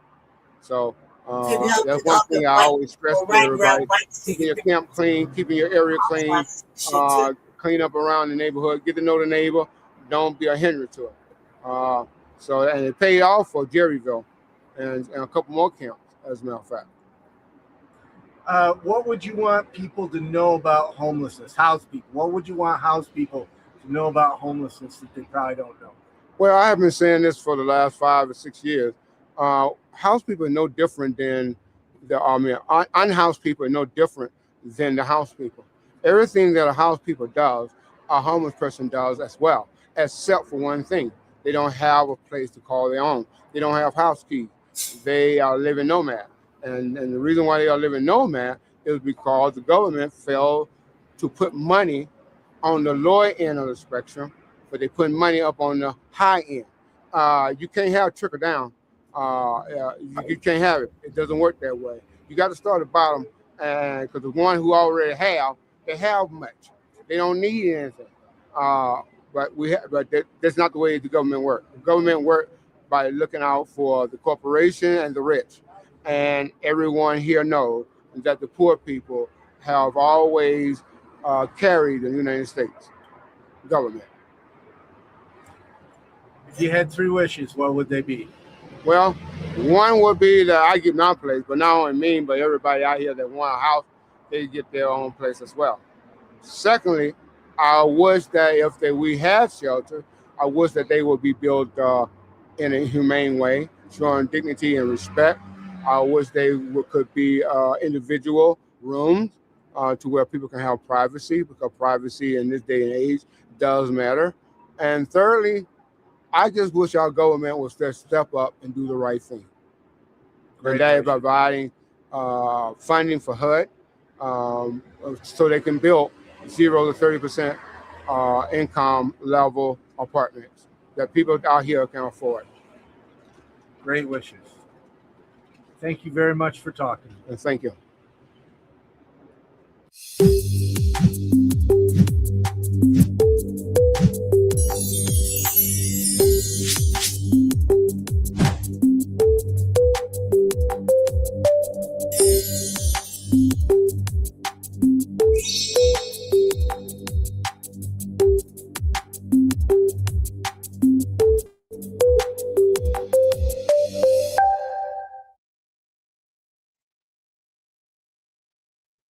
The homelessness epidemic is inescapable. Enforcing its ban on homeless people. Is there nowhere else to go? Is there just nowhere else that they want to go? Our city deserves to hold people accountable to bad behavior. Voters fed up with rising homelessness. Clear them out. The push to ship out, arrest, and get homeless people out of sight is gaining alarming support across the U.S. Criminalizing sleeping in public spaces. And in the coming months, protections against criminalization may be overturned in the Supreme Court. Do I protect myself from the elements and risk going to jail, or do I not and risk hypothermia and dying? So is it cruel and unusual punishment? The Supreme Court will tackle that question. At the center is a small town in Oregon. Grants Pass.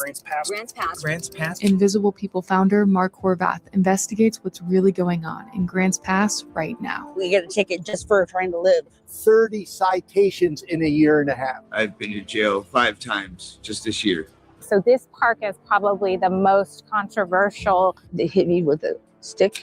They wanted to drag them out and beat them. Families out here sleeping in tents. Because this ruling will determine whether cities can arrest homeless people across the country. If that's allowed, many cities will try to run all of the homeless people out of their community. The stakes can be higher. We will ban urban camping. Violators of these bans will be arrested. We will then open up large parcels of inexpensive land where the homeless can be relocated.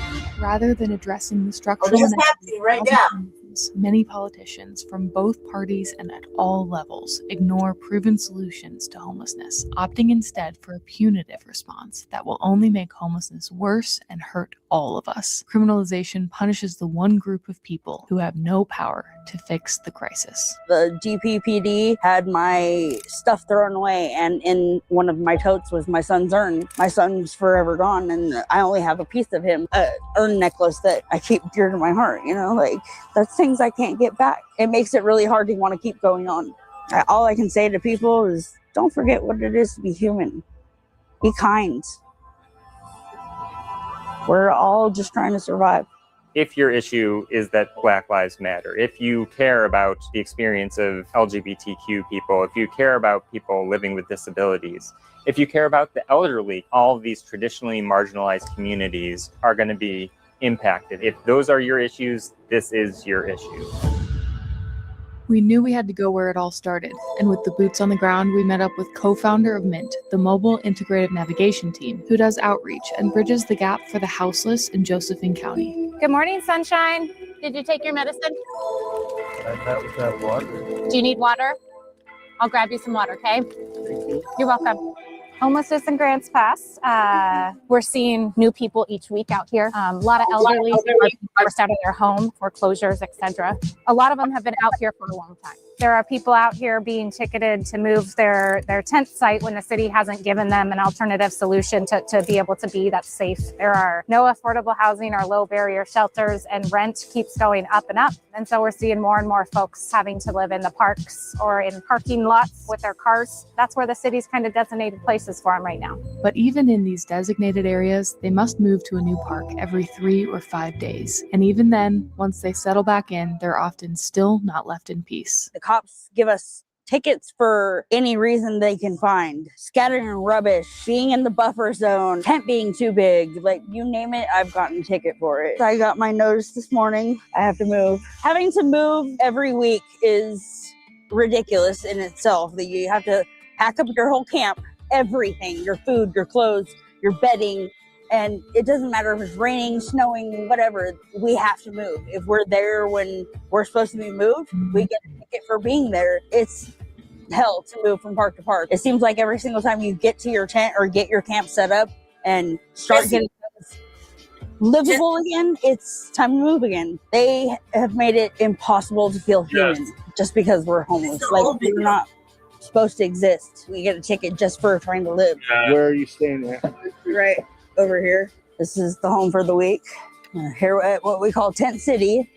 I'm hoping that my 30-day kickout is going to be over so I can go to the park down the street, because it's easier to move a few blocks than it is like clear across town, you know. My bike trailer and wagon have flat tires, and I can't afford tubes. So that it makes it difficult to move for sure. I have food stamps, but that don't give us enough to last a month, especially when we can't cook food. We have to go buy things we can heat in the microwave at the store. I do what I can. Make the best of it. Amber has received over 30 citations in a year and a half. Each one is $295. She has no way of paying them. I can't imagine any commute. His name is Mark Halibut. I saw that. Having a response to homelessness, just pushing people from park to park. It makes no sense. The only solution to tents in a park is housing. Criminalization will just make these encampments grow. More people will end up in the park. And we wondered, where is this push for criminalization coming from? So we asked an expert from the National Homelessness Law Center. Our organization has been tracking the criminalization of homelessness for the past 20 years. We found these ordinances have been growing as visible homelessness continues to expand in our communities. So Grants Pass, like much of America, is experiencing a homelessness crisis caused by the lack of affordable housing. Since the early 2000s, Grants Pass has more than doubled in size, but it hasn't doubled its affordable housing stock. The vacancy rate is less than 1%, meaning if you lose your apartment, it's basically impossible to find a new one. As landlords have continued to raise the rents, we see residents who have lived there for a long time becoming homeless. There is no emergency shelter in the community that's accessible to everybody. And so once people lose their housing, they're out on the streets. The way the law is being written, if police see a pillow or a blanket, doesn't even have to be a tent, that homeless person can be cited for illegal camping. That's what the Supreme Court's going to be deciding is it cruel and unusual punishment under our 8th Amendment to punish people and enforce these laws even when there's no adequate alternative place for them to go. How long have you been out here? 5 or 6 years. I didn't go to jail or have any criminal charges until I was 35 years old. I've been to jail 5 times just this year. Please. Is there any shelter beds? Yeah, there's places that if you are a Christian and if you're not under the influence of anything at all, they'll test you for a cigarette. We do have one shelter, Gospel Rescue Mission, but it would be high barrier, and a lot of the people that we serve don't really meet the criteria to be admitted there or deny wanting to go there. It's like being in jail. You can't talk to anybody, you can't leave. And it's being locked up in there doing nothing but chores and pray to the Lord. And you can't have your animals. There's a lot of people that have dogs, and it's comfort zone for them.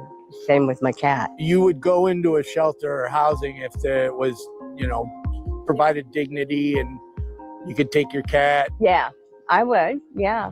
One newspaper article said there's 27 rules for the gospel rescue. For example, I had a family that was new to being out here, 2 young kids, mom and dad.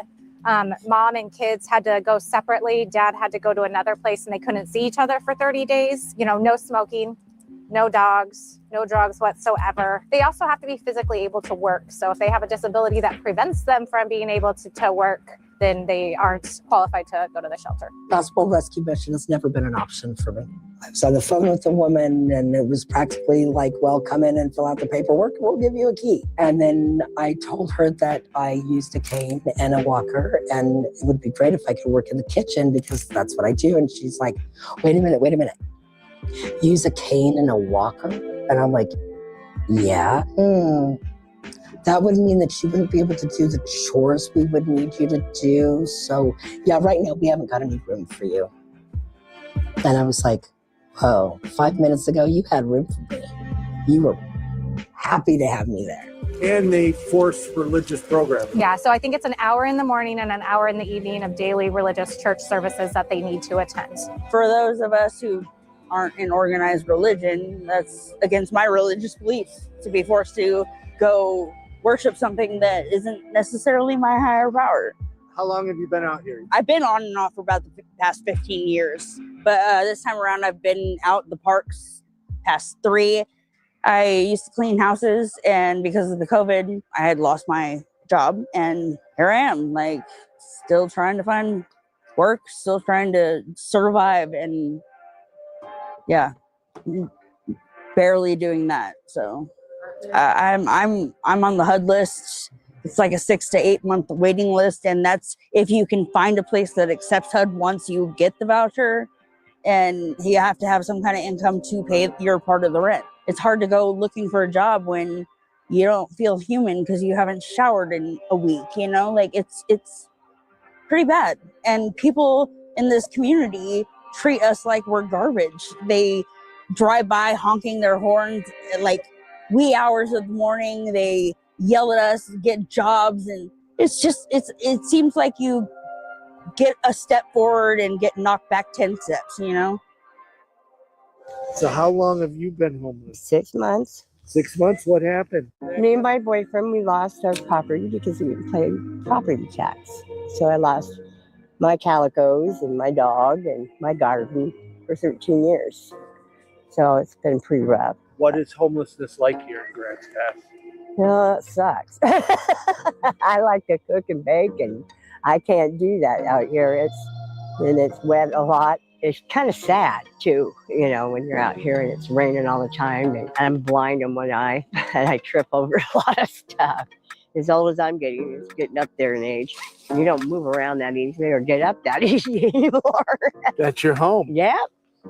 At 62 years old, yeah, that's your home. Yes, it is. It's not real good for me to be out here. I have a real hard time keeping from getting upper respiratory stuff. And Kim's story is not uncommon. We met Carrie Lynn to hear about her experience. I'm a mother of 4 and I have 18 grandkids. I've been almost off and on a lot of my life, but the most recent, it's been almost 7 years since my house burnt down.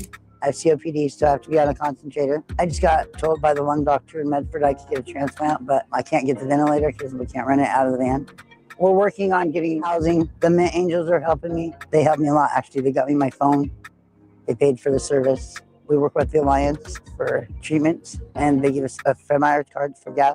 Basically, we just live day to day. I've been out there. I've been in Sin City, but sometimes it's way hotter in here. And we don't have an air conditioner, and sometimes it's way colder. So we don't have a heater, but it could be worse, Jails, institutions, or death sounds worse than being stuck in here. How did you survive the winter? You know, lots of blankets. Half of the winter I was on the floor in my tent, curl up on top of a nice warm blanket and under 5 more. And I've got socks on, and then sometimes I've got the hand warmer things, pajama pants, and then like 3 or 4 shirts and a sweater, and then a beanie hat when I go to bed. These people are just trying to survive. But as is becoming more and more common around the country, some of their loudest housed neighbors aren't looking for true solutions to bring these humans inside, but instead will do anything to get them out of their sight. The president of the city council literally said their objective was to make it so uncomfortable in Grants Pass that people would be forced to move elsewhere. I mean, I've seen cops break tent poles, just go and jerk on the doors and break the whole doors. I've seen people's whole everything get taken. I had an officer actually ask 2 different women, and I heard it myself, why do you have salt and pepper shakers? Because we like to season our food. And that officer told both of them, well, I have a house, that's why I have salt and pepper shakers. I just don't understand some of them. Some of them really understand that we're human too. I'm 55 years old, almost 56. I became homeless 2 years, 9 months ago because my husband had just passed away August 2021. My brother-in-law laughed at me, told me, well, this will get you out of the house. So I didn't really feel comfortable or safe going back to the house that I lived in with my husband for 25 years. In the first 6 months that I was out here, from June 30th on, I received probably about a dozen citations. I tried very hard to follow all the laws and all the rules. At one point I had a small grocery bag of cans and bottles that I collected. And I had a 5-gallon bucket outside of my tent with a bag in it that had my garbage in there, you know, food garbage, that kind of thing. And they came up and they cited me for scattering rubbish. And I said, do you keep your household garbage in your bedroom? And he says, no, but I have a house. I was like, wow, that's cruel. Rude. I couldn't think of enough names for it. So what are the new rules and regulations of the city parks? You got to be 50 feet from any playground, 20 feet from any fence line, athletic field, sidewalk, driveway, and residential area. A drainage ditch or a manhole cover. No open flame source whatsoever. Oh my, there's so many. We can't keep ourselves warm. We can't cook food. There used to be barbecues in the park. They took those out. They have cut all the electricity to any of the gazebos in the park. It's impossible to get a charge on our phones. They've made it nearly impossible for us to even have contact with our families or job search, anything. The hostility is potent, city and county-wide, but one park has particularly angry housed neighbors, and the people sleeping in this park were violently attacked while we were in town. Where are we now? Okay, so Tussing Park, no running water here, one outhouse, no place to wash their hands. So we have to bring water in for the folks. There are neighbors over here that are profoundly unhappy that people camp in the park. So this park is probably the most controversial because the neighbors have a very loud voice of opposition. And they're the ones complaining and saying, bust them out. Yep.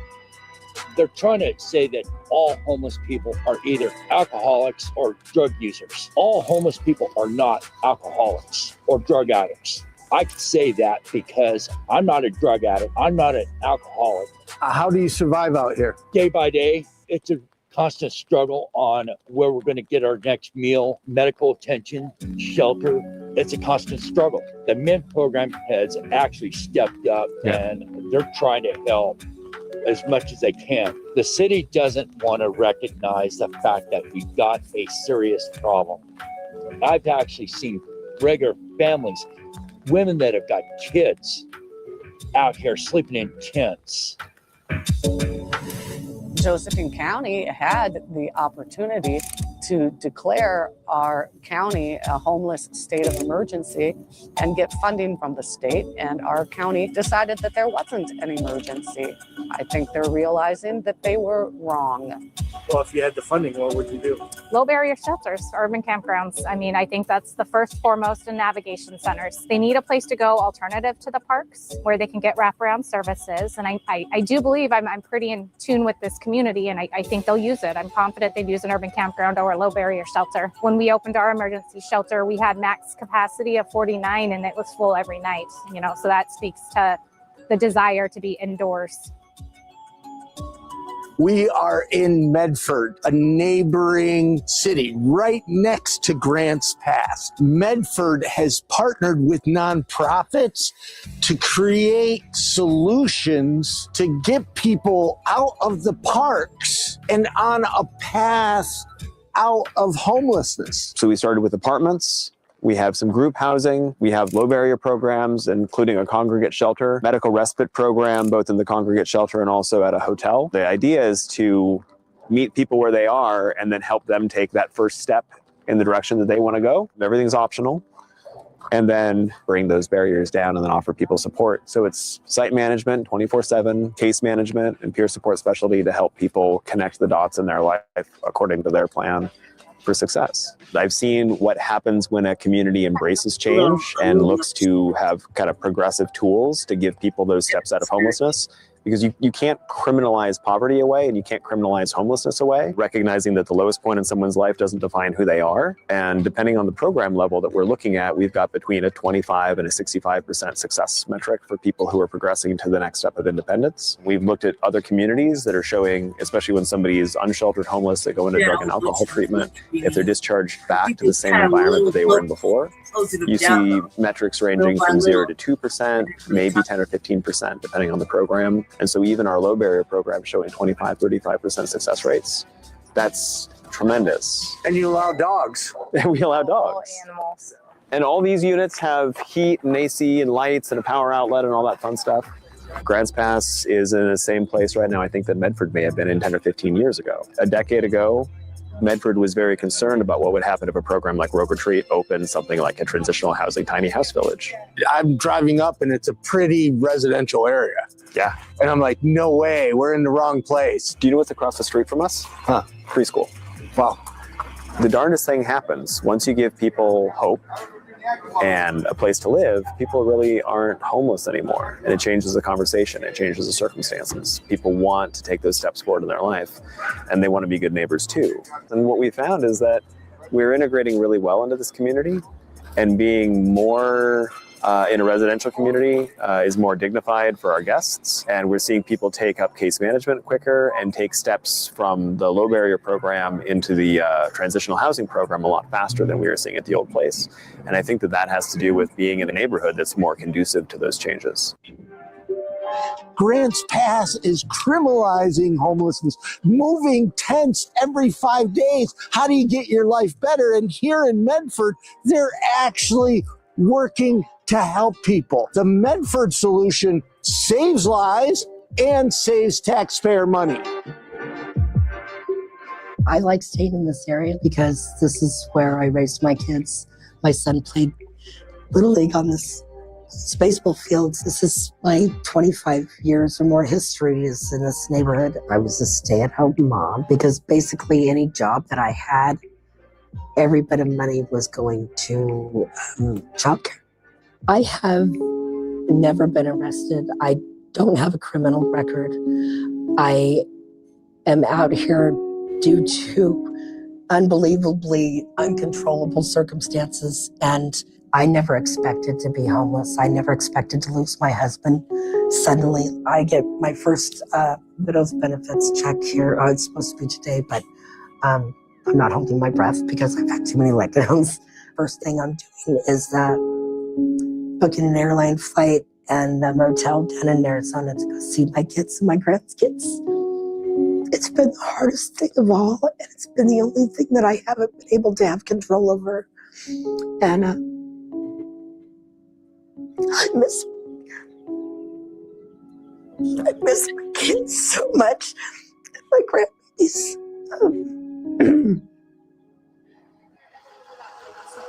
Over that way, it's starting to rain again. It's been raining off and on. There's a woman that has to relocate to another park. Volunteers are now going to help her move. Can you imagine having to move from park to park to park to park? She got trespassed from here. She was supposed to move at a certain time and didn't. And so when they came through today, they were gonna arrest her. When I found her, she was tearful. They don't have really any idea where they're gonna go. Yeah. It's musical parks. Yes. And then sometimes there's a handful of people that they're trespassed from multiple parks. And so then it gets really challenging. And then they got to remember which park is 30 days, which one's 21. But yeah. Criminalization does not solve the crisis. I mean, one, penalizing someone because they have had bad times or fallen out of luck, that's not a crime. And the fact of the matter is, especially for Josephine County, where we do not have a lot of funding for our police and sheriff's department. I mean, at one point, we only had 3 sheriff's officers for all of Josephine County, which is about the size of Rhode Island. Those officers, they have other things to do. And by criminalizing the homeless, that's putting a larger burden on them when they could be working on real crimes. With Samantha all packed up to avoid arrest, we head over to Tussing Park, where we hear about a brutal attack that happened during the night. Someone started rattling our tent and shaking it and saying, come out here, come out here. They came over to this side and they swung on my boyfriend. And I didn't know it was coming because I said, wait. And I just barely stuck my head up, and he was standing right there. And he just hit me. They hit me with a stick across the face. Yeah, my face and my inside of my mouth was all torn up. And my tooth went through my face. They wanted to hurt someone. They wanted to drag him out and beat him. Like I thought they were going to kill him. But, people like us, we don't bother nobody, and they're sitting here attacking us this way. And this is ridiculous. There's no reason for this to happen. We've been out here about a year and a half. I have a trailer. I was on the streets with it and ran into getting tickets, for oversized parking. And people have a different impression about everybody, we're not all homeless because we want to or on drugs. And, we all come from somewhere and there's a reason we're like this. It's not just because we choose. We don't need to tear up the parks that are for our kids and, to have picnics in, It's just this is where they designated for people to go. We've spent a few days in Grants Pass. We've met some wonderful people who are out here living in tents and others that are working to help them. Sadly, the city doesn't have shelters or housing to get people out of the tents, actually solve homelessness. The city's response is criminalization. People here don't want to camp. They don't have any other choice. The only reason you want to overturn this law is if you want to be able to continue punishing people and not even bother to have an adequate alternative place where they can be. These laws are essentially banishing people from communities, forcing people out of the public eye, in the same way that in the past we've seen communities use similar laws, the most extreme, the Japanese internment camps. And one of the reasons that this case is so important is because right now we have folks like former President Trump actually campaigning on a platform that says we want to create a national camping ban and relocation camps for homeless American citizens. More than half of Americans are paying unaffordable levels of rent. That means they're just one missed paycheck, one broken down car away from experiencing homelessness. And so this case is what could stand in between us and a world where just because somebody can't pay the rent, they are banished to some far off relocation camp for the quote unquote crime of not being able to pay their rent. The stakes can be higher. That's a really frightening. I don't think that's who we are as Americans. Reach out to your legislators and fight the growing criminalization of homelessness. For more information about the Supreme Court case, visit johnsonvgrantspass.com. And wherever you live, criminalization will make homeless encampments grow. We need to get people the support they need, and that is housing. Jesse. Jesse. Jesse. Jesse. No matter how we walk these streets or do what we do, we're garbage to everybody. And everybody's eyes, we're garbage.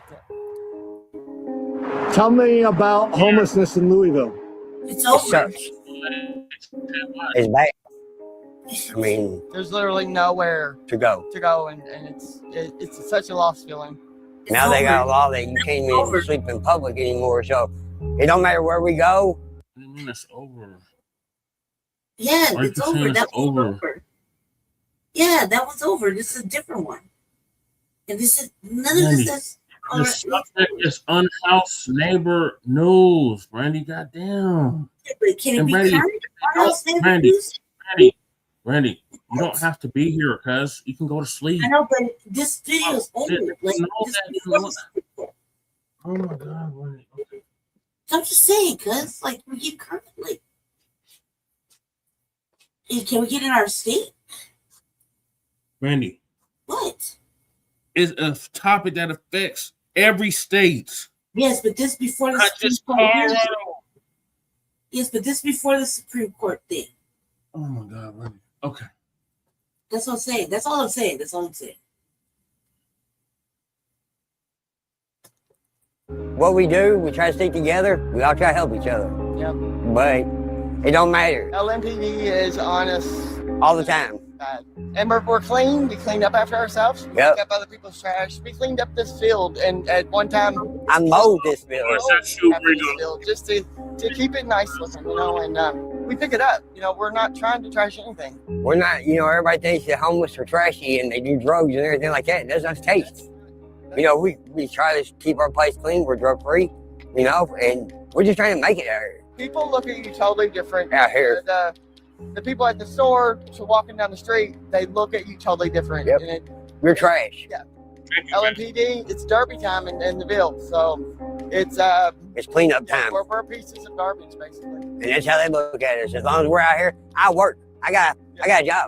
I work and everything. So he's not working. I work and everything. But no matter how we walk these streets or do what we do, we're garbage to everybody. And everybody's eyes, we're garbage. So you're working, but it's not enough to pay rent. You're right. Tell me about that. It sucks. You know, everything goes up but our pay. We've only been here, but threatened pretty much daily to be arrested. He has. I've been threatened at least 4 times with the LMPD to move to get off this property, and I feel safe here. This is where I feel safe. I feel comfortable here. I got, you know, my friends over there, and this is where I feel comfortable. They told me to stay safe, and I told them, you know, this is where I feel safe, but they didn't care. You know, they came in here. Checked my tent the last time they were here, and 5 minutes. 5 minutes. 4 officers gave her 5 minutes to get her stuff and get out, and she couldn't even grab a tent. Yeah. She, you know, she's lost. She didn't know what to do. You know, we're never in this situation. You don't know what to do. I've been out here since January. First time ever been out here, so I'm just like totally lost. And there's no help. There's no help at all. No help. No help. LMPD harassed us at Aircoys Park, and they searched my car. They searched us 2.5 hours. And I said, now that y'all searched me and I need to go work in about 4 hours, where can I go where y'all can't harass me like that? They still Walmart's parking lot. So I go to Walmart's parking lot, right? Pull up, here comes security. You can't sleep here. That ain't what LMPD told me. Nowhere to go, nowhere to go, nowhere to go, and they don't care. I think it's just crazy how LMPD and the city and all them can just come in here like they do and just take all your, I mean, just literally just take everything you got in like 5 minutes, you know, and it blows me away. They come in here 12, 15 deep with bulletproof vests on, bring garbage trucks and bulldozers in here and just take your stuff like that. I don't understand that. I just wish people would let us lie if we weren't, you know, I just think let us lie. As long as we're not tearing the property up and stuff, then I don't see the problem. And we're out of the way, I don't see the problem. I worked for a hotel down the street. I worked there. I stayed there for 2.5 years, and my rent was free. I lost my job. I had 72 hours to get out. The coldest day of the year, January the 8th, the sheriff was knocking at the door. Snow was knee-high, and we were out. We walked these streets literally for 24 hours trying to figure out what to do. If it wasn't for his mom helping us, we would have made it. She put us up for like 20 days in a hotel. And But she that's what she could do. That's all she can do. Yep. And that was great. But yeah. It's over there. I'm the crybaby. So I'm always crying, but yeah. People are going to ask, what's the bruise from? Walking down the sidewalk in the middle of the night to go to the bathroom, and the sidewalk was uneven. I went a different way. I cut through a yard and got up the sidewalk, and then the sidewalk was uneven. Planted right here, and right here. That's my second time. The first time my bone was literally sticking out of my arm. Yeah, and nobody cares. There were people literally at the stoplights, and nobody stopped to help me. It was crazy. Well, people don't understand basic needs like going to the bathroom or finding water. Yes. Going to the bathroom is the thing for me. I Already was a girly girl, okay? That's me. I'm a girly girl. I'm a princess, is what he said. But just going to the bathroom and stuff like that, it's a big thing. 14 years. We've been together 14 years. We've been together 14 years. This is the hardest thing I've ever been doing.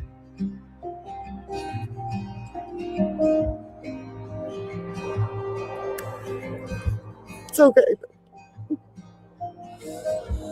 And this is the most that we've hugged each other and been nice because we are so at each other just from being out here. He knows I love him and I know he loves me. I work, and, every time I was sleep for 2 or 3 days, just because of the fact, you don't know what's going on out here. It's just crazy, it's the hardest thing in the world. Getting up out of these tents and going to work, that's the hardest thing I've ever done. I never thought I'd be sitting right here today, but here I am. But without him, I don't know where I would be for. I would be probably dead. That's true. And honestly, we both have thought about suicide, but that's just nice thing. We're here for a reason. We don't know why. But it's hard. But he's my rock. I want to kill him every day. You guys see what I do. But it's this life is never take nothing for granted, ever. Water, going to the bathroom, electricity, anything. Don't ever take it for granted because once it's gone, it's gone.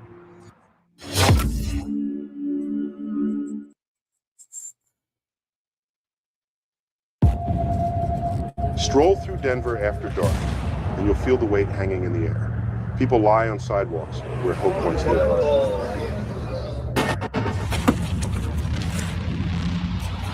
Addiction doesn't just destroy bodies, it devours dreams, ripping lives apart one piece at a time.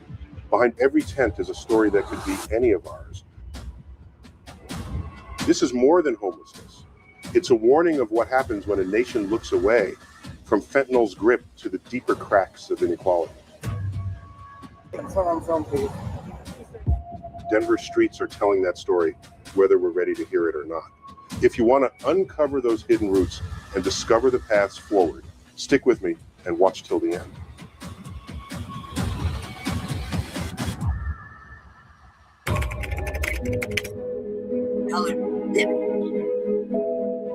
Homelessness in America is rising faster than ever, and the nation can no longer look away. HUD's 2024 count reports 771,000 people without stable housing, an 18% jump in just 1 year. This isn't a small increase. It's a sweeping wave touching cities, suburbs, and rural towns alike. Hundreds of thousands sleep outdoors, in tents, under bridges, or on sidewalks, facing harsh weather with little protection. California carries the heaviest burden, followed by New York, while cities like Seattle struggle to keep pace.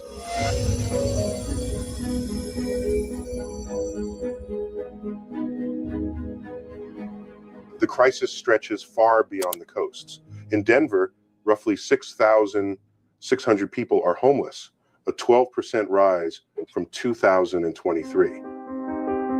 About 3,000 live outside, a slight drop thanks to local funding, but still a serious challenge for a city that's growing fast. Have you ever walked downtown at night and seen how many people are sleeping just steps from busy streets?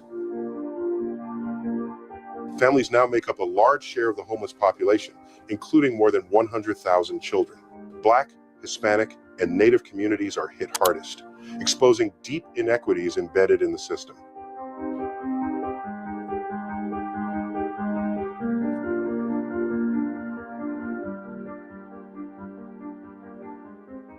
crisis isn't about a lack of money. It's the result of decades of choices, underfunded affordable housing, restrictive zoning laws, and a frayed federal safety net. So we need houses that are low income for people that would be rented to them according to their income. Even with trillion-dollar budgets, homelessness rarely makes it onto the political agenda. In 2024, it didn't even crack the top 10 issues in Pew polls, overshadowed by inflation and border debates. Meanwhile, the costs are staggering. Tens of billions are spent every year on emergency responses, ER visits, policing, and encampment cleanups. Denver alone spends millions annually just to keep the situation from spiraling. Climate disasters, like recent hurricanes, are pushing even more people into homelessness, proving this problem is only growing.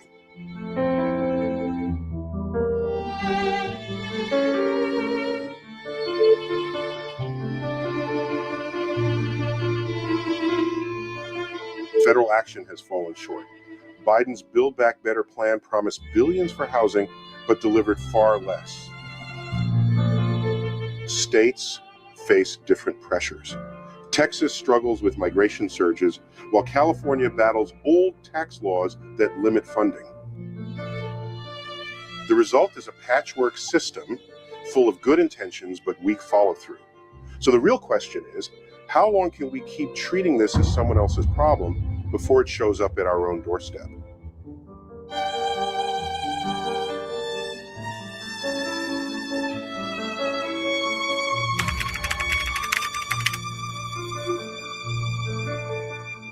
Addiction is one of the harshest and most painful drivers of homelessness in America.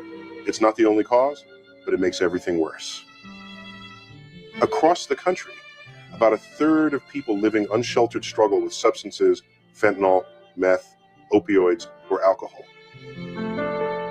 These aren't just faceless addicts. They're neighbors, veterans, parents, friends, people who've fallen through the cracks. Addiction and homelessness feed each other. Someone might lose their job, fall behind on rent, and turn to drugs or alcohol for relief. What begins as temporary escape quickly turns into dependency, making it almost impossible to get back on their feet. Without a stable home, clean sheets, a locked door, or a safe space, staying sober becomes a daily fight.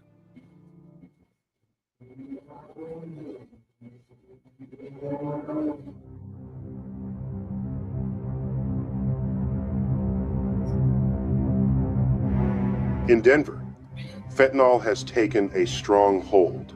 About a quarter of the city's unsheltered population struggles with it, and property crimes have risen as people chase their next high. Walking zombies. Across the nation, addiction among the homeless costs billions every year in ambulance rides, ER visits, and public health services.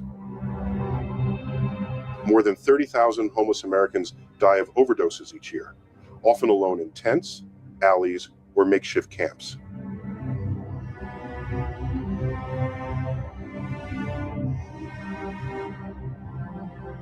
This crisis didn't happen overnight. Decades of policies that focus more on punishment than treatment have left deep scars.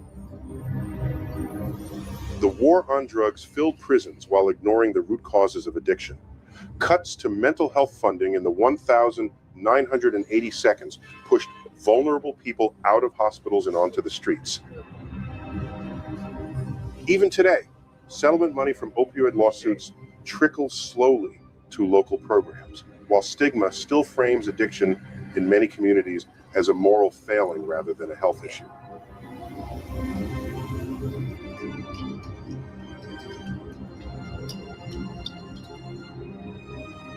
But there are glimpses of hope. Programs in Denver, like All in Mile High, combine housing with addiction treatment, helping people stabilize first, then work toward recovery.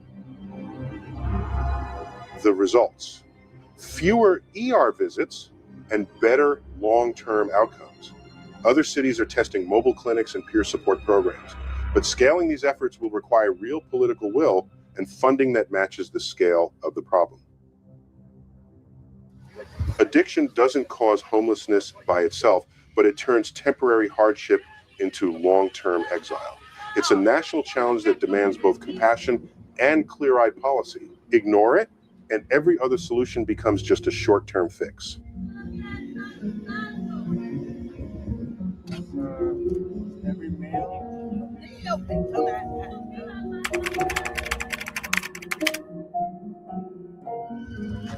To really understand homelessness in America, we need to look beneath the surface.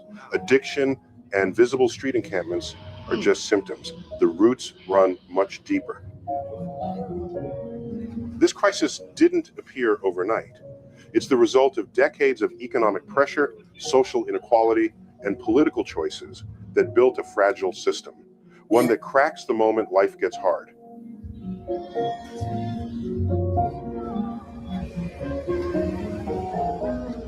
Now he's pandered to us politically that they're going to clean it up. At the heart of it is housing. The United States has the largest economy in the world, yet it's short about 4 million affordable homes. That shortage pushes millions to the edge, unable to find a place they can afford. Rents have skyrocketed since the pandemic, often outpacing wages.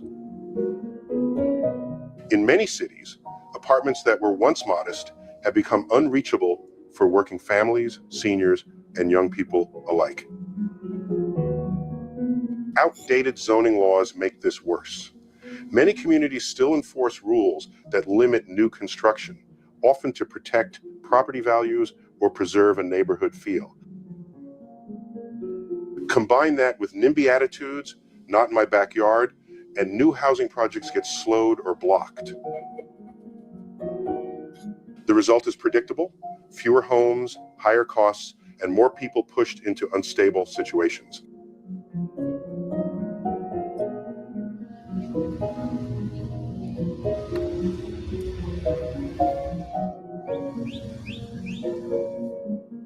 Beneath the housing crisis runs a steady current of poverty. About 13% of Americans, roughly 40 million people, live below the poverty line. For them, even a small setback, an illness, a car breaking down, or a missed paycheck can mean losing their home. The modern gig economy, praised for flexibility, often offers no benefits, no sick leave, and no job security. Many workers live paycheck to paycheck, just one step away from crisis. Racial inequality makes these economic pressures even harsher. Generations of redlining, unequal schools, and discriminatory policies have left Black, Hispanic, and Native communities with fewer opportunities and less wealth. Though they make up a minority of the population, people of color represent a disproportionately large share of the unsheltered. This isn't accidental.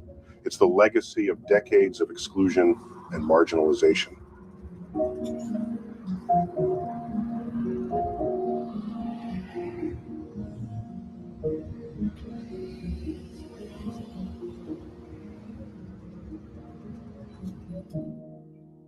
Meanwhile, the social safety net is thin and fraying. Programs like SNAP, housing vouchers, and rental assistance haven't kept pace with rising costs. Only 1 in 4 households that qualify for housing vouchers actually receives them. Cuts and underfunding leave millions with little to fall back on in emergencies. Politics also play a major role. While massive infrastructure bills pass with trillions for roads and bridges, housing investment remains small by comparison. Federal plans are often watered down in Congress, and state policies vary widely. California's strict tax caps limit funding for schools and housing. Texas grows economically, but offers few tenant protections, leaving many at risk of eviction. Natural disasters only add to the strain. Hurricanes, floods, and wildfires push families from their homes with nowhere affordable to turn.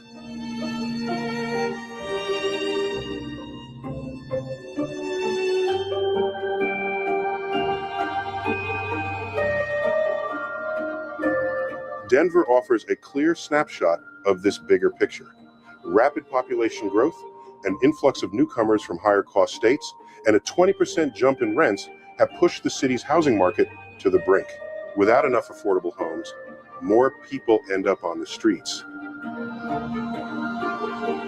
The reality is, homelessness in America isn't the result of a single failure. It's a system built over decades that puts profit and property ahead of people's basic needs. So the question remains, if this country has so much wealth, why is safe housing treated like a luxury? Real change will mean shifting priorities, building more homes, modernizing zoning laws, and strengthening the safety net. Without that, the cycle will keep repeating, and stability will remain out of reach for millions.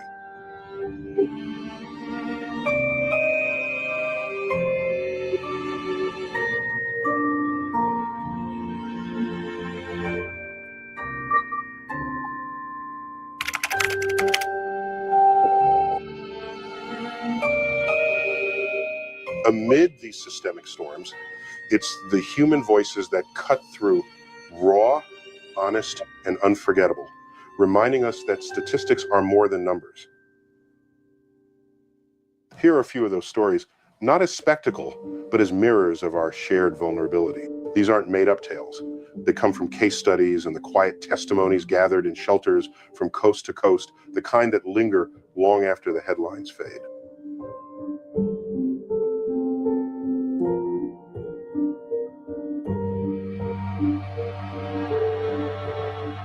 Take David, an elder whose life of honest work as a carpenter until neuropathy ended his career, led to 5 years surviving on Denver's frozen sidewalks. At 66, he received Social Security, yet that small check can't cover both rent and essential medications, especially after a recent emergency abdominal aneurysm landed him in the hospital.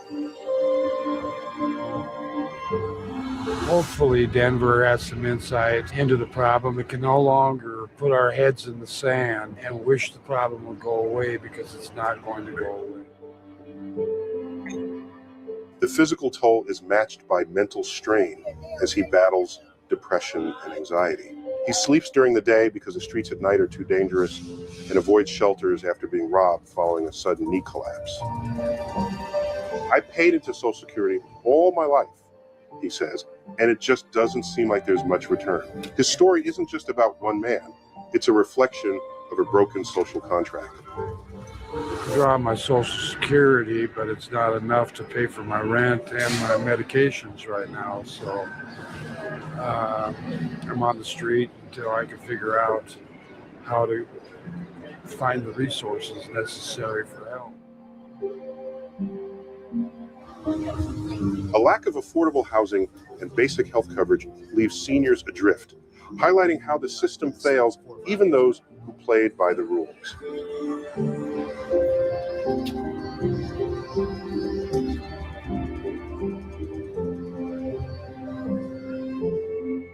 Then there's Daryl, who recently lived unsheltered in the Denver, Aurora area. His story shifts from personal struggle to a sharp critique of the system. When asked about available resources, he points out that the process is so bureaucratically tangled that seeking help becomes a full-time job. Daryl emphasizes that real progress requires more than local programs. It needs federal action, an emergency housing system similar to existing federal food assistance programs.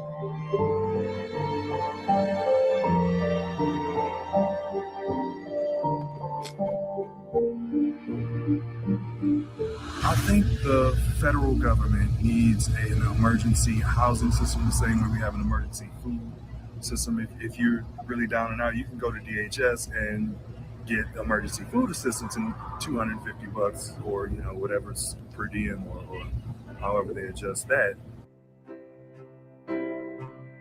He calls for streamlining applications, auditing funds, and ensuring that money actually reaches the people it's meant to serve. His experience exposes the frustrating systemic side of the crisis, reminding us that many Americans are just a paycheck or a personal crisis away from the same reality.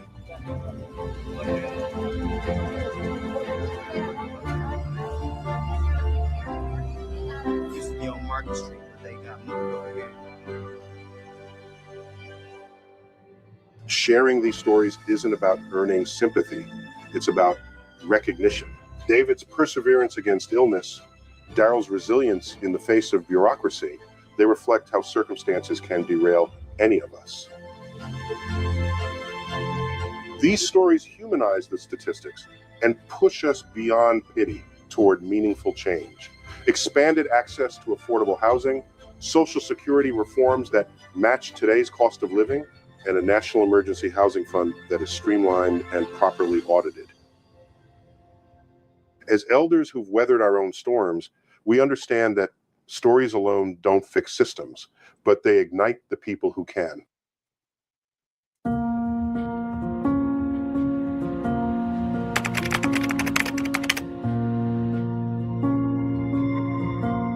Amid all the numbers and harsh realities, some places show that change is possible.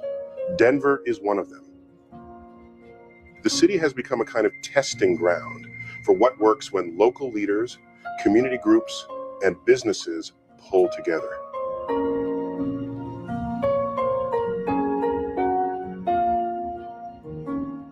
In 2024, Denver launched the All in Mile High initiative, a $100 million program combining public and private funding. It focused on two main goals: increasing shelter capacity and connecting people to services. The results were promising. The city added 1,000 new shelter beds and cut the number of people living unsheltered by about 10%. These weren't just temporary fixes. The program included tiny home villages on the city's outskirts, each with a lockable door, shared kitchens, and on-site caseworkers to assist with addiction recovery, job placement, and daily support. Local businesses helped too. Outdoor retailers donated gear for harsh weather, and Starbucks offered job opportunities to people rebuilding their lives.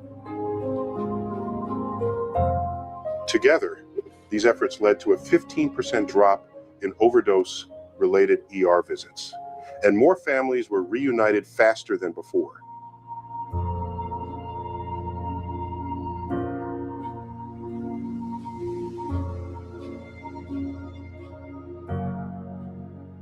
Denver's experience offers lessons for the rest of the country. Other cities are experimenting as well. HUD's Youth Homelessness Demonstration Program, active in more than a dozen cities, has cut youth homelessness by roughly 15% through rapid rehousing and trauma-informed care. In Seattle, low-barrier shelters that stay open 247 provide safer spaces for people who would otherwise remain outside. New York City is testing around-the-clock drop-in centers that include mental health services.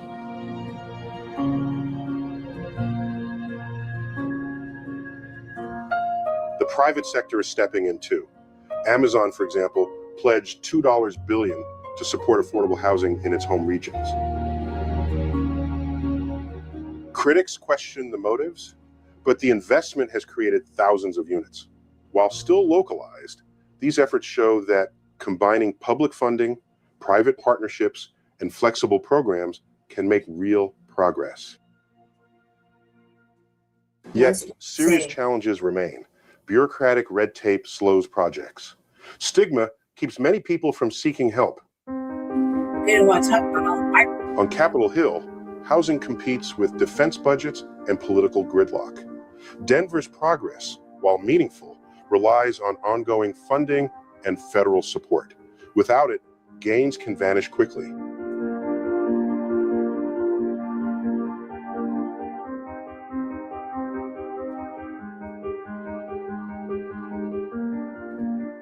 Federal tools are already on the table. The Affordable Housing Credit Improvement Act and the END Homelessness Act could expand affordable housing and streamline access nationwide if lawmakers act. Denver's story proves that homelessness isn't inevitable. With focused investment and creative solutions, communities can make a difference. Imagine scaling these efforts nationwide. It wouldn't solve the crisis overnight, but it could start mending it one stable home at a time.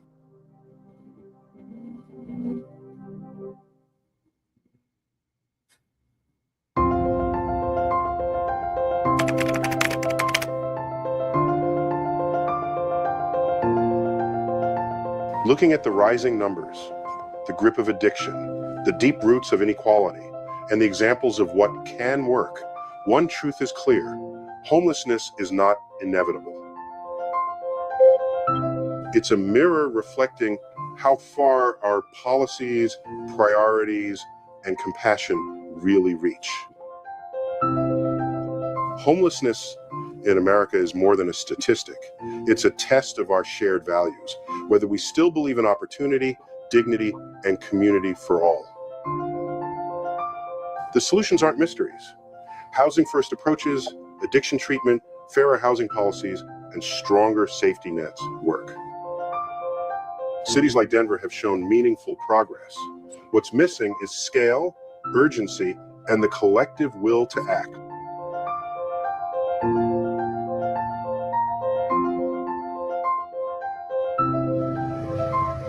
This is where each of us makes a difference. Real change doesn't happen only in Washington. It happens in our local communities, city halls, and through ordinary people who refuse to look away. It can mean calling your senator, supporting a housing initiative, volunteering with a local nonprofit, or simply having honest conversations that shine a light on the issue. As 2025 unfolds, the nation faces a choice. We can continue to accept homelessness as part of the landscape, or we can demand better together. America has the resources. It has the ingenuity. What it needs now is the courage to act with compassion. The promise of this country has always been that no one gets left behind. If we work together, that promise can be real again. And it starts with us today.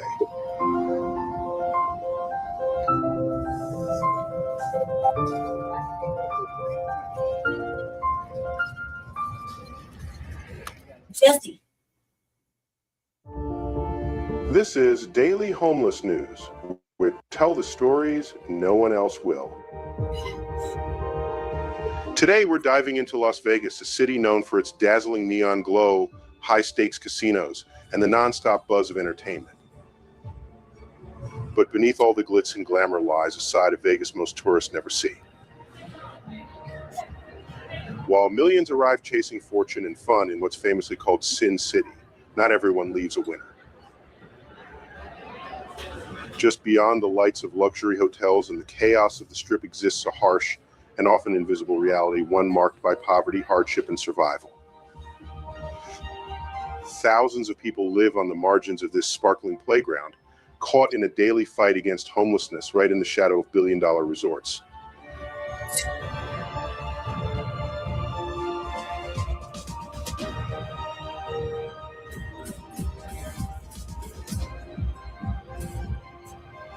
Come with us as we explore a side of Las Vegas that few ever see.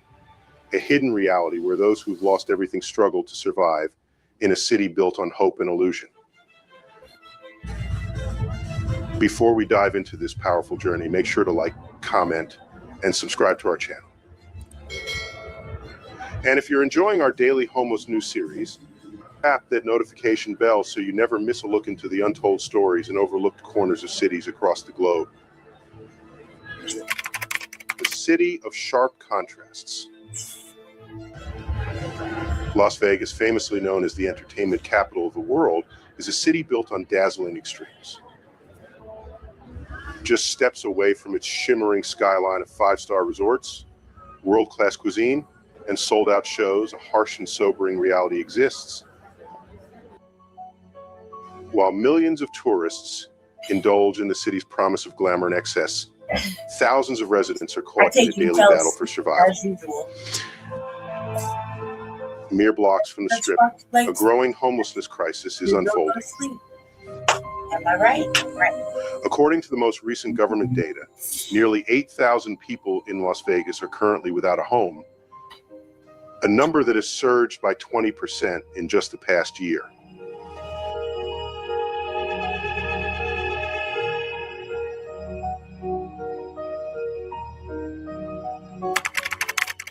This explosive rise raises a haunting question. What drives so many to stake their lives on a city infamous for swallowing fortunes as fast as it spits them out? For countless dreamers, it's the magnetic pull of the American dream, a shot at starting over in a place where the impossible feels within reach. But what happens when that dream curdles into something darker? The dazzling glow of Las Vegas hides deep, painful truths, and those who come chasing hope often end up with nothing left but the echo of what they lost.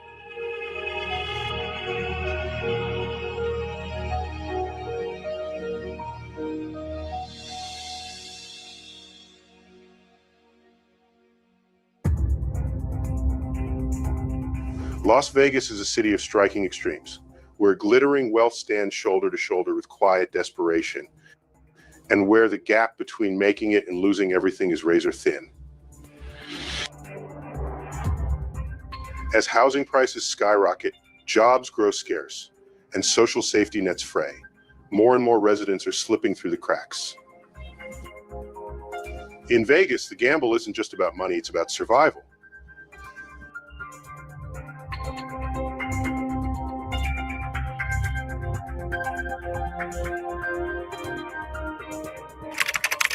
The housing crisis. One of the biggest factors fueling the homelessness crisis in Las Vegas is a critical shortage of affordable housing. Believe it or not, for every 100 low-income renters, there are just 14 affordable units available. That gap is staggering, especially in a city that sells itself as a land of opportunity. Because of this shortage, thousands of residents are forced to spend over 30% of their income just to keep a roof over their heads. And when you're living that close to the edge, it doesn't take much to fall. One illness, a lost job, or even a surprise car repair can be enough to tip the scales and push families into homelessness.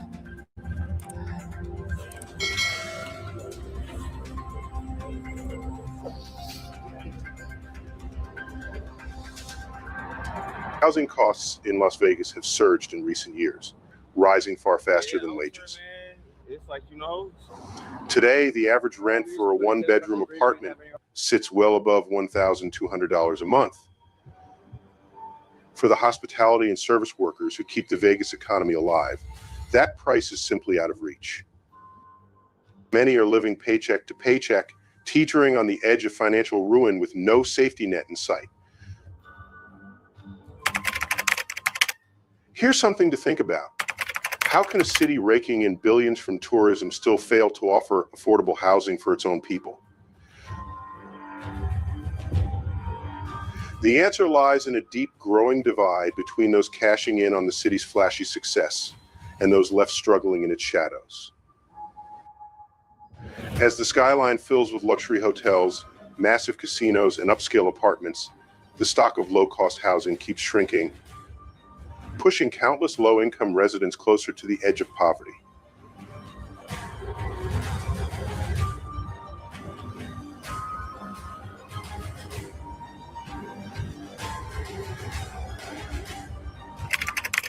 Mental health and addiction.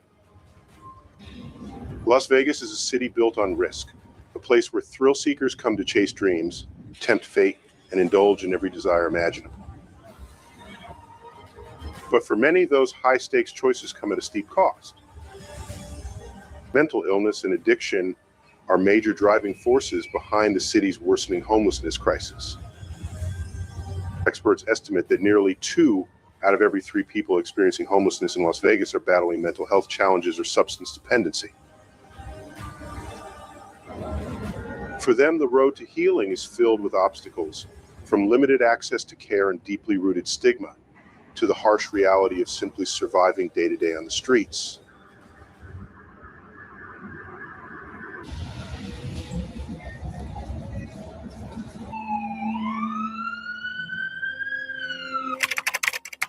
What would you do if you were facing both homelessness and mental illness at the same time? For many living on the streets of Las Vegas, that's not a hypothetical question. It's their daily reality. Serious conditions like schizophrenia, bipolar disorder, and PTSD are widespread in the homeless community. And without access to consistent mental health care, these disorders make it nearly impossible to secure a job or maintain stable housing. Instead, many become trapped in a relentless cycle. Untreated mental illness leads to substance abuse, and that addiction often deepens the spiral into homelessness. This is not just a public health crisis, it's a moral one. Allowing vulnerable individuals to suffer like this is a violation of their most basic rights, and it's something that must be challenged, called out, and changed.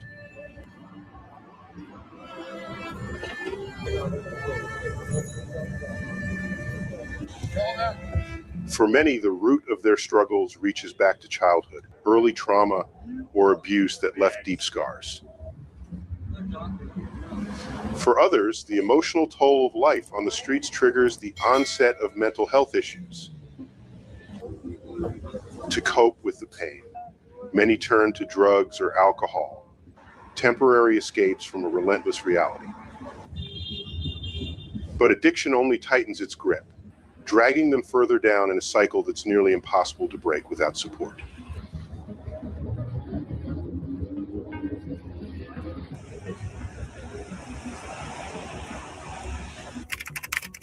The impact of COVID-19. The COVID-19 pandemic sent shockwaves around the world, but few cities felt the blow as deeply as Las Vegas. With its economy built on tourism and entertainment, the sudden halt in travel wiped out thousands of jobs in an instant. The hospitality and service sectors, lifelines for much of the local population, were devastated. For many families already living paycheck to paycheck, the economic collapse pushed them dangerously close to homelessness.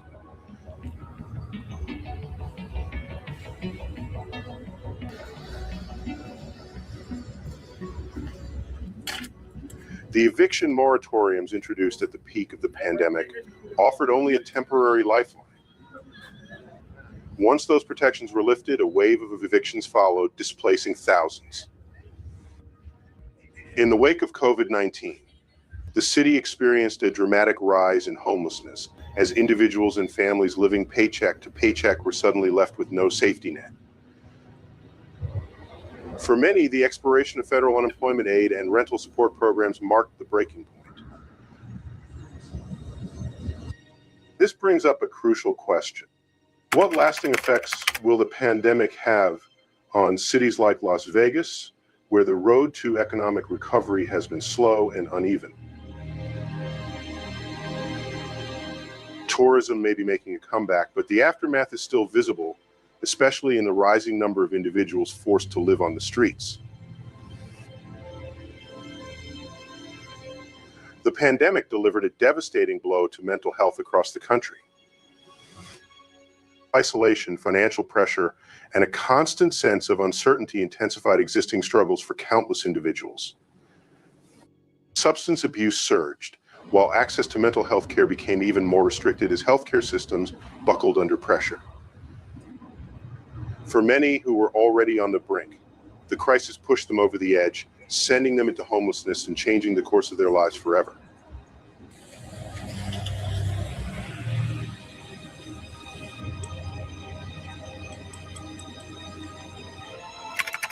A harsh reality, life on the streets. Surviving on the streets of Las Vegas comes with brutal, unforgiving challenges. The city's desert climate shows no mercy. In the peak of summer, temperatures often climb past 43°C, turning sidewalks into scorching hot plates. With little to no access to shelter, shade, or clean water, the homeless are left dangerously exposed, battling heat stroke, dehydration, and the very real threat of death. Under this relentless sun, every single day becomes a fight. just to stay alive.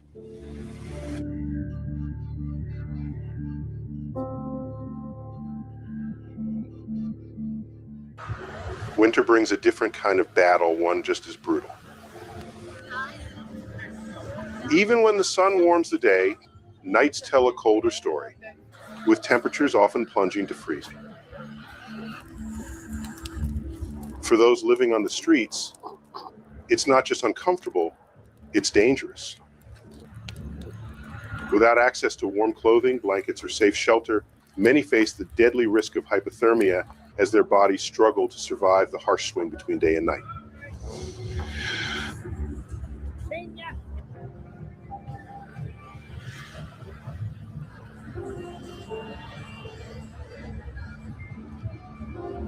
In downtown Las Vegas, just steps away from shelters like Catholic Charities, large crowds of homeless individuals gather each day, clinging to the hope of securing a spot in an emergency shelter.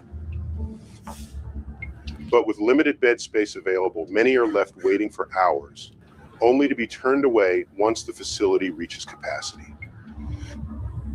For those who don't make it inside, the streets become their only option for the night, exposing them to harsh weather conditions and the constant risks that come with life on the street.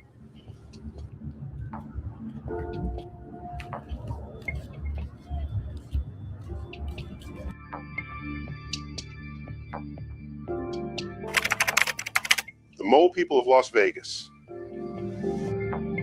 One of the most unexpected and haunting realities of Las Vegas's homelessness crisis is the presence of the so-called Mole People. These are individuals who sought refuge deep beneath the city, living inside the vast network of flood control tunnels designed to handle rare but intense desert rainstorms. Spanning hundreds of miles below the glittering lights of the Strip, these dark, damp passageways have become home to an estimated 1,500 people, offering a fragile sense of shelter from the harsh and often dangerous world above.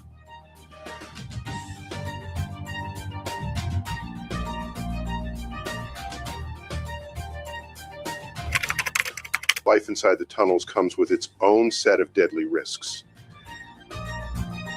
Flash floods can strike with little to no warning, turning narrow passageways into raging torrents within minutes.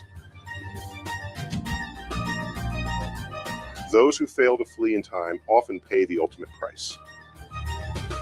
But water isn't the only danger lurking below. The tunnels are filthy with no access to clean water, proper sanitation, or airflow, creating the perfect storm for disease. Infections spread fast, and without medical support, even small health issues can spiral into life-threatening conditions.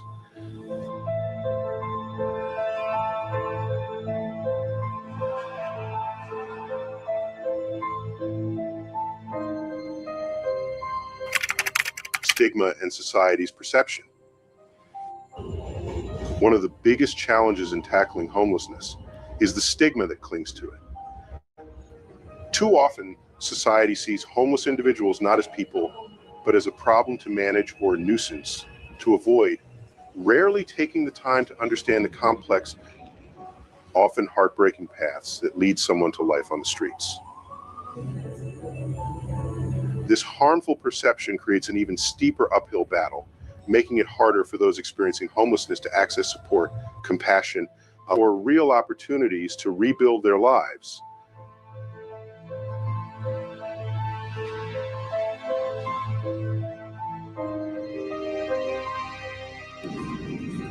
Public perception has a powerful impact on how homeless individuals are treated. Many people still assume that homelessness stems solely from bad personal decisions, overlooking the deeper systemic factors like the shortage of affordable housing, inadequate mental health services, and limited job opportunities that fuel the crisis.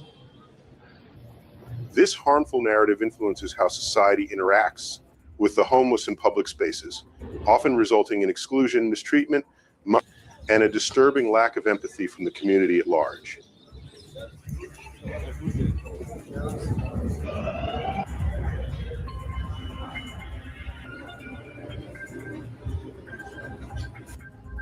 Struggling for survival, daily life. Survival is an everyday battle for the homeless in Las Vegas. With limited resources at their disposal, many turn to panhandling, collecting recyclables, or taking on odd jobs just to make ends meet. But even these efforts can put them at risk. Vulnerable and desperate, they often become targets for exploitation, lured into dangerous or illegal work by people who offer little to no pay and preying on their need and lack of options.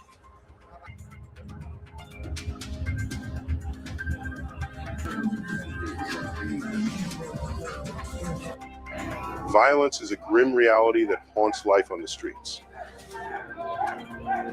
Homeless individuals are often easy targets for criminals who view them as defenseless and disposable. Physical assaults, robberies, and worse are everyday threats. Women in particular face heightened danger. Many become victims of sexual exploitation or fall into the grip of human trafficking.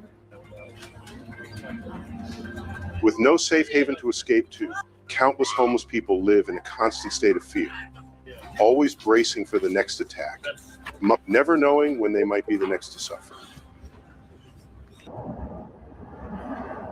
For those battling addiction, the daily struggle to survive becomes even more overwhelming. Substance abuse deepens the hardships of life on the streets, draining their time, money, and strength.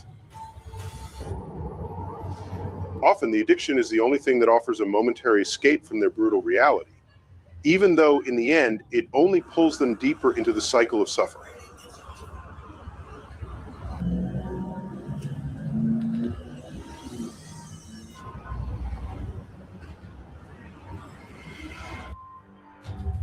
Healthcare, a crisis that won't go away. Access to healthcare remains a major challenge for the homeless community in Las Vegas. Without a permanent address or health insurance, many are left with no choice but to turn to emergency rooms for their medical needs. In fact, recent local surveys reveal that more than 40% of the homeless population rely on ERs as their primary form of health care. This not only overwhelms an already stretched system, but also drives up public health care costs and reduces access for others who truly need urgent care.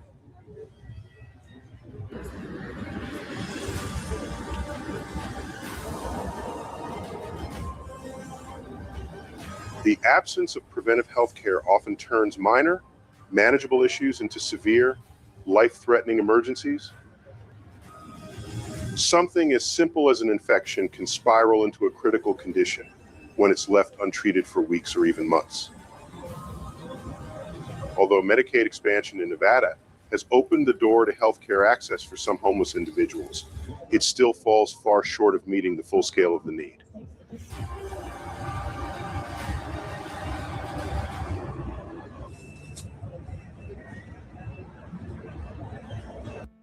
Community impact.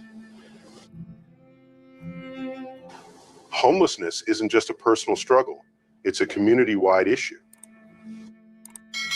In a city like Las Vegas, where tourism fuels much of the local economy, the visibility of large homeless encampments can create friction among tourists, residents, and those experiencing homelessness. Public areas such as parks, sidewalks, and open plazas often become places where the homeless seek refuge or a meal, leading to growing concerns and complaints from both visitors and locals alike.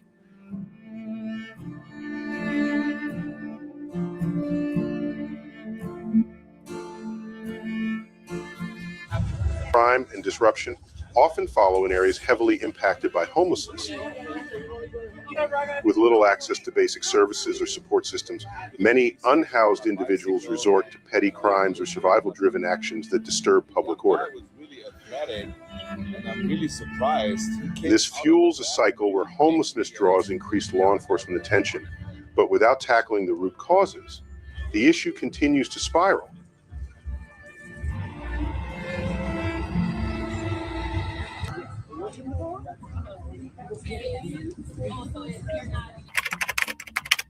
A glimmer of light, community compassion in action. Though the homelessness crisis in Las Vegas is overwhelming, Countless organizations and grassroots groups are stepping up to spark change. Nonprofits such as the Nevada Homeless Alliance and Help Hope Home are on the front lines, working relentlessly to connect individuals experiencing homelessness with vital support and resources. From food pantries to recovery initiatives, these groups serve as a crucial lifeline for those who have nowhere else to go, offering not just aid, but a pathway to hope.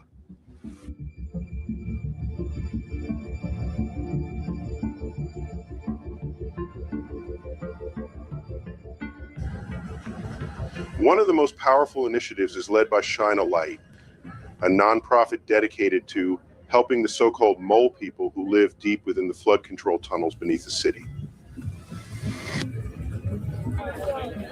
Their outreach teams venture regularly into these hidden underground communities, bringing essential supplies, medical attention, and access to addiction recovery and housing programs. So for those surviving in these harsh, unseen places, this kind of support can be truly life-changing, offering a rare spark of hope in an otherwise desperate reality.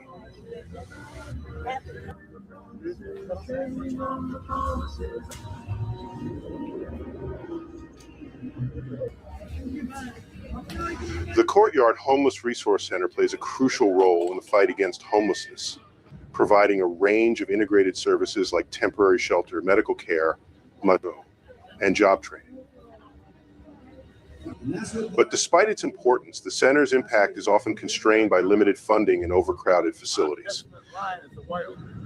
While many organizations are stepping up to help, the scale of homelessness in Las Vegas demands a larger, more systemic solution to create real, lasting change.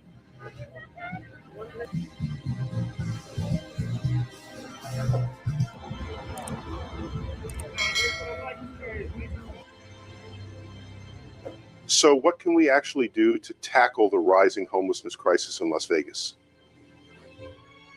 First, increasing affordable housing and providing rental assistance for low-income families is crucial. The Housing First model, which prioritizes providing permanent housing before offering additional services like mental health care and addiction recovery, has proven effective.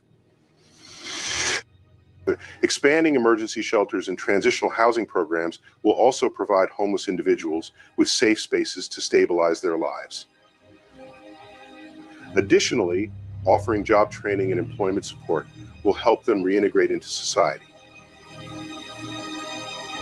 Lastly, it's important to focus on providing targeted support for specific groups such as veterans and homeless youth to reduce long-term homelessness. These combined efforts can help make meaningful progress in tackling the homelessness crisis.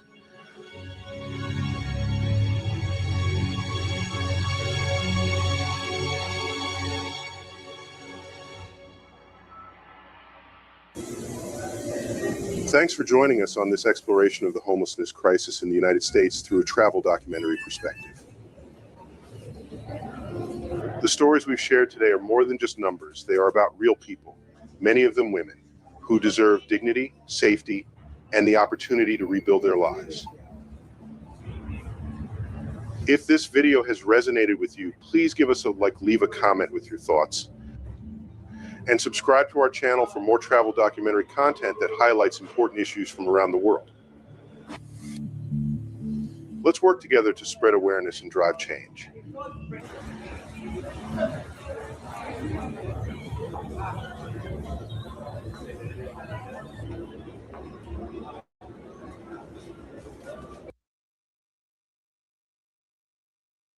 Kansas City, Missouri is at the top of a list no city wants to be on. We have the largest homeless population per capita than any other city in America. The city officials have an aggressive plan to change that. They say it's about more than getting people off the streets. They're giving KMBC 9 exclusive access to places across Kansas City many of us never even knew existed. Every year in America, thousands of homeless people disappear. No headlines, no alerts, no investigations. One day they're on the sidewalk, the next they're gone. No records, no questions, no justice. Tonight we expose how people are vanishing in the richest country on earth and why nobody is stopping it. America has no national system for tracking missing homeless individuals. While the FBI's National Crime Information Center maintains missing persons records, someone must file a report first. For homeless people, that someone often doesn't exist. Over 580,000 Americans experience homelessness on any given night. More than 1.4 million cycle through shelters annually. Yet fewer than 5% of missing persons reports involve people without permanent housing. This doesn't mean they aren't missing. It means they aren't being counted. Local shelters, nonprofits, and hospitals all maintain separate records that rarely connect. A person might appear in a shelter database in Chicago, receive medical care in St. Louis, and die unidentified in Texas, with no system linking these events. Each agency sees only a fragment of the story. Without centralized tracking, cities cannot detect patterns. Serial victimization, trafficking networks, and environmental dangers remain hidden. Policymakers rely on flawed statistics that underestimate disappearances by thousands. Many homeless individuals have lost contact with family. Others are estranged or undocumented. When they disappear, there's simply no trigger that activates a search. No alerts, no organized searches, no accountability. In a data-driven society, being uncounted means being unprotected. When people vanish without records, they're erased from public memory. Their disappearances create no statistical alarm, no policy response, no systemic change. The absence of tracking doesn't mean the absence of crisis. It means the crisis remains invisible, allowing thousands to disappear without consequence or acknowledgement. Law enforcement agencies receive over 600,000 missing persons reports annually. However, homeless individuals make up only a tiny fraction, not because they aren't missing, but because their disappearances rarely get reported. Many police departments classify homeless individuals as transient or voluntarily absent. This label implies the person likely chose to leave and will return. Once that assumption is made, investigations are often closed within days or never opened at all. Studies show that in major cities, fewer than 1 in 10 missing homeless cases result in full investigations. Without family members pushing for action, cases are deprioritized. Detectives focus on people with stable housing, children, or high-profile backgrounds. Some families try to report loved ones, only to be told they're probably on the move. This discourages further follow-up. Over time, families give up, and files go cold. This underreporting creates a dangerous cycle. Low report numbers make the issue appear small. Small numbers justify limited funding. Limited funding leads to fewer investigations. Fewer investigations mean more disappearances go unnoticed. The classification of homeless individuals as expected wanderers fundamentally misunderstands both homelessness and human vulnerability. People experiencing homelessness face higher rates of violence, exploitation, and medical emergencies than housed populations. Their mobility is often forced by sweeps, weather, or danger, not choice. When missing people are treated as expected losses, society quietly accepts vanishing lives as normal. Thousands disappear each year into this statistical blind spot, their absences generating no alarm, no search, and no justice. Every year, U.S. hospitals discharge more than 3 million patients who lack stable housing. After treatment, many are released with a bus pass, a list of shelters, and no guarantee of safety. This practice, often called patient dumping, remains widespread despite federal guidelines. Research shows homeless patients are 4 times more likely to be readmitted within 30 days.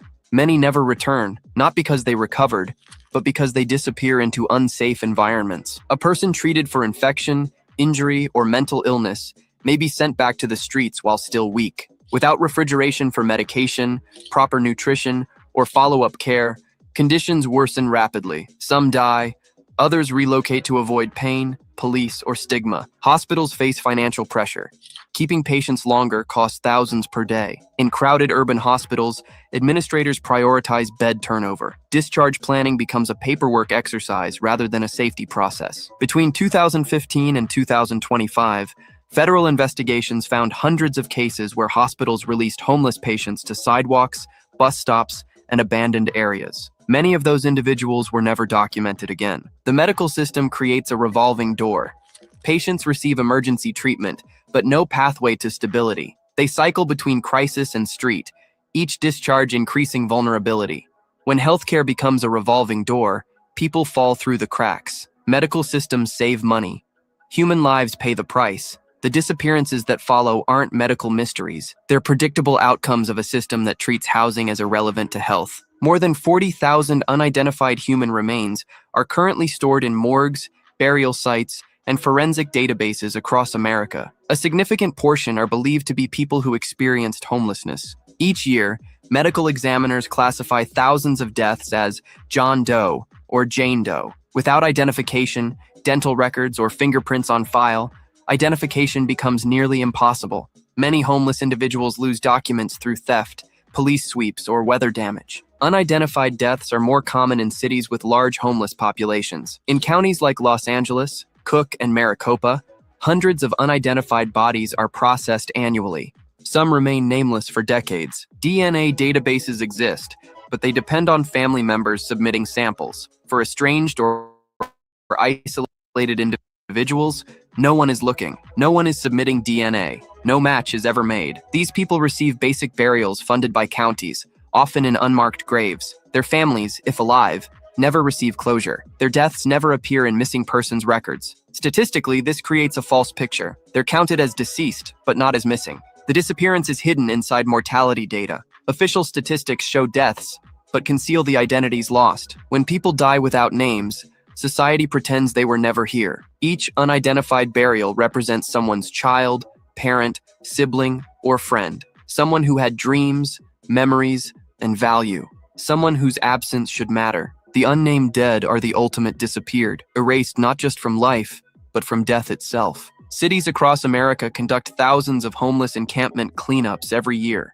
Officials describe them as sanitation measures. In reality, they function as mass displacement events that cause people to disappear. During sweeps, police and sanitation crews remove tents, carts, documents, phones, medications, and personal records. Even when policies claim property will be stored, investigations show that up to 70% of belongings are discarded. For people living outdoors, these items are survival tools. Identification allows access to benefits. Phones connect them to family. Medical records guide treatment. When these are destroyed, people lose their identity overnight. After a sweep, communities scatter. Some move to other cities. Some retreat into abandoned buildings, forests, or deserts. Others fall into addiction or exploitation. Outreach workers report losing contact with 30 to 50% of clients after major clearances. Once scattered, individuals are no longer reachable by shelters, clinics, or nonprofits. Tracking becomes impossible. Follow-up ends.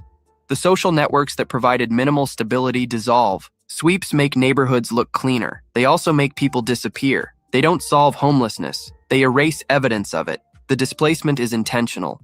The disappearances are predictable. Yet cities continue these operations, prioritizing aesthetics over human safety. Each sweep creates dozens of newly invisible people, pushed further from services, documentation, and survival. Their absence is the goal, achieved through systematic destruction of the minimal stability they'd built. More than 65% of people experiencing homelessness struggle with substance use disorders, serious mental illness, or both. According to federal health data, nearly 1 in 3 suffers from untreated schizophrenia, bipolar disorder, PTSD, or major depression. These conditions dramatically increase disappearance risk. Without consistent care, people cycle through psychosis, withdrawal, and relapse. During these episodes, individuals often wander long distances, abandon support networks, and isolate themselves in unsafe locations. Outreach workers report many clients suddenly drop off the map after mental health crises. Treatment access remains limited. Fewer than 30% of homeless individuals who need psychiatric care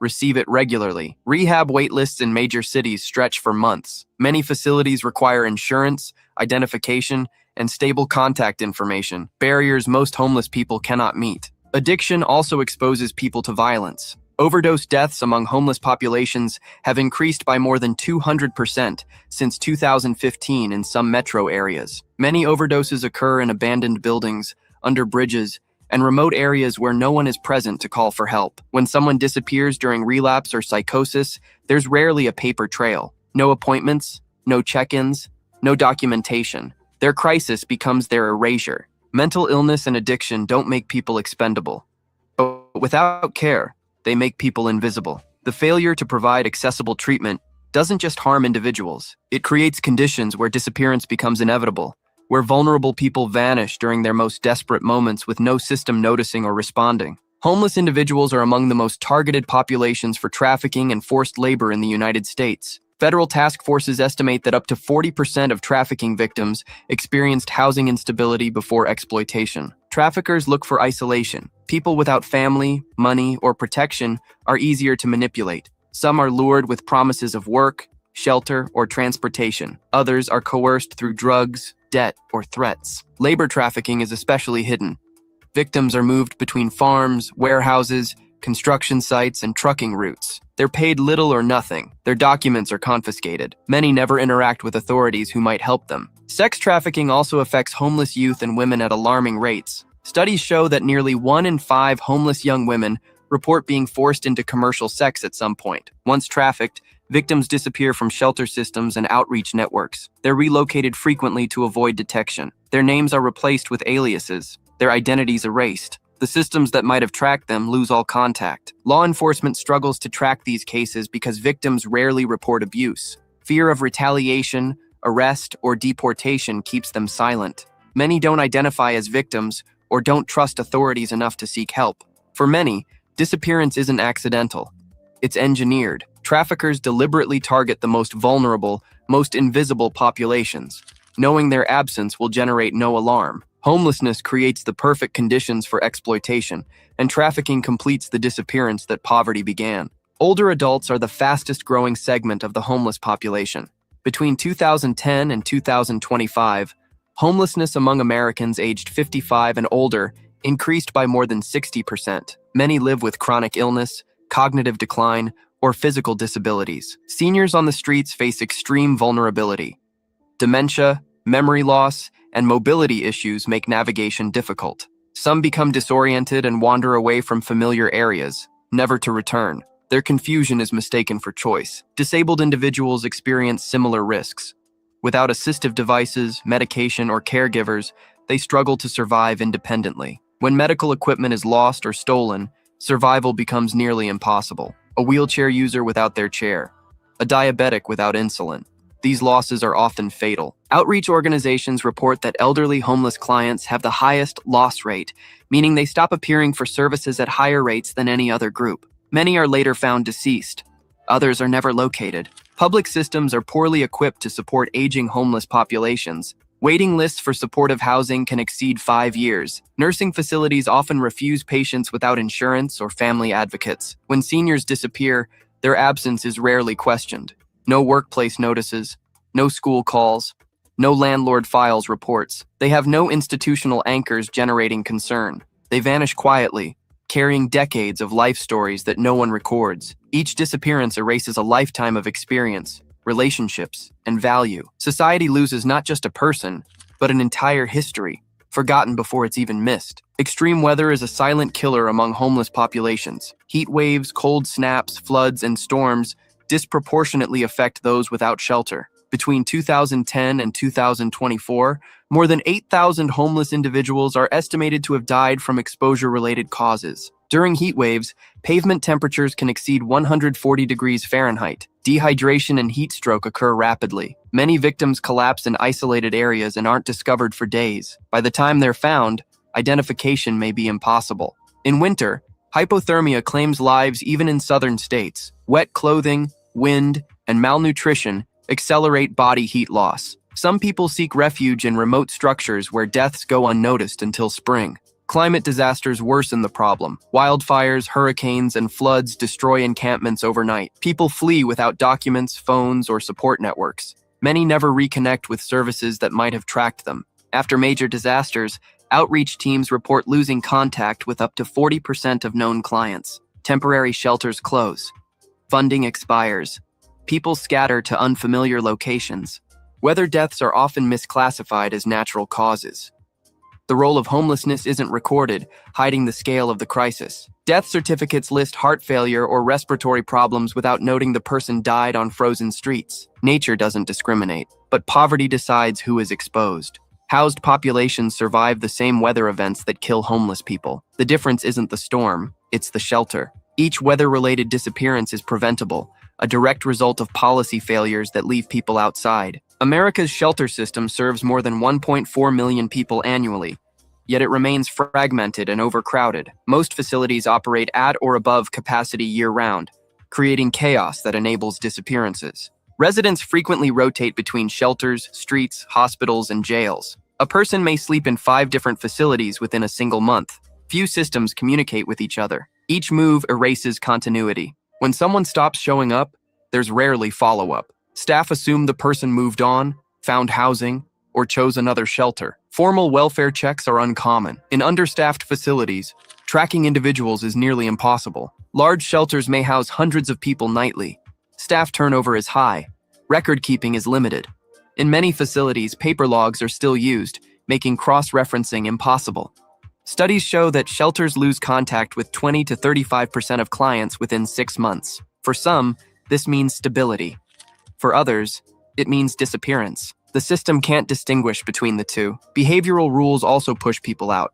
Curfews, sobriety requirements, and overcrowding cause many to leave voluntarily. Once gone, reconnecting is difficult. Their departure is noted but not investigated. Shelters are designed for short-term emergencies, not long-term tracking.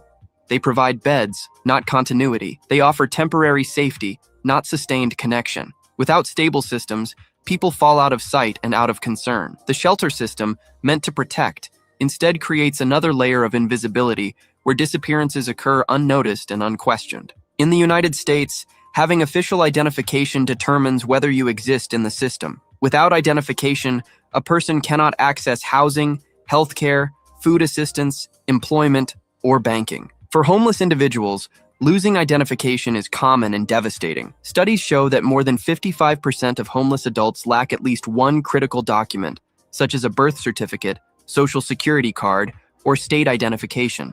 These documents are frequently stolen, destroyed in encampment sweeps, or lost during forced moves. Replacing them is costly and complex. A birth certificate can cost $25 to $50. A state identification may require proof of address. Social security offices often require existing documentation to issue replacements.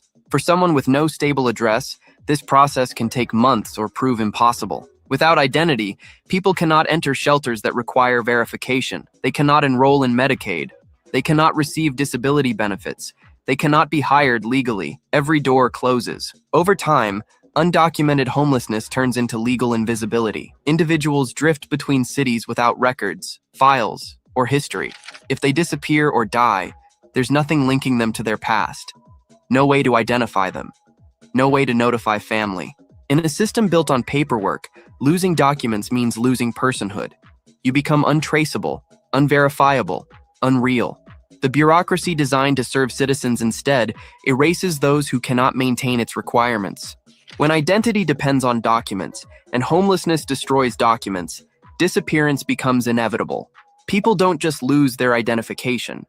They lose their legal existence, becoming ghosts in a system that demands proof of life.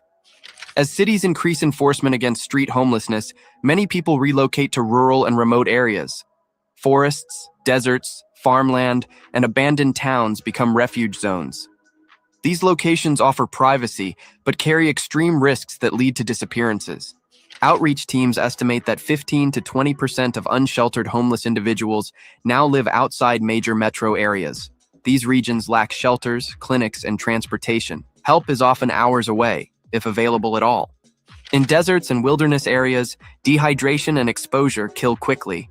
In forests, untreated infections and injuries become fatal. Emergency services are often unreachable. Cell phone coverage doesn't exist.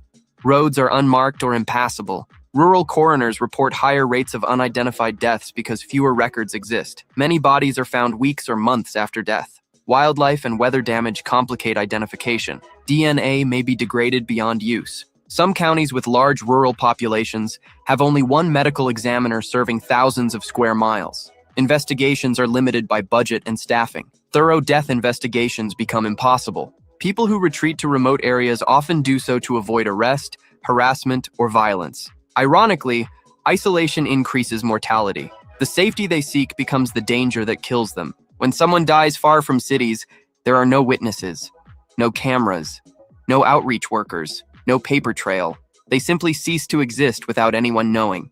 They disappear into geography. The land swallows them whole, leaving families searching forever and finding nothing but silence. Behind every missing homeless person is often a family that never stopped caring. Parents, siblings, and children search for years with little support from systems designed to help. Nonprofit advocacy groups estimate that tens of thousands of families are actively searching for relatives experiencing homelessness. Many receive no guidance from police or social services. They're left to navigate a bureaucratic maze alone. Families are frequently told that adults have the right to disappear. This legal framing ends investigations quickly. Private investigators are expensive. DNA testing requires money, and access most families don't have. National databases are fragmented. Missing persons registries, shelter systems, jail rosters, and hospital records rarely connect. Families must contact dozens of agencies manually, repeating their story endlessly with little result. Social media has become a primary search tool. Families post photos, names, and last known locations, hoping strangers will recognize them. Success rates remain low. Most posts generate sympathy but no leads. The emotional toll is severe. Uncertainty creates chronic grief. Families live between hope and mourning for decades, unable to move forward or find closure.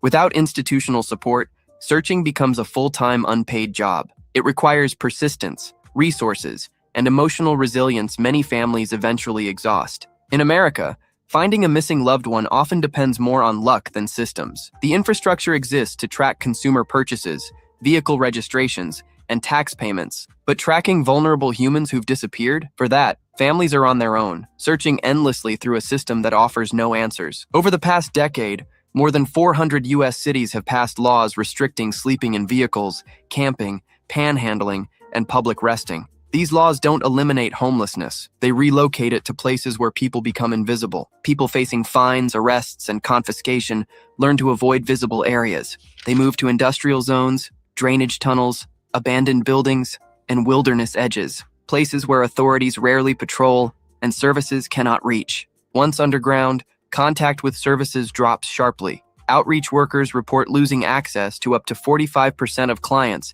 after new enforcement policies take effect. The people who most need help become impossible to find. Criminal records create additional barriers. Arrests for survival activities reduce housing eligibility and job prospects. People become trapped in cycles of displacement, each arrest making escape harder. Fear of police prevents reporting crimes, injuries, and disappearances. Victims avoid authorities even in emergencies. A person being trafficked won't call police. Someone seriously injured hides instead of seeking treatment. When people hide, data disappears. Census counts miss them. Health systems lose them. Advocacy groups cannot locate them. Their existence becomes theoretical.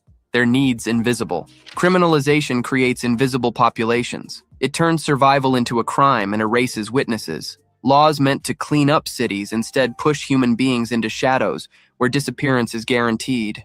Each ordinance, each sweep, each arrest doesn't solve homelessness. It simply moves the problem to places where suffering can't be seen and disappearances can't be counted. Official homelessness statistics rely heavily on annual point-in-time counts conducted on a single winter night. These counts miss vast segments of the population, creating data gaps that hide thousands of disappearances. Experts estimate point-in-time counts undercount homelessness by 30 to 50%. Vehicle dwellers, couch surfers, rural camps, and hidden encampments are rarely included. One-night snapshots cannot capture a constantly moving population.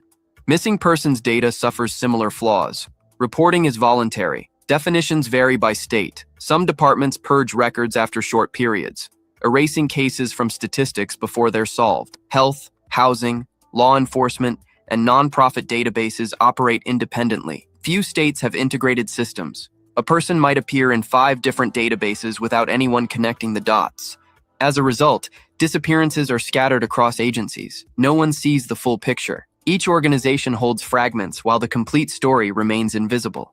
Policy decisions are based on incomplete data. Funding follows flawed numbers. Programs are undersized from the start, designed to address a fraction of the actual need. When problems are statistically minimized, they're politically ignored. Lawmakers point to official numbers as proof the crisis isn't severe. Advocates struggle to prove what data systems refuse to acknowledge. Data gaps don't reflect reality. They distort it. They create an artificial reality where fewer people are homeless, fewer people are missing, and the crisis is manageable. Meanwhile, the actual disappeared remain uncounted, their absence hidden in the spaces between databases. Perhaps the most powerful factor behind disappearances is social neglect. Homeless individuals are often viewed as temporary, disposable, or responsible for their situation, which enables mass disappearance without outcry. Media coverage focuses on crime and nuisance, not human stories. Politicians emphasize removal over solutions. Public empathy erodes under narratives that blame victims for circumstances often beyond their control. Surveys show that nearly 40% of Americans believe homelessness is primarily caused by personal failure. This belief reduces support for intervention. If people deserve their situation, why search when they disappear? When someone disappears from the street, few notice. No co-workers ask questions. No landlords file reports. No neighbors organize searches. There are no institutional anchors generating concern or action. Outrage requires identification. Without names, people become statistics.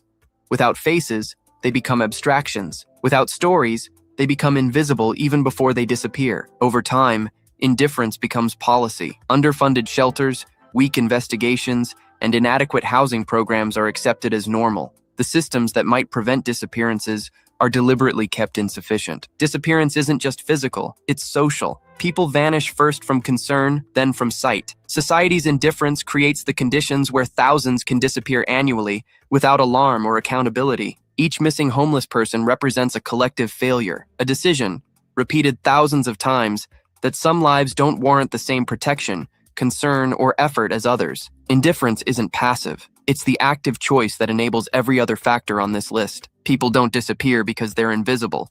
They disappear because we've learned to look away. If this story moved you, comment below and tell us what your city is doing or not doing to protect the homeless. Your voice matters. And in our next video, we expose where billions meant for housing really went. Don't miss it. Right now, in one of America's fastest growing cities, over 4,000 people are living in vehicles they can't legally park, can't afford to fuel, and can't afford to lose. This isn't just homelessness. It's a system failure dressed up as law and order.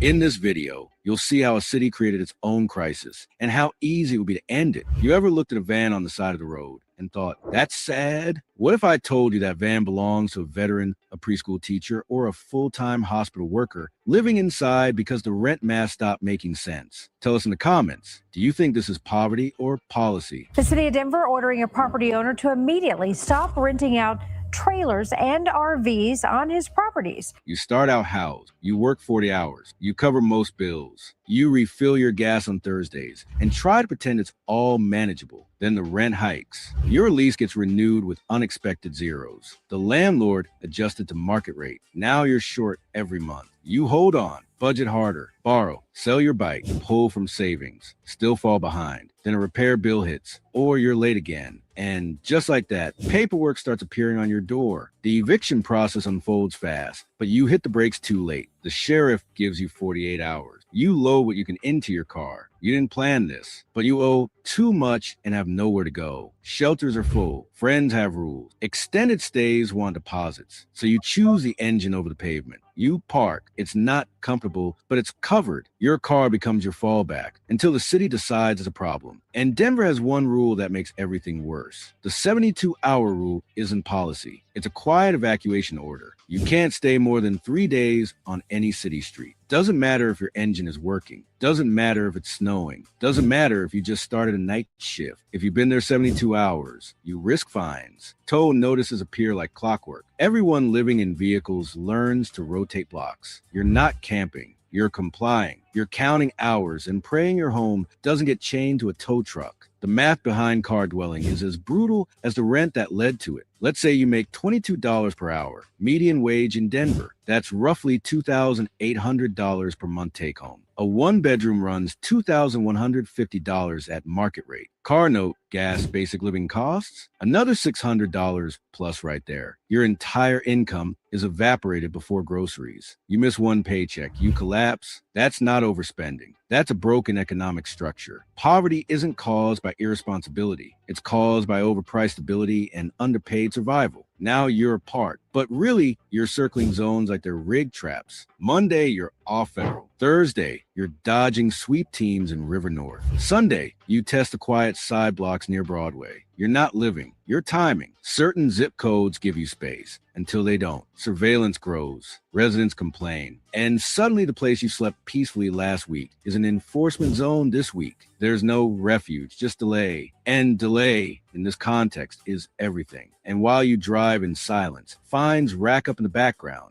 A 72-hour violation is $50. The next one, $75. Then $150. Then they boot your car. And even worse, if it's a larger vehicle, an RV, a van with an attached trailer, a moving truck, it might cost $1,200 to get it back from impound. There's no payment plan. There's no city hotline to pause enforcement. The system isn't helping you recover. It's pricing you out of your last fallback. Meanwhile, cops sweep encampments, but they don't bring keys. Denver spent $14 million last year on enforcement targeting homeless camps, especially vehicle dwellers. Police arrive, public works rolls in, streets get cleared, but nobody gets housed. They get displaced, towed, and ticketed. Then the same people reappear in new zip codes. 3 days later, the problem isn't solved, it's rotated. The illusion of order costs millions, and it moves the crisis without ever reducing it. And the worst part, you can't build your way out while rotating. You can't apply for an apartment without an address. You can't apply for jobs without an address. You can't get mail delivered to a dashboard. You can't reschedule court paperwork when it keeps being sent to a location you no longer live at. The mobility that was supposed to make homelessness less visible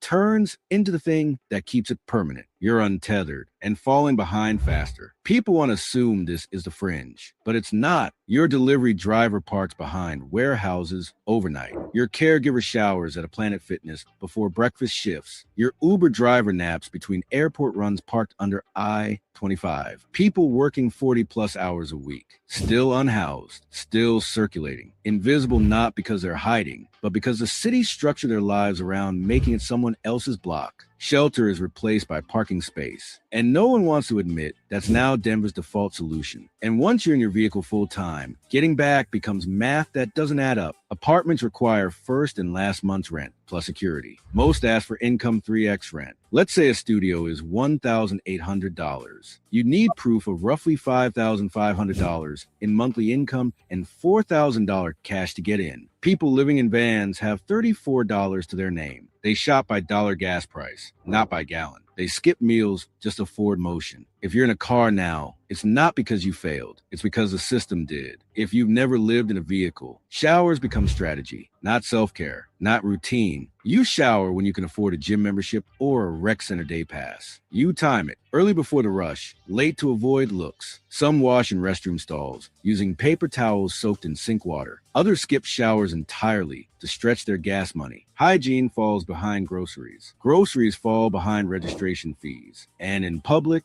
you fake fresh. A clean hoodie, a smile, just enough to not get questioned by police. Toilets, too, are now something you chase. Public restrooms lock at night. Coffee shops demand codes. Gas stations say customers only during late hours. You learn which libraries have clean bathrooms. You memorize dawn to dusk hours. If you're in an RV, you avoid the onboard toilet unless you can afford a dump. Dump stations charge $15 to $25 per dump, and there aren't any in the city center. Travel far, pay more, waste gas, delay work, or cut corners, gray water in storm drains, holding it until it hurts. The public health risk builds silently. Denver has the land to fix this. It just refuses to use it. Over 4 million square feet of unused industrial lots sit between warehouses and old transit hubs. Empty, they could be safe parking. Dump sites, shower trailers, legal zones. But policies ban vehicle-based housing on most parcels. Churches and nonprofits that try to help hit zoning barriers and police resistance. Why? Because permitting vehicle dwellers upsets people who insist they don't exist. The city pretends it needs research. Other cities already built the model. San Diego runs a safe parking program on 6 city-managed lots. 87% of people exiting the program move into stable housing. The cost? For $1,200 per person annually. Less than half a sweep. You park legally. You get a bathroom. You get a caseworker. You get time. That's it. Stability, not radical change. Just enough systems to stop chaos. Denver could build 3 of these for what they spent last quarter on enforcement alone. But Denver doesn't want slow recovery. It wants fast disappearance. So instead, It builds a city that only works for people with 2 addresses, one physical, one digital. Everything else collapses under paperwork. Here's what happens to people in vehicles. Citations stack. They can't register their car without an address, so they miss tags. Then insurance lapses. Then the car becomes unregistered. What happens next? They get stopped, towed. And once the home's on a flatbed tow truck, it's not a warning anymore. It's erasure, gone in 10 minutes. Priceless cost, $1,200, and everything you own. When a vehicle is towed, it's not just transport. It's shelter, medicine, IDs, history. You get paper for proof, but unless you can pay the $875 to $1,500 impound, nothing comes back. Sometimes they let you get personal property. 2 boxes, 20 minutes. After that, the rest gets trashed, sold, or locked behind a storage fee you'll never catch up with. The city pays most of the tow bill. You pay in trauma. Memories tossed like junk mail. Denver calls this policy. Survivors call it theft with paperwork. $14 million.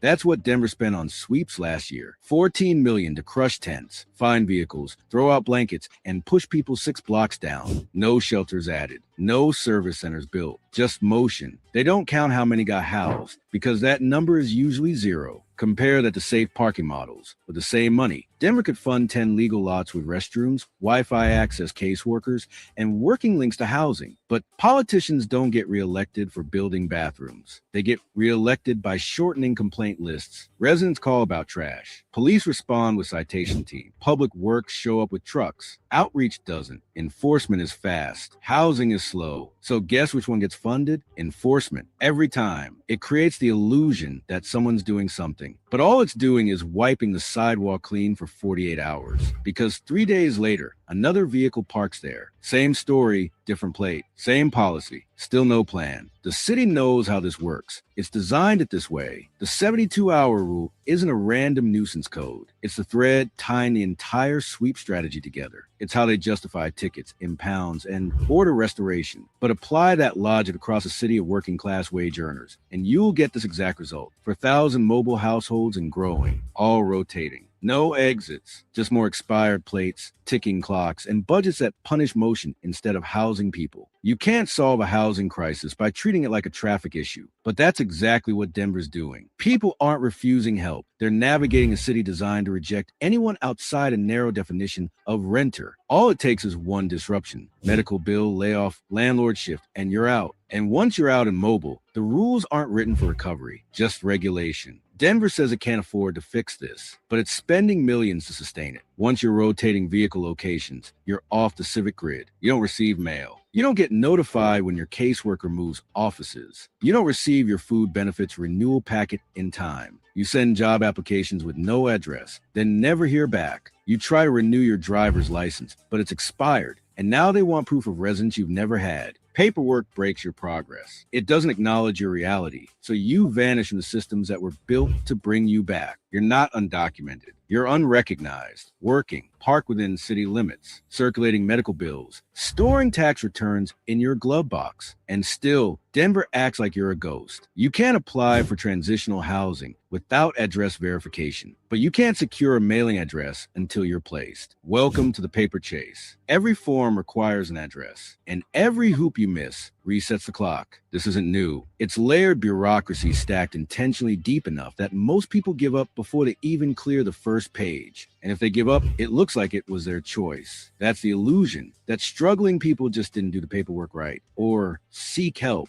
But even with help, help comes slow, and enforcement doesn't pause in the meantime. So while one office reviews your ID reprint, another sends a tow truck. While one nonprofit tries to confirm you qualify for transitional housing, the sweep team moves your RV again. People lose progress not from laziness, but from systems outpacing them by design. Which brings us to Robert. He played by the rules for 39 years. A diesel mechanic who never missed shifts. Paid off his mortgage early. Budgeted like survival was always at stake. Then the property tax hikes came. His home went from $2,000 a year in taxes to almost $9,000, thanks to rezoning and gentrification. His pension didn't grow. So he sold, bought an RV, downsized everything. Now he parks on Brighton Boulevard half a mile from the place he worked, a full career later, and he still rotates curbsides at 66. Robert isn't addicted. He isn't irresponsible. He's precision built for reliability, but his heater only works half the time. His body has aged faster than the machines he used to fix. He used to own his house. Now he parks walking distance from it, hoping winter won't tear his brakes apart, showering at gyms, using old colleagues' addresses, waiting on a senior housing list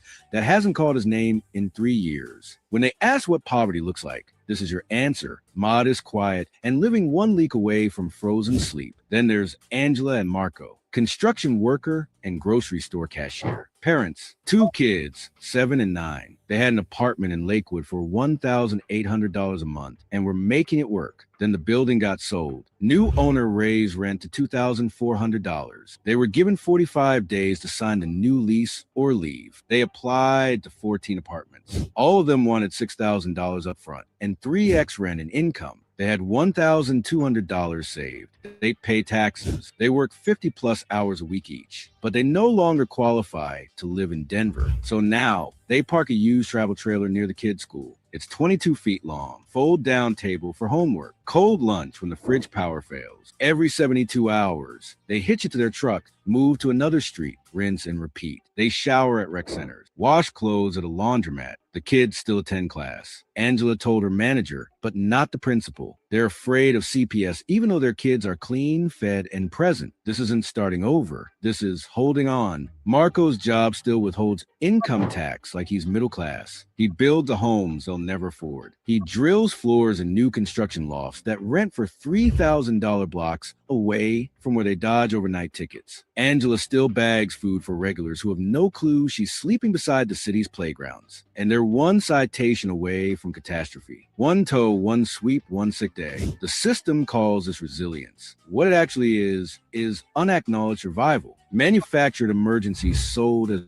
apathy. And then someone like Shanice changes everything. Single mom, home health aide, lost her car, missed work, fired, evicted. For 2 months, she lived in a Honda Civic with her 6-year-old daughter, tinted windows up, no heat. Then a friend told her about a tiny safe parking program. Just 20 spots, portables, night security, case manager twice a week. She applied with 0 paperwork, got in. Within 2 weeks, she got a replacement ID and social security card. By the next month, a bus accessible job. And 90 days later, a lease. That's the only difference. A program, a stepping stone, a small patch of infrastructure that didn't ask for things she'd already lost. Today, 14 months later, Shanice and her daughter are in a real apartment. Her child has her own bed, her own room, her own lamp. It's modest but stable. And you want to know the total cost of the city for it? Less than $5,000 in services. That's cheaper than 1 tow and 1 sweep. One person helped out of the loop for good. Cities like San Diego already showed what happens when basic dignity meets basic services. 6 city-run parking lots, legal overnight stays, access to bathrooms, security, and case managers. No threats, no sweeps, no countdowns. Just space to plan your next step. And it works. 87% move into stable housing within a year. The cost per person is less than a single vehicle sweep. Denver could copy this tomorrow. It chooses not to. Los Angeles built triage centers for people living in their vehicles, not shelters. Centers that meet people where they are. Showers on site, laundry, medical vans, legal help, and housing coaches staff daily. From intake to permanent housing in under 5 months. The outcome? 85% stay housed after 2 years. Not because they're lucky, because someone gave them the tools. You don't keep people down when you build a way up. Seattle leases entire apartment buildings and subleases the units to people without homes. No credit checks, no 3 times income barrier. People pay what they can, 30% of their income, and the city covers the rest. The goal isn't fast placement, it's real roots. Half of those residents eventually move into conventional leases, because once you remove the gatekeeping, people rebuild their lives piece by piece. Housing first, judgment later. Denver has the land, the money, and the workforce to do any of this. But instead, they spend $14 million a year rotating people street to street. No housing created, no lives improved, just motion. motion marketed as action. Meanwhile, portable restrooms remain locked. Case managers are underfunded, and the neighborhoods where help is needed most are still waiting for someone to authorize the obvious. Letting people stop moving isn't a handout, it's a foundation. Repeal the 72-hour parking limit for people working with case managers. Open industrial zones for legal overnight parking. Fund mobile hygiene stations, showers and water, place where people already are. Give nonprofits the permits they've been asking for. Center the response on help, not hush. Because every time a vehicle gets pushed out of one zip code, it shows up somewhere else, just more broken. Safe parking pilots exist. They've been demanded at council meetings, mapped in proposals, drawn up by service providers. But residents push back. What if crime increases? Studies show it doesn't. What if trash piles up? It already does.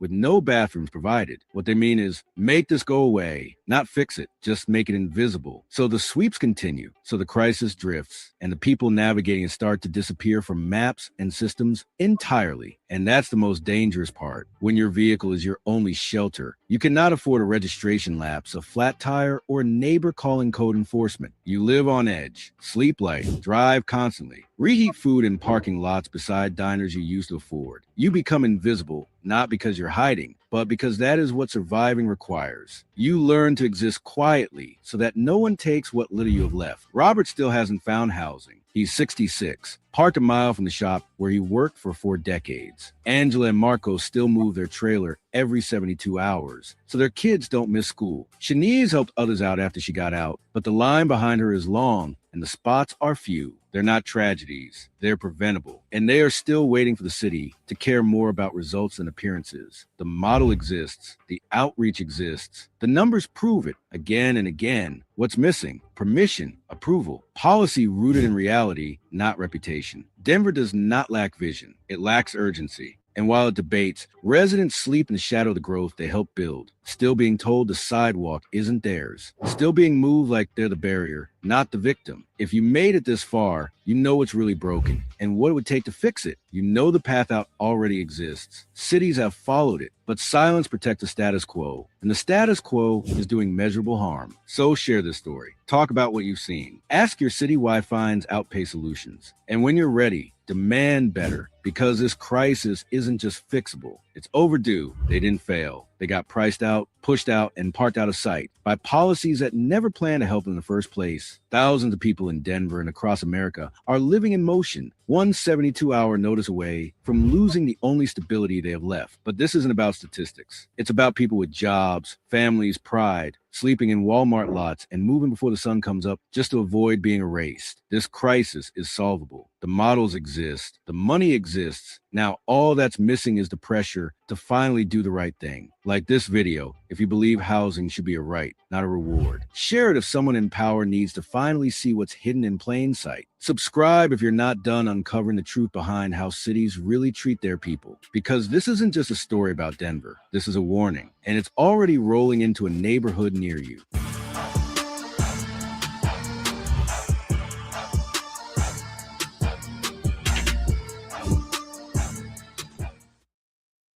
Form of gentrification is to, have a mayor from Vail contract with someone from, what was it, London, where he went and got the consultants for $100,000 and never ask people here. And also, you can find consultants from Denver. So that is kind of this high level form of gentrification, is that we have someone who doesn't have a tie to 16th Street Mall. And it doesn't roll off the tongue to say 16th Street and stop there. I hear you all struggling with that. I do. I also want to give some credit to Yams World, who's the artist that they hired to do the rebranding. And Where's my bottle? He's a very he's very vocal about immigration and immigrants' rights as well. And I actually learned a little bit more about him just from meeting him, and it made me feel a little bit different about it, because I was like, oh, cool, an artist got to be a part of this process. But shout out to Yams World. Yeah, Yams World's Great awesome. Work. Well, the gentrification. You called it gentrification. The mayor and so many others would say, yeah, it's people need to spend money downtown, make money downtown, because this is an economic depression we're in. Like, that is so much of his focus, because the market has turned. Downtown is suffering. The city had to do layoffs because there was not sales tax revenue coming in. Do you have a plan for that? That's the moment we're in now. We're not in the moment 10 years ago when gentrification was like displacing people and upsetting communities. We're in the moment of struggle. We need some hope and lift up.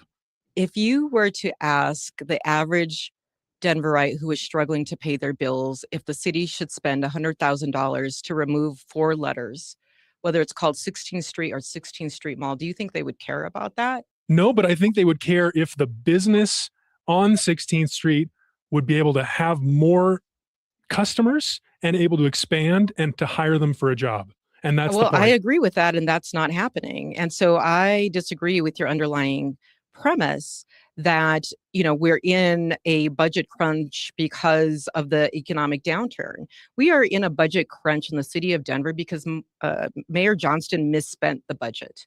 And the fact that people lost their jobs, their livelihoods, potentially their houses, because of that mismanagement is a fundamental problem. I know that when I was running, one of the things that I said is I want to brace actually for an economic recession.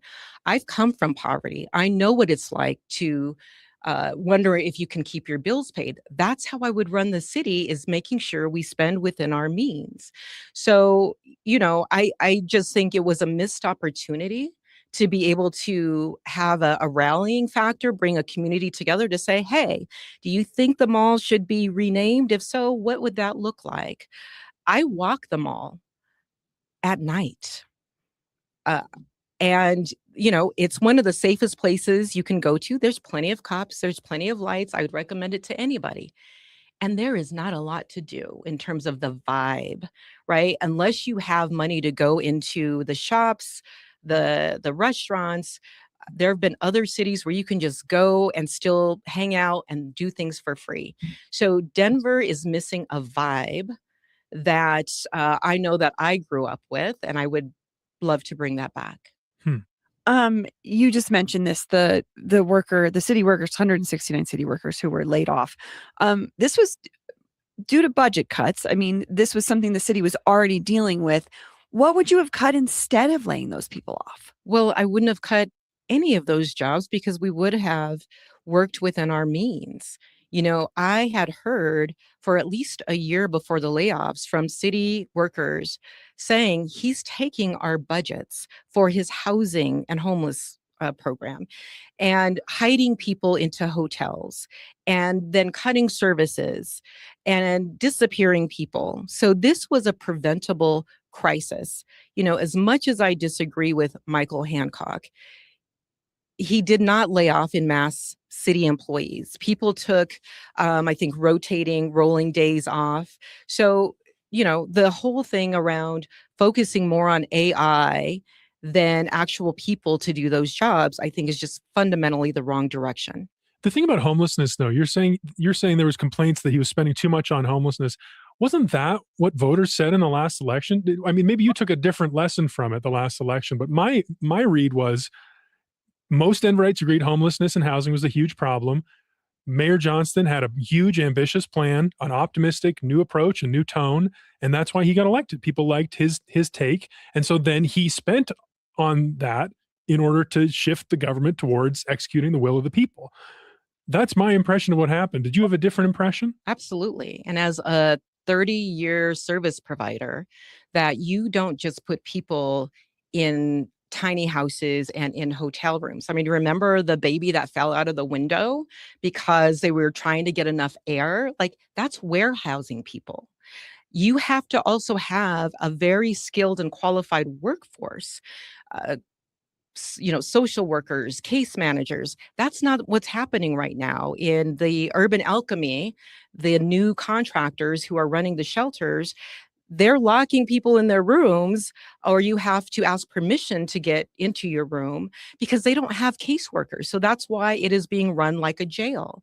So it's not enough to just say, I want to solve homelessness. There's a whole pipeline that has to happen than just disappearing people. So how do you set up that pipeline without spending more money?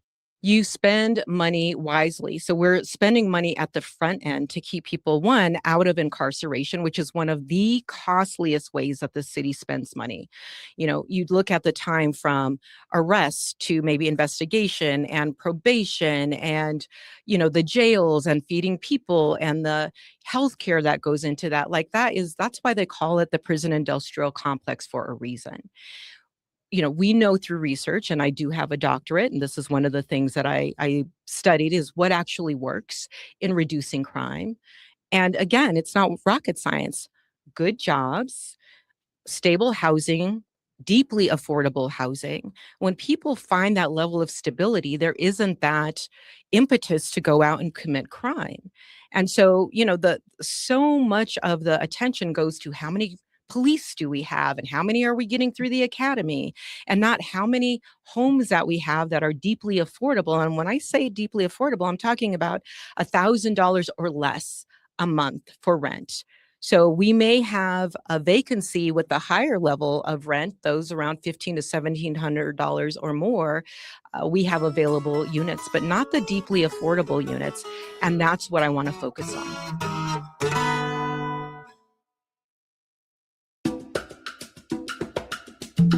This episode is brought to you by Denver Health. February is Heart Month, and at Denver Health, heart rhythm care is becoming safer and less invasive. Heart rhythm problems like atrial fibrillation, ventricular tachycardia, sudden cardiac arrest, or heartbeats that are too slow can affect your health and quality of life. Denver Health provides advanced treatment for patients with irregular heart rhythms, and their team offers safe, effective, and compassionate care to help patients live a healthier life. Cardiologists on the cardiac electrophysiology team are now using leadless pacemakers to treat dangerous pauses in the heartbeat. Unlike traditional pacemakers, these tiny devices sit completely inside the heart. There are no wires and no surgical pockets under the skin. This means a smoother procedure and fewer potential complications, which can make a big difference for patients. Denver Health works closely with every patient to create a personalized plan that meets their needs, focusing on safety, comfort, and long-term results. Learn more at denverhealth.org/EP. That's denverhealth.org/EP.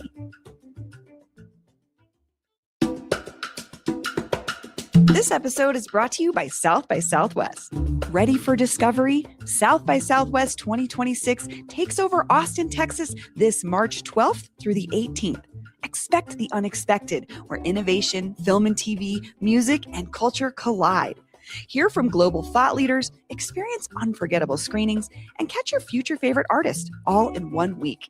The 2026 South by Southwest conferences and festivals are a citywide experience built on curiosity and connection that you won't want to miss. Unlock a 10% discount on your innovation badge when you use code CityCast10 at sxsw.com/Denver. Discount on badge price only, not combinable. Terms apply. Start planning your adventure today. I want to talk about Alameda. I do too, because you brought it up. You brought up the Alameda situation, and this is also actually in your campaign video too. You address this. So there's been this debate over Alameda and a street safety plan that Dottie rolled back, the Department of Transportation and Infrastructure. You say on your site you'd listen to community, not billionaire input, obviously referring to the pushback that came from billionaire Phil Anschutz's daughter-in-law, Jill Anschutz. But she also put out a petition that hundreds of people signed. Why not listen to them as well? Would you listen to them either? Would they be part of this community conversation?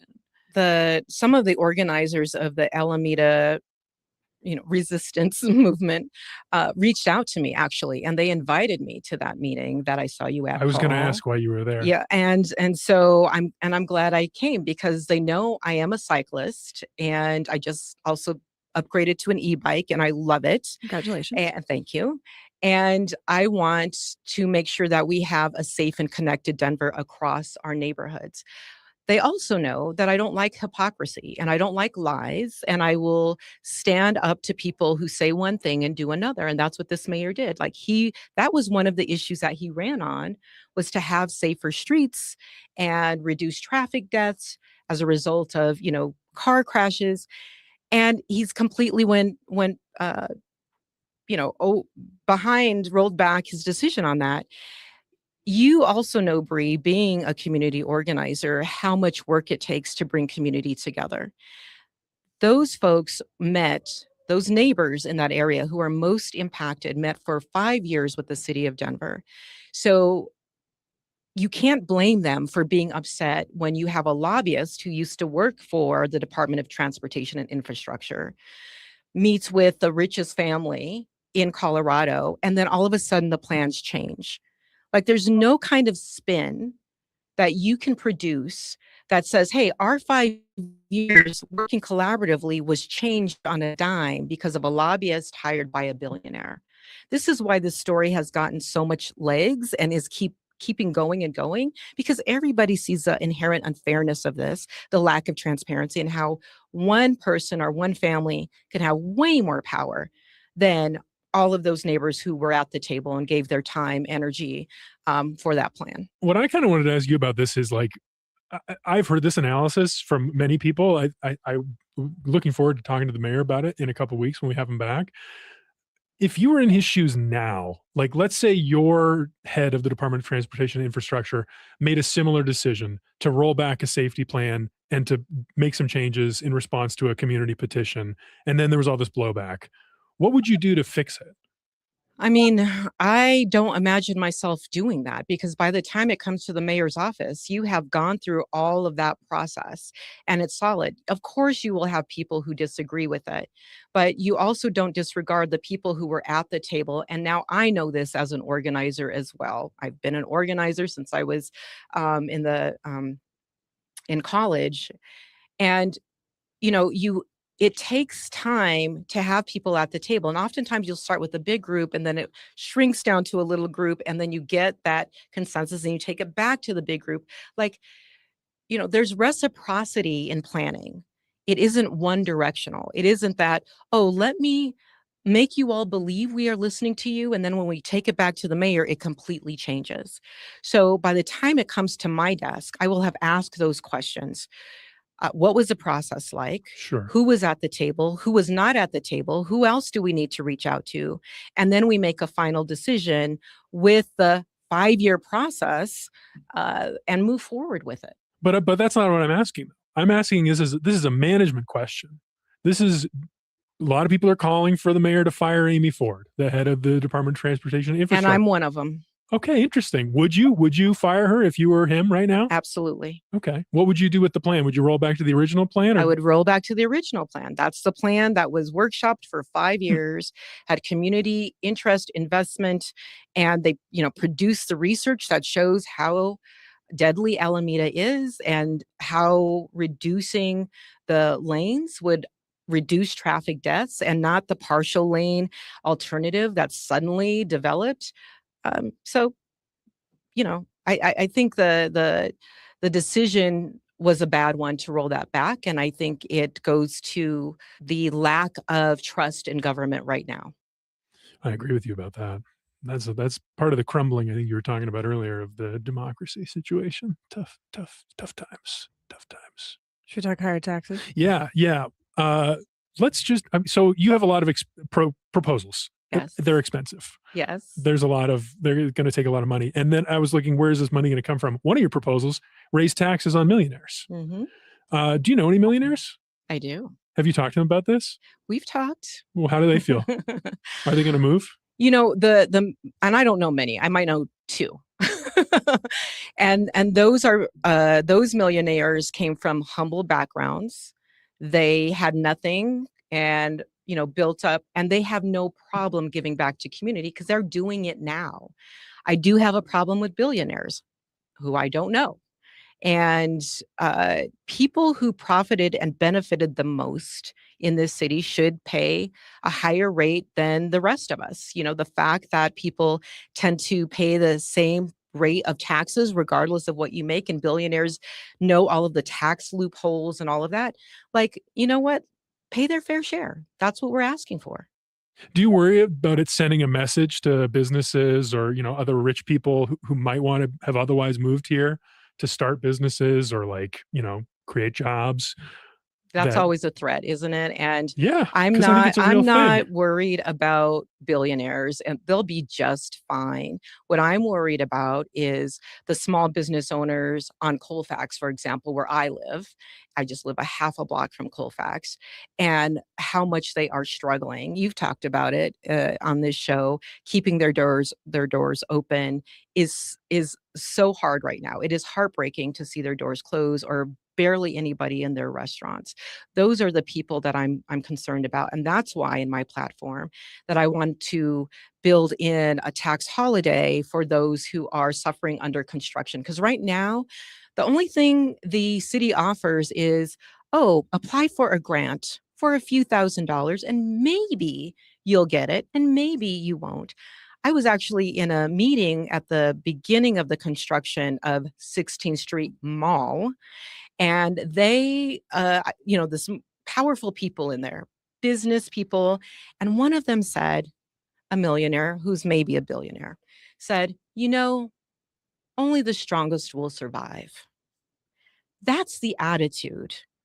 And excuse me, our small businesses are the financial lifeblood of our neighborhoods. They, once again, give us a place of rootedness, and we can do much better by them. Do you like the BRT stations?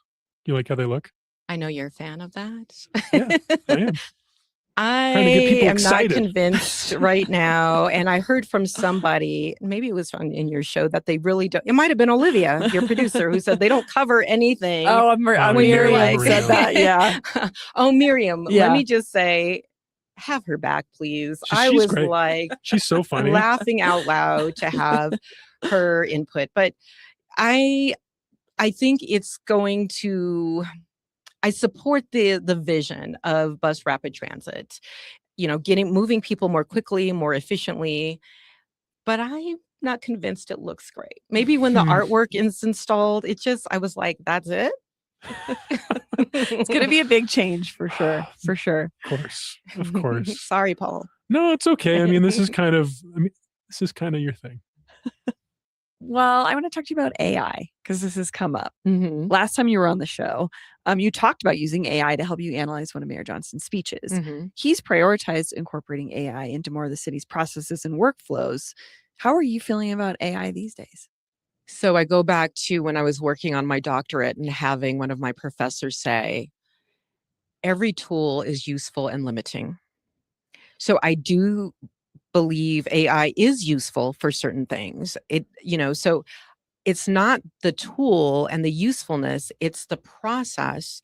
It's the putting AI data centers in GES neighborhoods that are already overly polluted, not having a conversation ever about those communities, about the drain on their water, the pollution to their air, the byproduct of all of that.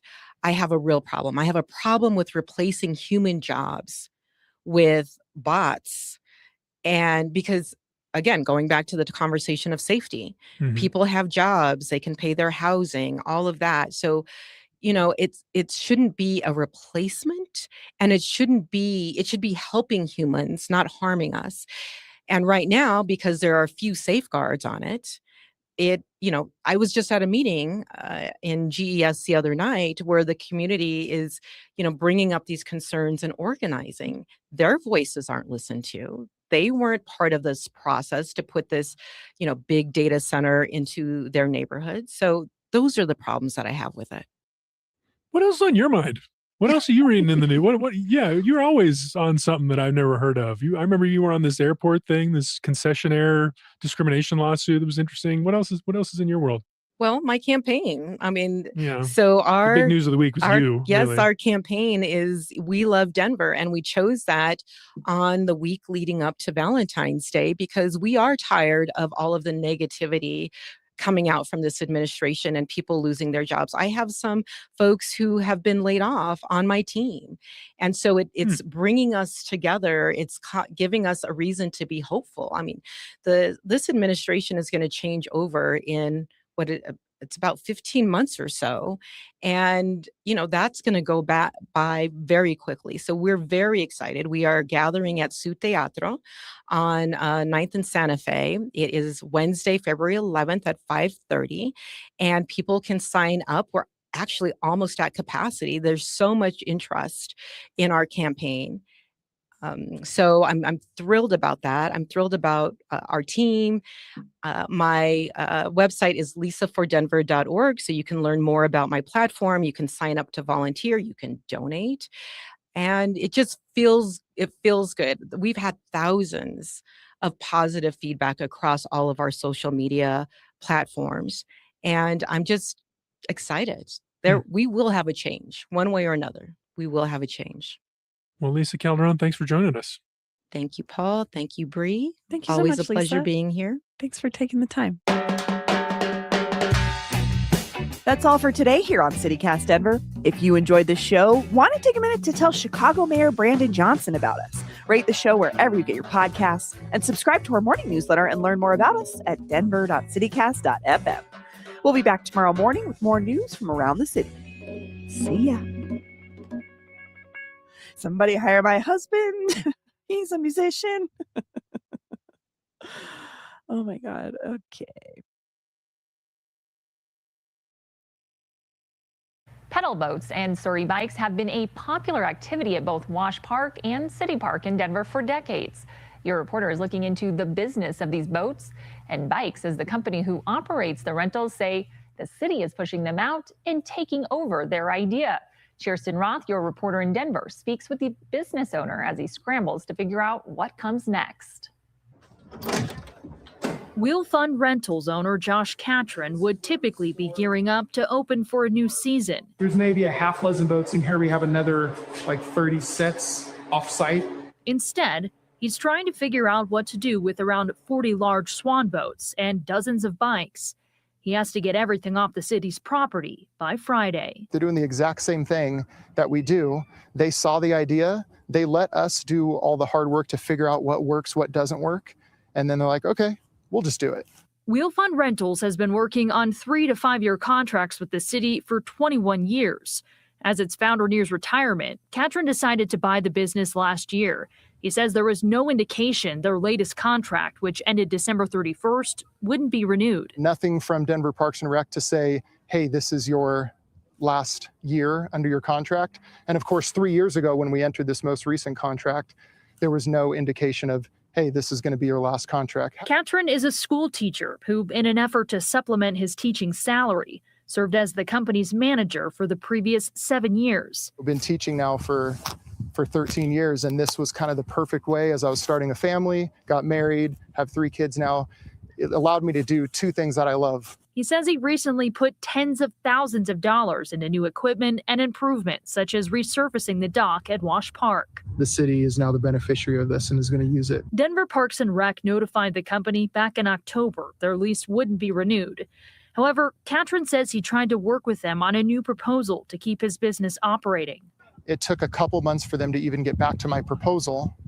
And when they said, hey, no, we're done, you have 1 month to evict. He says the city also declined purchasing any of his equipment, which left him scrambling, even resorting to Facebook Marketplace to sell the swan boats and Surrey bikes. I can't hire a team to do all this, given that we weren't able to financially prepare. Meanwhile, over at City Park, Denver Parks and Rec is already storing new boats that they've purchased in preparation to take over. They're being perfectly legal, but just because something's legal doesn't make it right.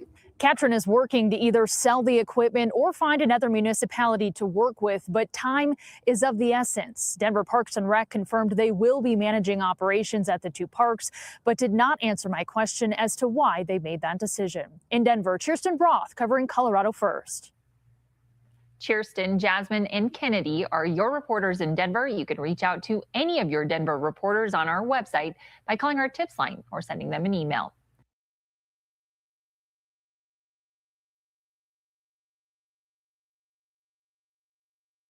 Today, there is bipartisan outrage over a racist video President Trump shared on his social media platform last night. A White House official now telling MS Now a staffer erroneously made the post but it was 12 hours before it was taken down. Also, I want to make clear that we would not usually show racist content, but will because the president posted it and to inform this important conversation. You can see this post. It depicts former President Barack Obama and former First Lady Michelle Obama as apes in a jungle. It's at the end of a video promoting false claims about voting machines and the 2020 presidential election. In a statement responding to the backlash over the video before it was taken down, the White House press secretary said, "This is from an internet meme video depicting President Trump as the king of the jungle and Democrats as characters from The Lion King. Please stop the fake outrage." None of the rest of that video is included in what Trump posted, only the Obamas. Joining me now, Simone Sanders Townsend, MS Now co-host of The Weeknight and former chief spokesperson for Vice President Harris. Eugene Daniels, MS Now senior Washington correspondent and co-host of The Weekend. They are also the hosts of a brand new MS Now podcast, Clock It, with Simone and Eugene. Simone, as a former communications director, what do you make of the White House statement? Chris, they think we haven't seen The Lion King. There are no apes in The Lion King. There's not one ape. There's a baboon, Rafiki. He is actually central to the story, but there's not one ape in the movie.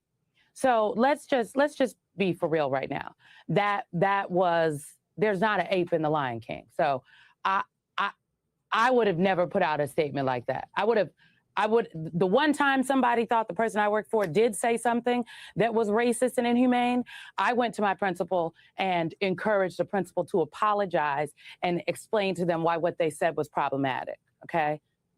So Eugene, I cannot grasp this. This is the last thing I'll say. It is not racist because it is offensive. It is offensive because it is inherently racist. The trope about depicting Black people as animals goes all the way back to white Europeans looking for a justification for colonization and the enslavement of African people. And it gained prominence in the 1700s and 1800s, and it became a racial, like a scientific theory. I'm using air quotes. And it was a mainstream theory that put a hierarchy that said white Europeans were at the top and Africans were at the bottom, and depiction of apes was very central to this theory. They were at the bottom. They were closer to primitive beings such as apes. Therefore, Black people, specifically in that time, Africans, were better suited for forced labor and domination. So it is racist because the root of this theory, this trope, this joke, okay, that the White House is talking about, is rooted in the ability to dominate, rape, pillage, and inflict violence upon Black people. I will say, Eugene, that this post is being condemned from both sides of the aisle, including Republican Senator Tim Scott saying it's the most racist thing he's seen out of this White House. The implication, of course, is that it's not the only racist thing he's seen out of this White House. But I wonder if you think there is some line with this that has been crossed. And by the way, the posts that have been racist in the past have been posted on official government accounts. These are not individuals within the government who are posting things on their private accounts. I'm sorry, Eugene, go ahead. No, that is a really important point, because that means that we all paid them to post a racist thing on the internet, right? That is a really important point. You're right. We're hearing from Tim Scott. We're hearing from Mike Lawler, some Republicans who have issues with this. Tim Scott, of course, being the only Black senator on the Republican side, and being someone who has been close-ish to this White House. But I will also say this is who Donald Trump is, right? And I think the Republican Party has to accept that. We as journalists have to accept that. The American people have to accept that. The world has to accept that. This is a man who spent money to take out a full-page ad calling for the execution of 5 Black and brown men. Now the exonerated 5. This is someone who spent months and years saying that Barack Obama was not born here, that the racist trope about this, this interloper who doesn't belong here, who is someone who is not a part of the American experiment, the first Black president of this country, that's what he spent his time doing. So this is the idea from this White House that this was an accident, The idea that this was just a meme that was posted, this is who Donald Trump is. And even if it is true that a staffer posted it, right? Well, I think we all have a lot of questions about that. If it's true that a staffer posted it, this person believed that it represented the thoughts and the feelings of the president in which that they serve. And that says a lot, that they thought it would be okay. It was up for 12 hours because they do not care. They think it is okay to be racist and treat Black and brown people terribly in order to, quote unquote, own the libs. And I think we just have to be really honest about what that means, because it means it's a lot about where we are as a country and how we're going to operate the rest of this presidency and really the Republican Party moving forward. Well, let's talk about what else is happening right now, Simone. I mentioned this image of the Obamas was inside a video focused on false theories about election fraud in the 2020 election. Trump, of course, has come under fire for saying he wants to nationalize election in 15, he calls crooked states, because, quote, these people were brought to our country to vote and they vote illegally. What is Donald Trump trying to accomplish here? It is this, I'm sorry, I just have to say, it's the 6th day of Black History Month. This is too much. I just think we need a do-over. So this idea, first of all, I do think he is trying to steal the election. And I'm not talking about manipulating votes when I say that. I think I'm talking, so let's just be clear. What I'm talking about is the actions that the president himself and the people around the president have taken. The executive order that he put out about elections at the beginning of this presidency, the call to not Georgia, but to Texas last year, asking them to find him 5 more seats. That is what kicked off this mid-decade redistricting to manufacture more seats to manipulate the voters, because the president does not believe that he could win as the maps currently stand. I'm talking about the election deniers that have been given roles within the Department of Homeland Security, made up roles over election integrity. One of the ways he will try to steal the election is he's asking these states for voter rolls across the country. Why do you need the voter rolls? Well, what do voter rolls contain? They contain personal information such as your social security number, names and whatnot. Potentially that could be used to target people with misinformation and disinformation. We already know from reporting that has at least 2 staffers from DOJ, according to Bloomberg reporting. A whistleblower noted that they had referred the actions up to disciplinary chains because these DOJ individuals had given sensitive information to a voter advocacy group. I highly doubt that those people were looking to elect Democrats. So I like the going in and seizing ballots out of Fulton County 6 years after the election was happening. If they're willing to do that for an election that happened 6 years ago, what do you think they're willing to do in the election coming up? So I think people should be very clear that the president is in fact trying to steal the election, and Democratic governors specifically have been warning about this. Governor Gretchen Whitmer, who is term limited in Michigan, she is the vice chair of the Democratic Governors Association. And I want to point people to an interview that she did with NPR, where she talked about the real concerns that she and other governors have about what the Department of Homeland Security could do and how they could be used in this election coming up. So in my understanding with conversations with a number of different Democratic entities and lawyers is that Democrats are preparing for chaos before, during, and after this upcoming election. It is the first week of Black History Month in America, and we'll start with the sublime. It's worth reminding ourselves what civil rights leader Martin Luther King Jr.'s vision was for our country. When he stood before the masses in Washington, D.C., gave that iconic historic speech, said that he had a dream that one day this nation will rise up and live out the true meaning of its creed, that all men are created equal. He dreamed of a nation where his children were no longer judged by the color of their skin. And now for the ludicrous. In stark contrast, this is how Donald Trump decided to launch the first week of Black History Month in America in 2026. He did so by putting his racism on full display. He shared a blatantly, flagrantly racist post last night. It led to the rare occurrence of some members of Donald Trump's own political party drawing a line in the sand, which led to an unusual reversal from Donald Trump, but not before the White House first tried to excuse the display of racism. in one of Donald Trump's late night Truth Social sprees, wherein he shared posts filled with conspiracy theories, the kind of spree that would make a figure in entertainment or sports face questions about their faculties. Donald Trump posted away until he got to a racist depiction of President Obama and former First Lady Michelle Obama, depicting them as apes. He spread that image to his 10 million followers. Now, normally around here, we wouldn't present this racist content, but we decided to do so, not just because the sitting president of the United States posted it. He posted this image of a former president, a very popular one, and First Lady. But it isn't going to be our job to edit or whitewash the most repugnant conduct and actions of Donald J. Trump. He shared this image to the world in our name as Americans, and you should see it, all of you, especially people who voted for him. What's new about this one? Well, a few things. I mean, Donald Trump's been launching racist attacks on President Obama and Michelle Obama for years now. Donald Trump championed and amplified the birther conspiracy theory that President Obama was not born in the United States, a lie.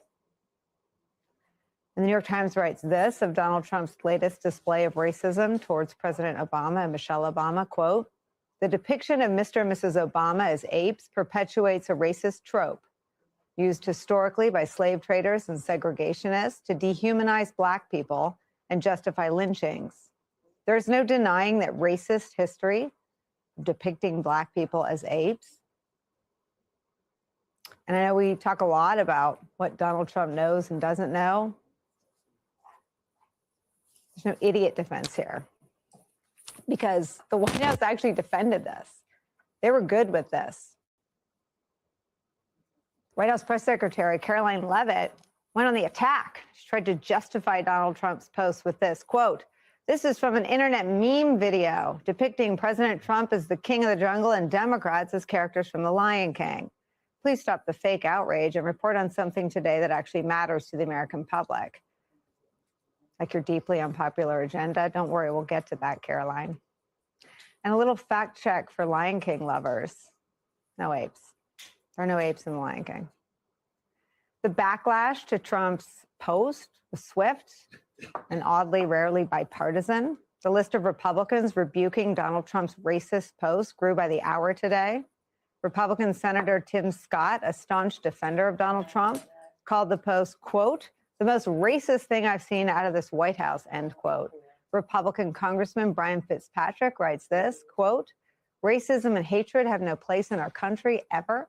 They divide our people and weaken the foundations of our democracy. History leaves no doubt when division is inflamed by those in positions of power, the consequences are real and lasting. Whether intentional or careless, this post is a grave failure of judgment and is absolutely unacceptable from anyone, most especially the President of the United States. A clear and unequivocal apology is owed." After leaving the post up for 12 hours, Donald Trump then deleted it. And desperate to shift the blame somewhere, anywhere, a White House official says a White House staffer, quote, erroneously posted the racist content. That's the case. It is inexplicable then that there's still been zero apology issued to the Obamas. A blatantly racist post amplified by Donald Trump during the first week of Black History Month is where we start today. Senior White House reporter Ron Hilliard is here. He has chronicled an unbelievably shameful list of all the examples of Donald Trump's racist conduct. It took my breath away to see it the way you compiled it, Ron. Also joining us, Princeton University professor and political analyst Eddie Glott is here. Puck News senior political columnist and national affairs analyst John Heilman is here. With me at the table, host of Politics Nation, president of the National Action Network, the Reverend Al Sharpton's here. What are your thoughts on this? I think that you raised in your buildup something that's very important. People need to understand Donald Trump began his political career with racism. I mean, we fought with him in New York for many years, marched on him when he called for the execution of 5 young men who were falsely accused of raping a white woman. was found guilty of discrimination in housing. But when he decided he wanted to be Democrat sometime, would go to social events with all of us, he decided to enter politics by saying Barack Obama is not one of us. The racial overtones, undertones, whatever way you want to call it, is how he entered the political arena. So we're only seeing the manifestation of what he said it was all along. He won the White House with us against them. He ran an administration. Don't forget, in his first term is when we went through George Floyd, Ahmaud Arbery, Breonna Taylor, all of that. He was president and did nothing about it other than to go in front of a church across the street from the White House and said, when the shooting starts, the looting starts, the shooting starts, and threaten the protesters. So it's like full circle. Now we see, in the beginning of Black History Month, 2026, the President of the United States puts out a depiction of the former president and first lady who raised the hopes of many in this nation that we had crossed some line and made some advancement as a society. And he comes with something that only the Confederate President Jefferson Davis would have done if there was Twitter then. And there's no way around this. When Tim Scott would even denounce him, and you can't get a public apology, and somebody, if you claim somebody in the White House did it, how does someone have access to what the president can put out? And why aren't they fired? Why aren't they being walked out like you walked out Omarosa in your first term? You walked her out. Well, walk somebody out of the White House if that somebody exists. The reason I don't think you can walk them out is you have to open up the Oval Office and walk him out. I think that's exactly right. I think it also isn't a mask off moment. It is sort of the substance of the administration is state-sanctioned racial profiling, asking people for their papers. I mean, that's what's happening in America, in Minneapolis, but all over the country. You have state-sponsored racial profiling. Minneapolis, if you're a certain color or speak a certain language, you're an automatic suspect, even if you're 2 years old. And you also see where they're now saying, oh, let's nationalize elections. We're going to take all of your rights away. All of this inside of 1 year and a few days of being in office. Clearly, the first thing he did when he got in office this time, declare war on diversity, equity, and inclusion, DEI. That became the top of his agenda. So this is not out of context. This is not a one-off. He came in saying this, and he came in trying to, in many ways, execute this as president of the United States. And he was able to get up a lot of that of his following to go along with that until they themselves start seeing that he was picking their pockets while he was talking about blacks. And I'm not saying that everyone, I say it often, and it's been said before, I'm not saying everyone that voted for Donald Trump's a racist, but every racist voted for Donald Trump because they felt comfortable there. Let me ask you this question, because I feel like we could talk for 2 hours about Donald Trump. But what about all the people funding Donald Trump's excesses? You've got companies, including Comcast, paid for the destruction of the East Wing. You've got tech executives standing shoulder to shoulder. Tim Cook was in a tux the day after one of the deadly ICE shootings in Minnesota. I mean, what do you think it says about the titans of industry that they're standing shoulder to shoulder with Donald Trump? It says that they have a tolerance or an engagement themselves, one or the other. At best, they tolerate. They either like this. Yes. At best, they tolerate it. At worst, they engage it and entertain it. And they ought not be allowed to have government contracts, government dealings, city, state, or federal, or our consumer dollars. That's why some of us have engaged in trying to resurrect the boycott type of infrastructure, picking off some of these companies. You want to finance this, you shouldn't finance it at our dollars. I don't care if you don't love me, but you're not going to use my money to institute and implement hate. You don't ever have to love me, but I'm not going to finance you having this kind of discriminatory atmosphere or fund somebody that is blatantly and openly saying that. And one thing we've not seen is one statement, one tweet from one of the corporate giants that deal with government. We've even seen Tim Scott, I'll repeat. Where are the ones that are making all of this money off of this administration that sit around the table with him and cut deals? Where is one CEO standing up saying, this is unacceptable and we can no longer participate financially with you if this is your behavior? Where is that? Oh, I'm sorry, they're probably going to see his movie out about Milana.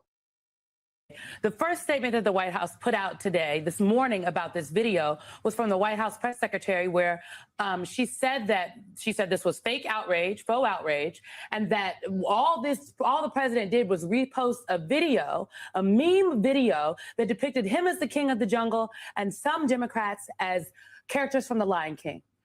There is not one ape in The Lion King. Not one ape. There's a baboon, Rafiki, but there are no apes in The Lion King.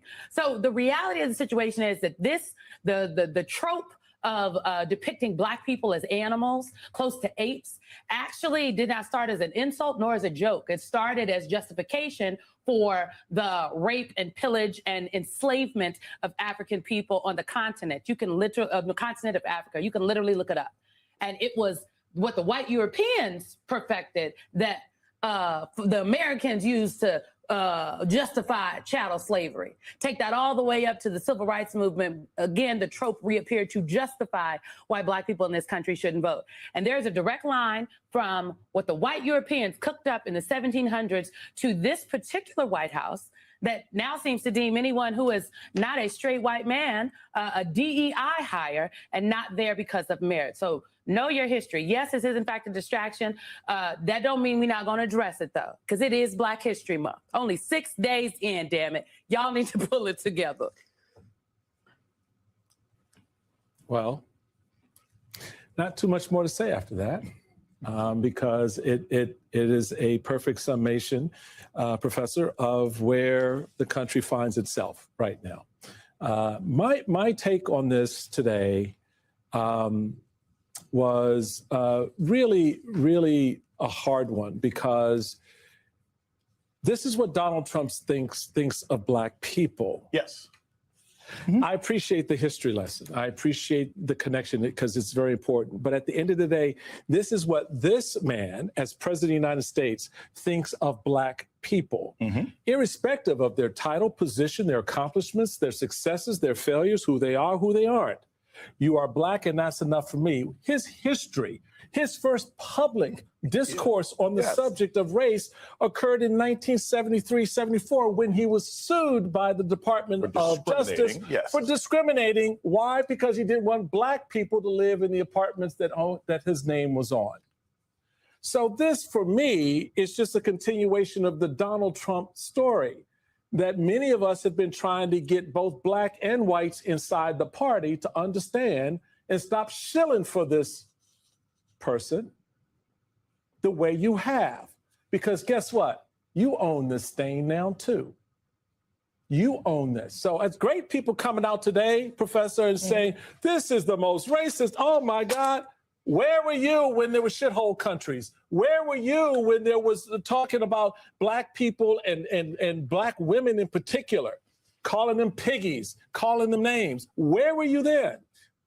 I don't believe this is the most racist thing Tim Scott's heard in the White House. Okay. Thank you. I mean, that's just the first thing. I don't believe that. I don't believe that's the worst thing. I have been to South Carolina. I know some of the things that are said in this White House. I don't think it's the most racist thing Donald Trump has ever said. We still don't know what might be on the cutting room floor from The Apprentice, but I have heard stories because I've talked to people who actually worked on The Apprentice. So none of this ever shocks me. It also, because it's Black History Month and because of the Epstein files and because of the economy, I don't allow him to elicit my outrage. There you go. Because I'm infinitely more disgusted that this man is bankrupting people. I am infinitely more disgusted this man is taking away health care. I am infinitely more disgusted that this guy does not care about the fact that he socialized with alleged child rapists and molesters for years and years and years. This is just part and parcel of what Donald Trump has always been. And I'm also never impressed by Republicans who now, when the heat is finally hitting them about ICE, about the economy, about everything else, now they can suddenly say, well, I guess we can sort of admit he's racist. He's always been racist. That's not new. It's not new. And I can pat my head and rub my tummy And I don't have to be able to look at his racism and have that distract from the other ways that he is destroying this country. Well, it's not new, and it's not just in the language or in the rhetoric. It's also steeped so deeply into the policies of this administration. I mean, I think back to the way Donald Trump originally came to power with birtherism, which, yes, is fundamentally racist, but is also this questioning about who is deserving of being American, who is considered legitimate in their American identity and in their power as American. And there is an absolute through line there to his attacks on voting, to his attacks on the 14th Amendment, to what we are watching play out in Minneapolis and all across this country as his deportation force goes into American cities and is in many cases taking American citizens and detaining them because the Supreme Court of the United States has condoned racial profiling. So, Michelle, draw for me a line from what we are hearing from this White House and what they're actually doing. Well, and I think, you know, to bring it back to Minneapolis, I mean, the reason that they went in there in the first place was not because there was some sort of crisis of undocumented immigrants. There are fewer undocumented people in Minnesota than in the average state in this country. They went in there because of this demonization campaign against Somalis in particular, right? And then that's also why they went into Lewiston, Maine. Lewiston, Maine for a long time was held up as this immigration success story, a town that had been revitalized by immigration after kind of being hard on its luck after the mills closed. Again, they go specifically into Lewiston, Maine. Then there was news earlier this week. I was in Springfield, Ohio, because there was plans to go into Springfield, Ohio, a town that's been revitalized by Haitian immigrants and that's been targeted over and over by this administration.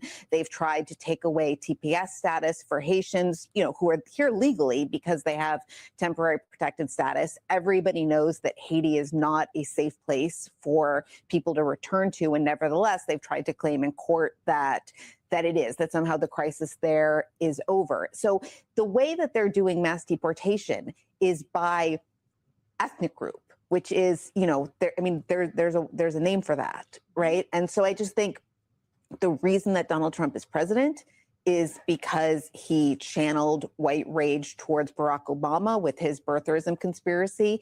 And it's been, I mean, not just racism, you know, Donald Trump has also channels a lot of misogyny, but racism has been absolutely a through line in his two presidencies now. And the reason that this moment I think is interesting is that there's so much denial among Republicans who will insist that kind of Donald Trump isn't what we can all see that he is. And then every so often something happens where that denial becomes unsustainable. And they all, you know, it happened kind of after January 6th. It's happened at a couple other moments. It never lasts, but there's always this moment where you can see him clearly, and even they have to somehow respond to, you know, the obscenity of having this man in the White House. Yeah, I mean, we want to chime in, Jason? I also want to add that, like, let's be clear about everybody who's responsible for this, right? It's not just that you have white Americans who are racist, whatever, but Republicans, they can't sell their racism without the active participation of Black and brown people, okay? We can look at Candace Owens, okay? We can look at some of the things that Byron Donald has excused. We can look at some of the things Tim Scott has excused. Nick Fuentes, Enrique Tarrio, the head of the Proud Boys, they can't even sell racism without Black and brown people helping them. And that's part of the problem. So again, I think it's important for us to highlight what Donald Trump has always been. But we have to make sure that we look at racism and systematic racism and white supremacy and all these sorts of things as a group project. And it gets really lazy if we just say it's Trump and his administration. Right. There are lots of people participating in this kind of problem. And that's what I think America needs to understand, because as long as we just think it's him being a bad outlier and it's his party sort of protecting him, we forget about the fact that this is a pervasive problem, whether you're looking at ICE, whether you're looking at policing, whether you're looking at the Department of Justice or anything else like that. It is a larger issue than just one bad president. He is a symptom, not necessarily the cause of these problems. Well, the problem is in America, we have never truly reckoned with how this country came to be in the first place. And so when we discuss white supremacy, we don't talk about it as an ideology, but that is in fact what it is. And because it's an ideology, Black people can be white supremacists. Come on now. Just like women can be sexist. Right? Because there's a belief in the patriarchy. There's an ideology. There's an infrastructure there. But I don't want to get too analytical tonight. I will just say that You pride this yourself is on a being distraction. analytical, and we live for it, Simone Sanders Townsend. On tonight I'm of just all saying. nights, I want to hear that analysis. And I just want to tell you, I'm not sure where this happened. One of our producers jumped in my ear. The President of the United States was just asked about this by several reporters at the White House, and he dodged all of those questions, Simone. I mean, because there's no good, because the actual answer is, you didn't think it was funny? Of course, this is what I think. Let's move on. Why is this a big deal for you? That's the actual answer, because that's the truth of who he is.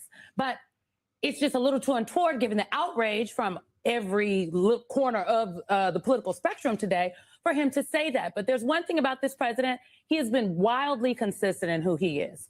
And so maybe I think the issue that Jason Johnson and the chairman are raising here is that there are a number of people that have yet to reckon that not only did they excuse the president's racism and sexism, right, and his love of white supremacist ideology, because that is in fact what the Great Replacement theory is rooted in. Okay, this idea that now the Republicans are saying Democrats are shipping in, they're letting in all of these brown people to vote for them, and they're trying to replace us. So we have to send them back to where they're from. That's what Stephen Miller's saying. That is white supremacist ideology. But if we call it that and we say that, then there's a lot of people that think that they're good and moderate and the good guys, okay, and that are just waiting until Donald Trump is out of here, and then we're going to go back to how it was. There are a lot of people that then need to reckon with they themselves, okay? So I don't know if the people are going to do their work. I will just say the Epstein files ain't going anywhere. They're not. Yeah, the Epstein files aren't going anywhere, and we will continue to talk about them because the victims of the Epstein files deserve this moment more so than Donald Trump wants them to have it. Michelle, you know, I don't want to mix apples and oranges here, but there are, you really laid out the through line argument and narrative around how all this comes together. Let me ask you this, and I'm not trying to put a lot on you as a woman, as a white woman, nothing like that. I just, as an American, as you step back and look at this, how do you see America receiving this moment? How do you think this lands? We have outrage and notes from people who have profile and so forth, but someone at the kitchen table tonight, are they talking about this? Is this something, because my suspicions is this may not land as deeply as we would like it to. And that there may be more people who take comfort and may even laugh at it and think it's, you know, it's a humorous way, and Black History Month was always a waste to begin with. Well, I think that probably a lot of people who voted for Donald Trump feel that way. And you can see in a certain way this kind of post as fan service towards a certain part of his base. I mean, I do think it has clearly landed enough that the White House has felt like it had to respond, right? They felt like they had to back off. They felt like they had to blame it on some mysterious staffer who goes on kind of posting sprees from the president's account in the middle of the night, which if somebody's authorized to do that, we should probably know about it. But, you know, look, this is a very, very unpopular president. I think that this has clearly broken through. It's why so many Republicans felt like they had to respond, like they had to denounce him, even if, you know, now some of them are already walking back their denunciations or saying there's nothing to see here. But again, I think it was one of those moments, and there are these moments from time to time when the veil drops and the sort of lies that people have to tell themselves to justify this kind of kamikaze presidency become insupportable. Yes. My final word on this, Alicia, is straightforward to the camera, to the American people. When we elect a representative, a president, they are an extension of who we are. Tonight, I have to ask you, is this who we are? Because this is who our president is. You know, we were talking a little bit earlier in the hour about how all of this happened 6 days into Black History Month. And the complete and lack disregard for how this month resonates with Black and brown people in this country. What's your reaction to both what you heard from the president and from Leader Jeffries? Just because they both framed, I think, this moment very well, to be honest. Yeah, you know, it is so interesting because it's like we take one step forward and then we take 2 steps back. And that's exactly what we've gotten out of this administration. And so for everyone that wanted to say that Black people were overreacting or that we were being dramatic, I want to be clear that it's not just his words, it's in his policy that he is slinging this type of hate, whether we're talking about ICE and how he deals with everyone, because it's not limited to immigrants, or whether we're talking about the rolling back of diversity, equity, and inclusion. And I do want to be clear. You know, I don't give Donald Trump a lot of credit for much, but I will say this: he is the king of distractions and division. And right now, he has everyone talking about the fact that he posted something that was racist, which frankly, if you've been paying attention, it was right on par. You're not surprised whatsoever. Right. At the same time, this is the day after he said, stop talking about the Epstein files, as more and more is coming out, as we're being told as lawmakers that we're going to be given an opportunity to start to physically go and inspect the files. He is trying to distract, and frankly, he is doing a good job of it. We know who he is. We know who he was when he got elected the first time. We know who he was when he got elected this time. And so there's not really much to be surprised about when it comes to Donald Trump and not really having a level of respect specifically for people of color. There's a level of respect. There's also the bravery to stand behind what he has said and done. Take a look at the President of the United States dodging questions on this very issue.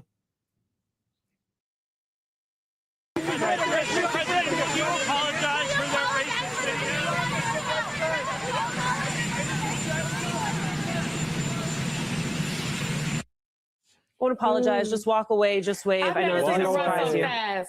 Oh my God. Walk away, He's moving old fast, man, Congressman. walk And away. here's the thing that we're talking about. It's not just in the rhetoric, it's in the policy, as you said. I mean, I'm thinking about little Liam Ramos and his bunny hat and the fact that a nation has rallied around the image of this child as humanizing something that we often talk about simply in numbers. You have Trump's DHS pushing to expedite the removal of Liam and his family. What does that tell you about what their objective here and politically how they are reading this moment? Yeah, I mean, I don't know that we have to guess because they have been very overt with their words, not just Trump, but JD Vance. It has been kind of this, we don't have to hide anymore. We are the ones that are being targeted, we being white people, right? There is a lack of respect for the contributions that all of us make to this country.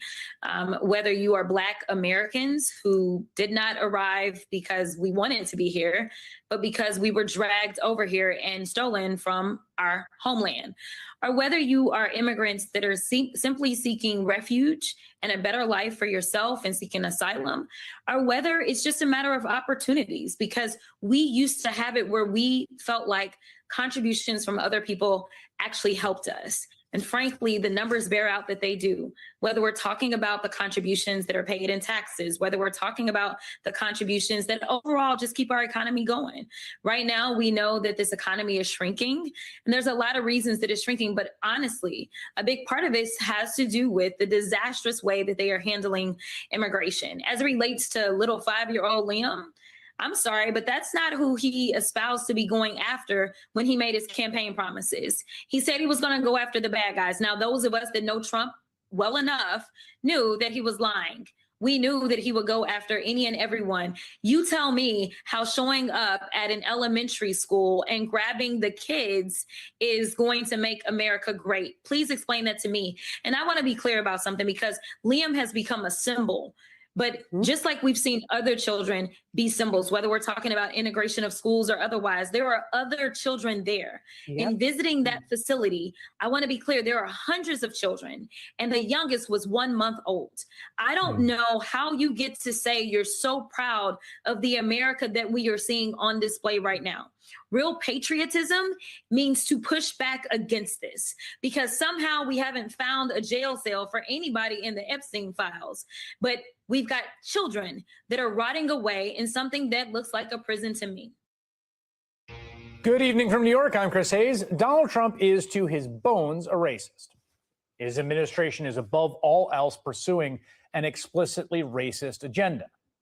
None of this is news, unfortunately. But every so often, the President of the United States does something so grotesque, so egregiously offensive, that we have no choice but to view it in the larger context of his persistent bigotry.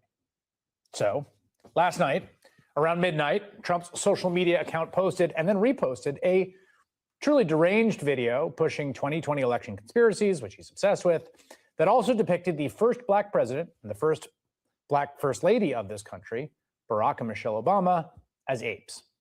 The Obama family has thus far not responded to the video, but House Democratic leader Hakeem Jeffries has. This disgusting video posted by the so-called president was done intentionally.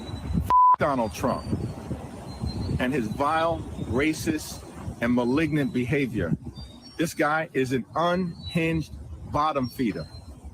President Obama and Michelle Obama are brilliant, caring, and patriotic Americans. They represent the best of this country. It's time for John Thune, Mike Johnson, and Republicans to denounce this serial fraudster who's sitting at 1600 Pennsylvania Avenue pretending to be the president of the United States. Americans of all stripes were as disgusted and offended as Leader Jeffries, but the White House's first response was to pretend they didn't know why. In a statement, White House Press Secretary Caroline Leavitt called it a, quote, fake outrage. But as they so often do, I think the White House misread the room here. Maybe not everyone is as racist as we are. People were genuinely upset by the President of the United States in 2026 promoting this kind of just like abhorrent gutter racism, right? And the outrage was real and it was bipartisan. Republican members of Congress, including Representative Mike Lawler of New York and Senator Roger Wicker of Mississippi, condemned the post, as did Senator Tim Scott of South Carolina, a staunch Trump ally, the only Black Republican serving in that chamber, who posted that it was the most racist thing he'd seen out of the White House, leaving many to ask the question, what was the second most racist thing, Senator? And so Trump did an about face. The video was quietly deleted. The White House blamed an anonymous staffer. It's an excuse they've used in the past, and you can determine for yourself if you believe it. But if it's true, I think we deserve to know why a staffer is posting as President of the United States in the middle of the night. That's kind of weird. I think it's clear that the outcry from his fellow Republicans is what moved the needle here. And while it is notable, one also has to wonder why this instance of rank bigotry crossed the line. Donald Trump is proudly publicly racist all the time, seemingly every week. He goes on some disgusting tirade about, for instance, the Black residents of Minneapolis. He spent a good chunk of his presidential campaign lying about Haitian migrants eating cats and dogs. This is who he is. But even setting aside his personal bigotry, which is real and an animating force, his administration, using all the powers of the state, is pursuing an explicitly racist agenda to rewrite the history of anti-Black racism in this country and to force Black people out of elite institutions, both public and private. It is a whole of government approach, all the way back to the earliest days of this administration. Do you remember this? I think we've all lost it because, you know, the news cycle goes fast. Do you remember they spent weeks blaming a horrific, deadly plane crash, an absolute tragedy, dozens of people dead, on DEI, right? Remember that? The implication being that if the pilot were anyone other than a white man, well, then that's your cause right there. They're inherently unqualified.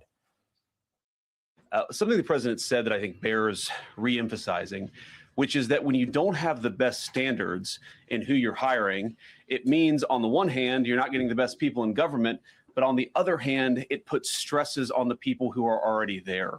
And I think that is a core part of what President Trump is going to bring and has already brought to Washington, D.C. is we want to hire the best people because we want the best people at air traffic control. And we want to make sure we have enough people at air traffic control who are actually competent to do the job.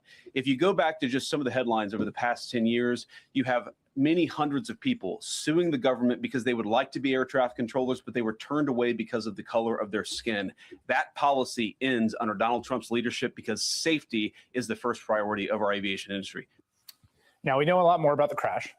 It doesn't really seem like the air traffic controllers were the sort of key cause of it. And as it so happens, all three crew members of the Black Hawk helicopter involved in the crash were white. The first instinct of this administration was to blame people of color. It's part of a pattern. Not long after that DEI outburst, the White House scrubbed Jackie Robinson, yes, that Jackie Robinson, from the Defense Department's website. In addition to breaking the color barrier in Major League Baseball, Robinson also served as a second lieutenant in World War II, where he was court-martialed for refusing to move to the back of an Army bus. The page, which they scrubbed, was later restored when, again, like what happened today, the White House got caught. Late last year, the White House removed 2 federal holidays honoring Black history, Martin Luther King Jr. Day and Juneteenth, Day of the Liberation of Enslaved People in Texas, from the list of days when national parks offer free admission. They were replaced with Trump's birthday. Just last month, workers directed by the National Park Service used crowbars to deface a Philadelphia memorial honoring 9 enslaved people who were forced to work for George Washington. This week, the National Park Service removed brochures at the Medgar Evers Monument in Mississippi, get this, in order to remove the descriptor racist from the KKK member who murdered the civil rights icon. Once again, they appear to have backtracked after getting caught. I could go on and on and on, but even more insidious are the efforts to purge Black people from elite institutions and government and replace them with, well, generally, to be honest, white dudes. For all their talk about merit, these people have zero conception of it. This administration is committed to a project of aggressive affirmative action for assorted fail sons and conservative white men. This graphic from the New York Times last year makes it so clear. Trump forced out the Black chairman of the Joint Chiefs of Staff, replaced her with a white guy. Trump forced out the first Black librarian of Congress, replaced her with a white guy. Trump forced out first Black woman to serve on the National Labor Relations Board, nominated 2 white guys. He forced out the first Black chairman of the Federal Energy Regulatory Commission, replaced him with a white guy. He forced out the only Black member of the National Transportation Safety Board, replaced him with a white guy. Trump is trying to fire Lisa Cook, the first Black woman to serve on the Fed's Board of Governors, and those are just the people in government. They want Black people banished from power. How much more obvious could it be? There is a clear pattern here. They are pursuing a racist agenda. That video, usefully perhaps, was just Trump fully taking the mask off. Donald Trump. Yeah, Donald Trump. Settle in for this one, folks. Because he's just reminded the country who he really is. And this time, even some of his hardcore supporters can't bring themselves to defend him. Because late last night, on Trump's social media account, he reposted a vile and racist video that depicted our nation's first Black president and first lady as apes. It is an unambiguous play on one of the oldest country's oldest and most tired, let me tell you how tired it is, racist tropes. At first, the Trump administration did what they always do, defend the president and attack the press. White House Press Secretary Caroline Leavitt said in a statement to reporters, quote, "This is from an internet meme video depicting President Trump as the king of the jungle and Democrats as characters from The Lion King. Please stop the fake outrage and report on something today that actually matters to the American public." Quick note for the press secretary. There are no apes in The Lion King. And the backlash to Trump's post was swift and severe, especially from House Democratic leader Hakeem Jeffries. This disgusting video posted by the so-called president was done intentionally. Donald Trump and his vile, racist, and malignant behavior. This guy is an unhinged bottom feeder. President Obama and Michelle Obama are brilliant, caring, and patriotic Americans. They represent the best of this country. It's time for John Thune, Mike Johnson, and Republicans to denounce this serial fraudster who's sitting at 1600 Pennsylvania Avenue pretending to be the president of the United States. But this time, Trump's racism was so overt, it was even too much for some of his own party. We saw multiple Republican lawmakers condemn the post. Some of them even called on Trump to apologize. Here's what Senator Tim Scott posted, quote, "Praying it was fake because it's the most racist thing I've seen out of this White House. The president should remove it," end quote. Praying it was fake? Before this tweet, surely the senator was well aware of the exonerated 5, the birther conspiracy, the Muslim ban, shithole countries. All of that fake? I could go on, but so could you. But none of those Republican members of Congress who sent out a tweet today had enough courage to say what this 3-time Trump voter told C-SPAN. I am a registered Republican, voted for the president, supported him but I really want to apologize. I mean, I'm looking at this awful picture of the Obamas. What an embarrassment to our country. All this man does is tell lies. He is not worthy of the presidency. He takes bribes blatantly, and now he's being a racist blatantly. He's pathetic as a president, and I just want to apologize to everybody in the country for supporting this rotten man. And to note, the president left that racist post up for 12 hours, but then he finally took it down. Then the White House tried to claim that an unnamed staffer was responsible for the post. Now, I don't know what's more insulting, that they thought we would believe that Trump didn't post it, or that they thought we would be comforted by a random staffer posting from the president's social media account at 11:44 p.m. Even Fox News felt the need to press Trump's White House press secretary about the president's response to all of this. It's not just Democrats. There are Republican senators, Pete Ricketts, others saying, look, we understand it was us, but the president should just come out and apologize for it and say, look, this was a mistake. Sorry if it offended anyone. Why not? Well, look, I won't get ahead of the president, Laura, and he may be speaking with the press later today. Okay, she doesn't want to get ahead of the president. Well, moments later, Trump had the opportunity to apologize. And this is what he said. Mr. President, a number of Republicans are calling on you to apologize for that post. Is that something you're going to do? No, I didn't make a mistake. What mistake? He didn't make a mistake. The president also claimed he simply did not see the racist part of that video before it was posted in his name. Folks, I don't know about you. I don't believe him. Remember, Trump left that post up for 12 hours. The White House even defended it as a harmless parody of The Lion King. They knew, and so did he. And look, it's all profoundly disheartening. There's no doubt about that. Not that Trump posted it, but that he thought he could post it in an America that would accept it. Folks, that says everything about where this man thinks America is and what he thinks especially about Black men and women. So yes, there is a lot I could say about Donald Trump. But this moment is so much deeper than him. And today I found myself thinking about my own childhood, growing up right here in Washington, D.C. I found myself thinking about the time when my mom and dad couldn't take me to certain parts of this city, certain parks in this city, or shop at certain stores in this city. And today, like so many Americans out there, Donald Trump brought that all back. We got to relive it. We got to relive that time. It feels so foreign, but it's really real. And so today, like many of the folks who grew up with me in this town and many folks around the country during that time, we're reliving it, my own childhood. And that's being projected on me and countless other Americans by the sitting president of the United States.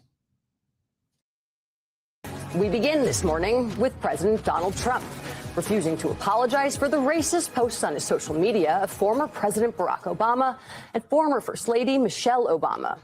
Last night on Air Force One, he said it wasn't his fault.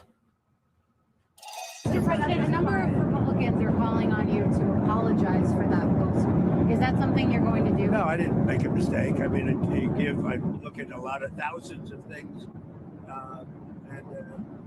I looked at the beginning of it, it was fine. They had that one post, and I guess it was a takeoff. By the way, a lot of people covered, if you look at where it came from, I guess it was a takeoff on The Lion King. And certainly it was a very strong post in terms of voter fraud. Nobody knew that was at the end. If they would have looked, they would have seen it. And probably they would have had the sense to take it down. Take on The Lion King or not, the racist video on his social media account was posted late Thursday, the 5th day of Black History Month.